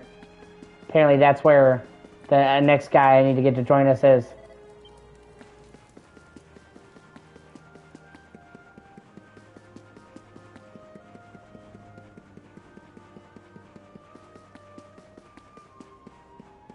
Come on, where's the tavern?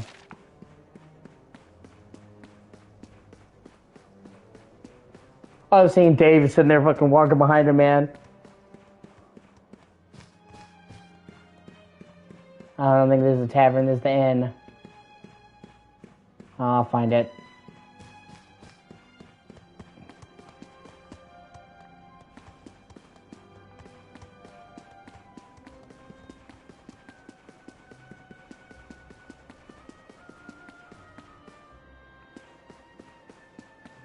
Oh, is it, no. Come on. It's gotta be around here somewhere. Usually there's like a sign that shows like beer or whatever. Like a mug.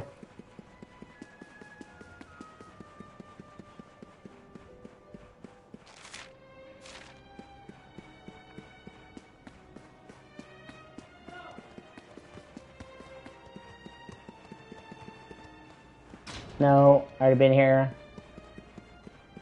Oh, here it is. Here we go. Oh, well, no circus can act as complete without a juggler.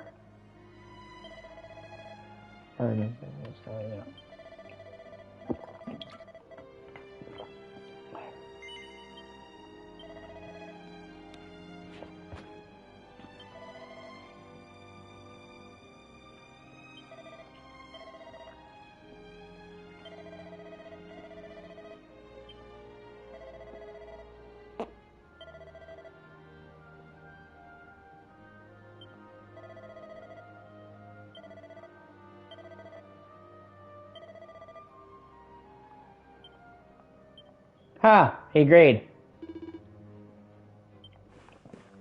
Let's do this! A circus joined for the end of the world!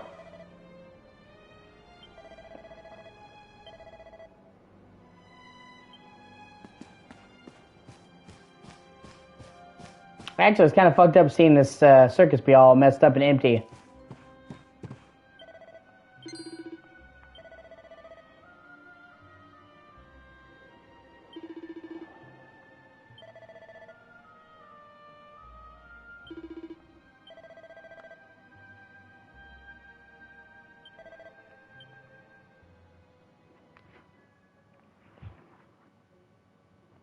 That's cool. Ladies and gentlemen, boys and girls, welcome, one and all.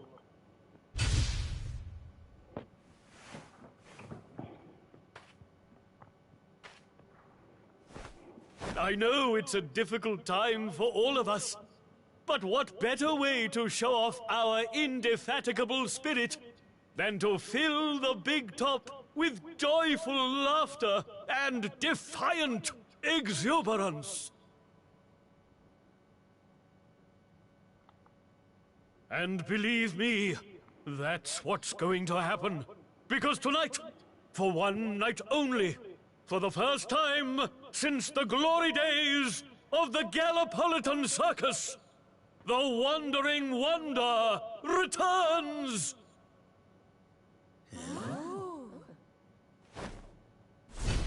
Fucking sweet. Everybody's here. The juggler, the drummer. Welcome! Welcome! Oh, hi! Hi!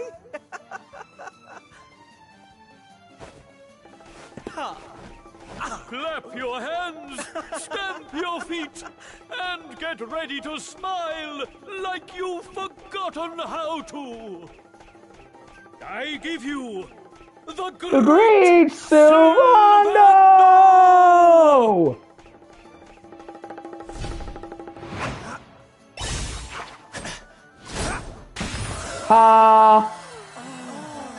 Wow, that's fucking cool. What? Wow. That was a pretty fucking awesome way to make an entrance.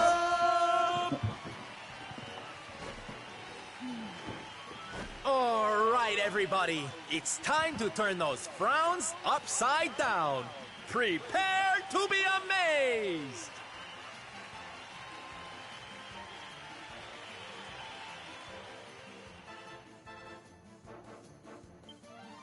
That was cool.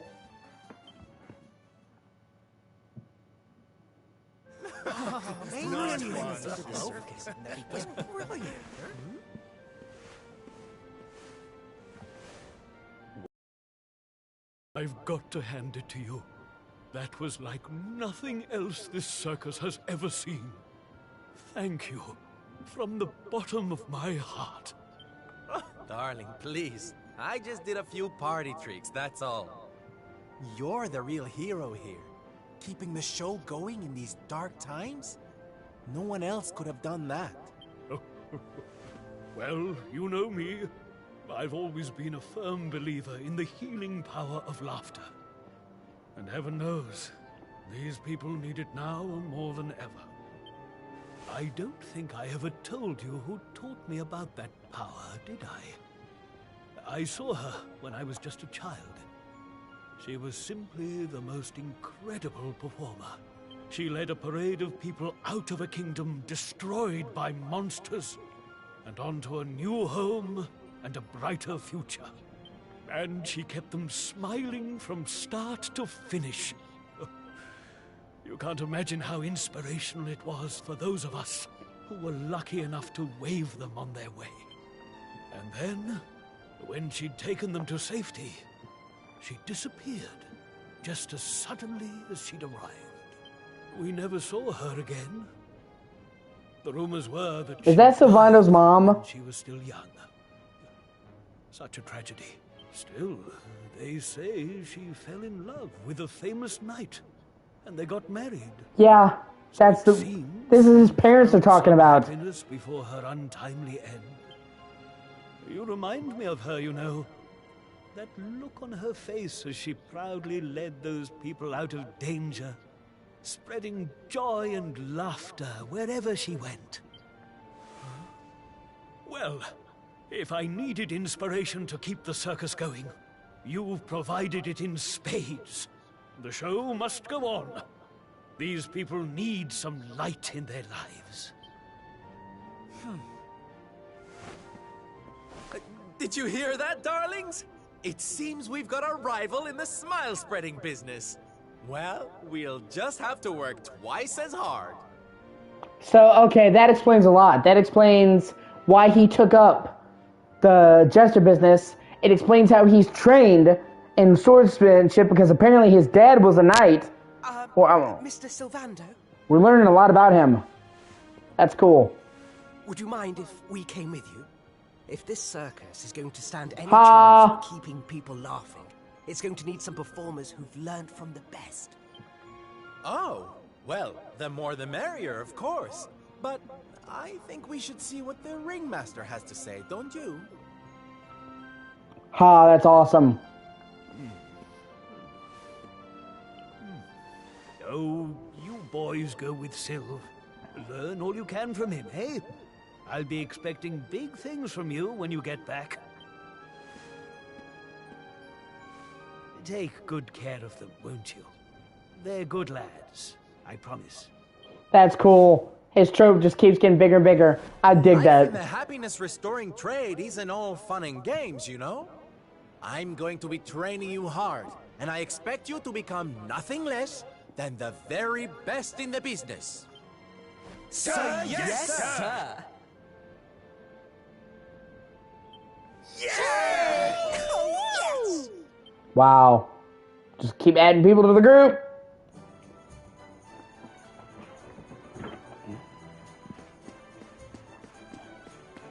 So there's like, now I can choose it, like, what is it, like, what did this suddenly become fucking Sylvando the game?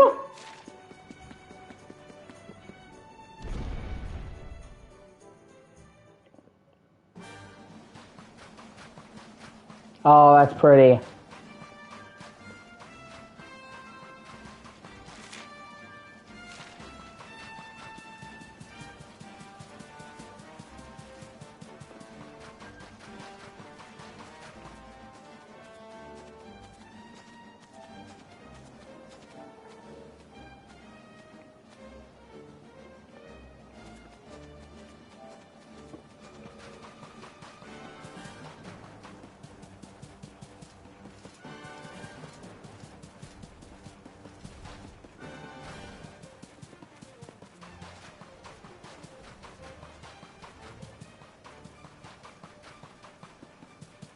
So fajnie tego salsa staje, tego smacznego genesis. Prawie dzięki na sensu.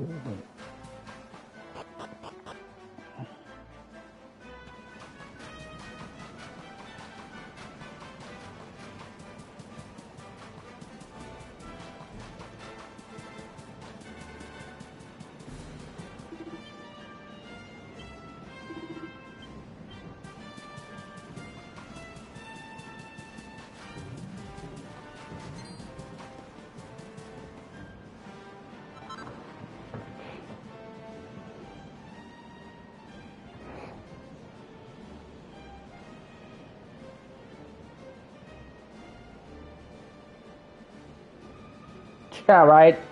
Pretty much.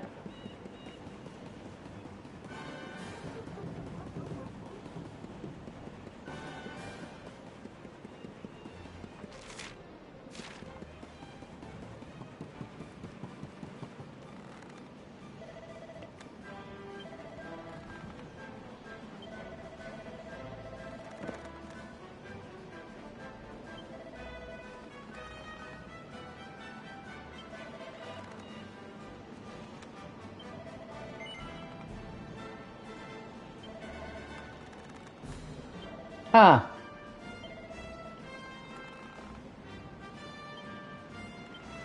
Oh, hey, they martial arts during the party.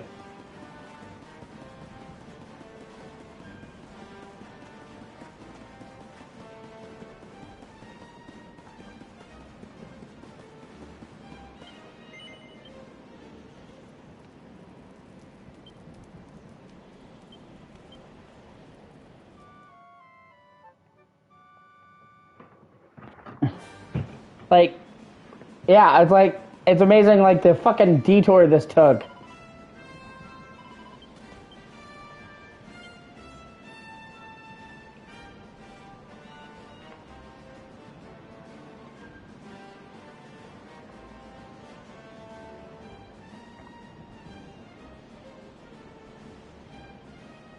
Ha, pretty much. People keep joining me.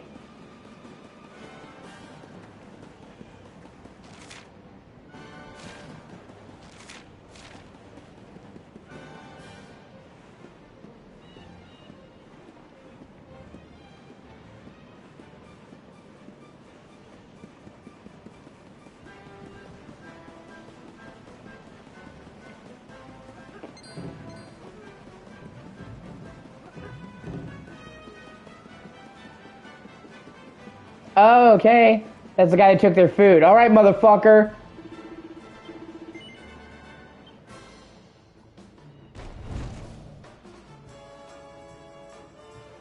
Watch yourself. Yep.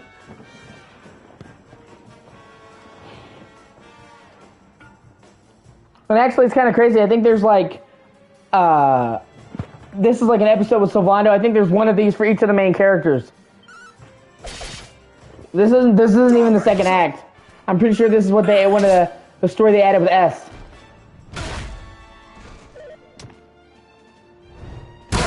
Oh shit.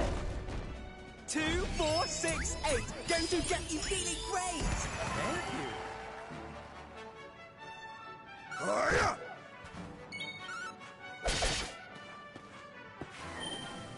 Scissor! Fabulous! Take this!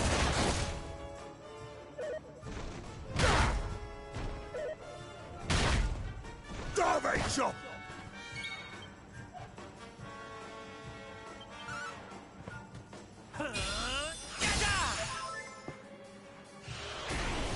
Oh shit. 2, 4, 6, 8. Going to get you feeling great. Okay, I guess this is like a straight up boss. Take this. Scissor.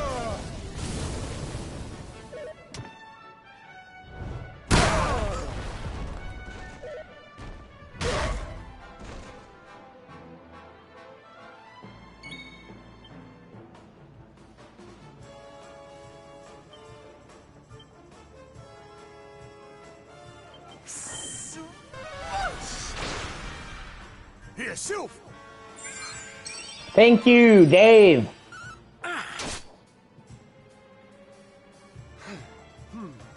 Take this. You're going down, bitch. Me and the circus troupe about to beat the shit out of you. Woo! Huh. Is that all you...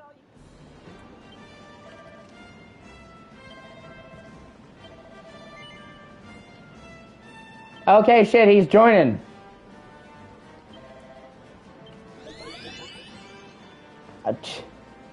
Okay, I mean, you know, the more the merrier.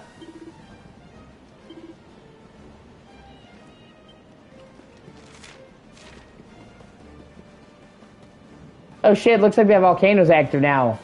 Well, that's kind of crazy.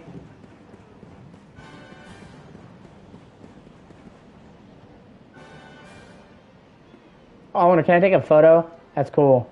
Yeah, I can too.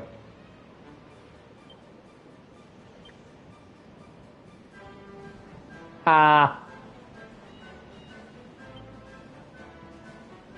ha ha. Oh, that's an awesome picture.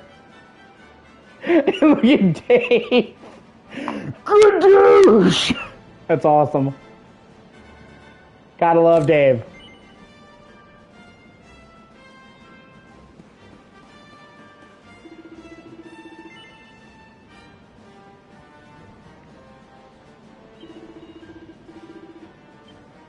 Okay, I guess I'm about to end this section of the game.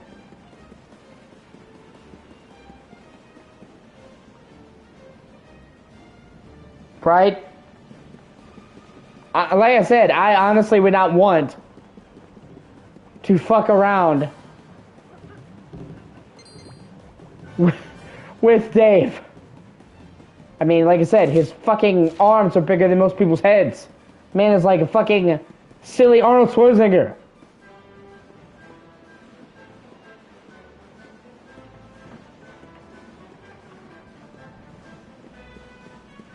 I mean, he didn't get all those fucking scars from play fighting.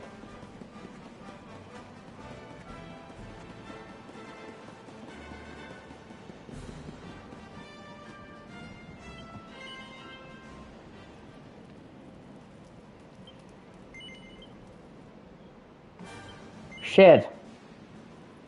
Look at all the people that are in the fucking band now. Jeez.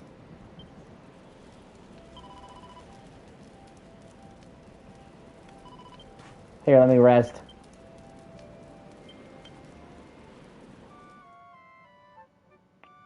Hey, do you want those great shit? I look at this. Because my you get images like it. Okay, now let me save. I feel like the end of Sylvando's episode's coming up.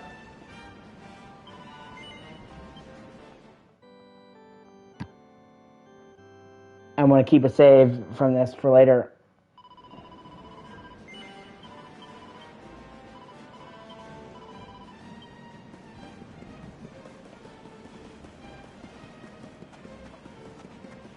Man, that's actually a lot of fucking content if each character gets an episode like this. Eric, Serena, Veronica, Reb, Jade. And like this episode was added. All this stuff that you're seeing now was added in the S version of the game.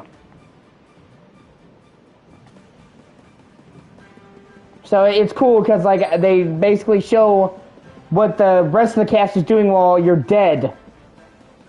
And they use it to build out the backstory, like, learn a lot about Sylvando that was not in the original game. And see, that's what I'm saying, like, this adds so much to the story that it's such a shame. Yeah. How you doing?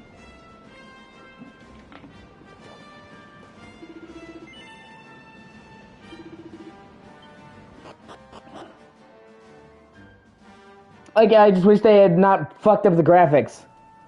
You know what I mean? Because this adds like a lot. Yoo-hoo! Tetty wetty woo-bags! Sylvando, you came! But like I said, if you play it on PC, you know, mods to save the day. But of course I did! And who's this ravishing young thing, huh? I am his mother, and you must be Sylvando. Gratitude is due. You're goddamn right, I'm Sylvando. The tree fell. I thought my boy had been lost.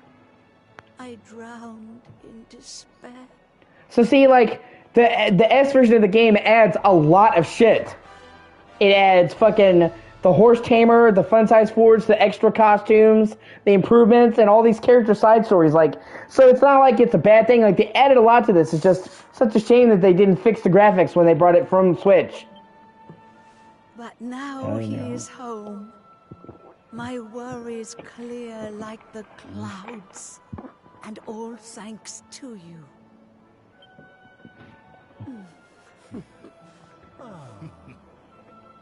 Cool, would you look at that? You really do Oh, put people gotta up do wherever you go, eh, Sylv? A right little soldierous smile, you are. Soldier of Smile. Ooh, I like it. All right, listen up, boys. We all know what a dark place the world is these days. But if there's one thing I've learned by helping people like Tetsu here, it's the power of the smile. No matter how bad things get, no matter how much you cry or how powerless you feel, a single grin can bring hope for a better tomorrow. There's nothing this world needs more than happy faces right now. So that's just what we're going to give it. Yay! You're so right, Sylv. We're with you all the way. Oi! Who said you could start calling him plain old Sylv, you cheeky toe rag? Oh, I get it. We can't go spreading smiles if we're mistering and sirring left and right, eh? Fair enough. Sylv Right? yourself silly, boys. Who the fuck knows? It seems like it's been a while. Great idea, boss. Sylv it is. I'm with you all the way too, Sylv. Let's get out there and save the world. Yeah! I mean, yay! Yay! Yeah! Oh, boys, you don't know how much this means to me. This parade's gonna change everything. I just know it. From this day forth, you shall journey across the land, vanquishing the blight of despair with the righteous power of happiness. I hereby dub you the Soldiers of Smile! Woo! Soldiers of Smile!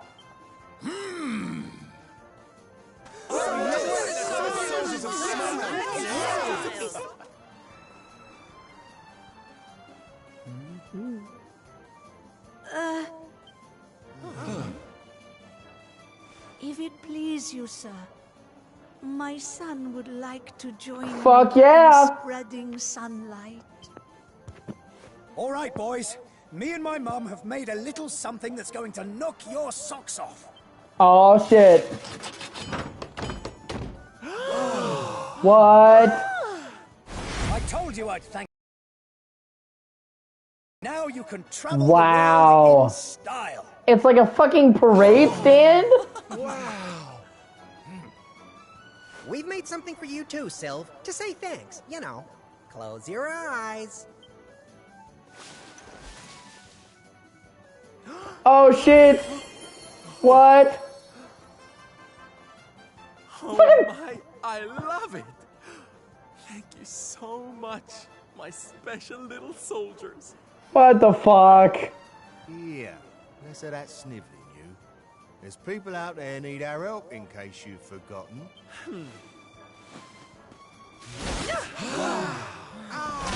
Look out, world. Here we come! Holy shit! They all have fucking uniforms! Oh my god! I know you're still out there. All of you. We'll meet again soon. I just know it. And until then, I'll be doing my best to make the world a better place. They all have fucking bird outfits. Oh shit. Oh man.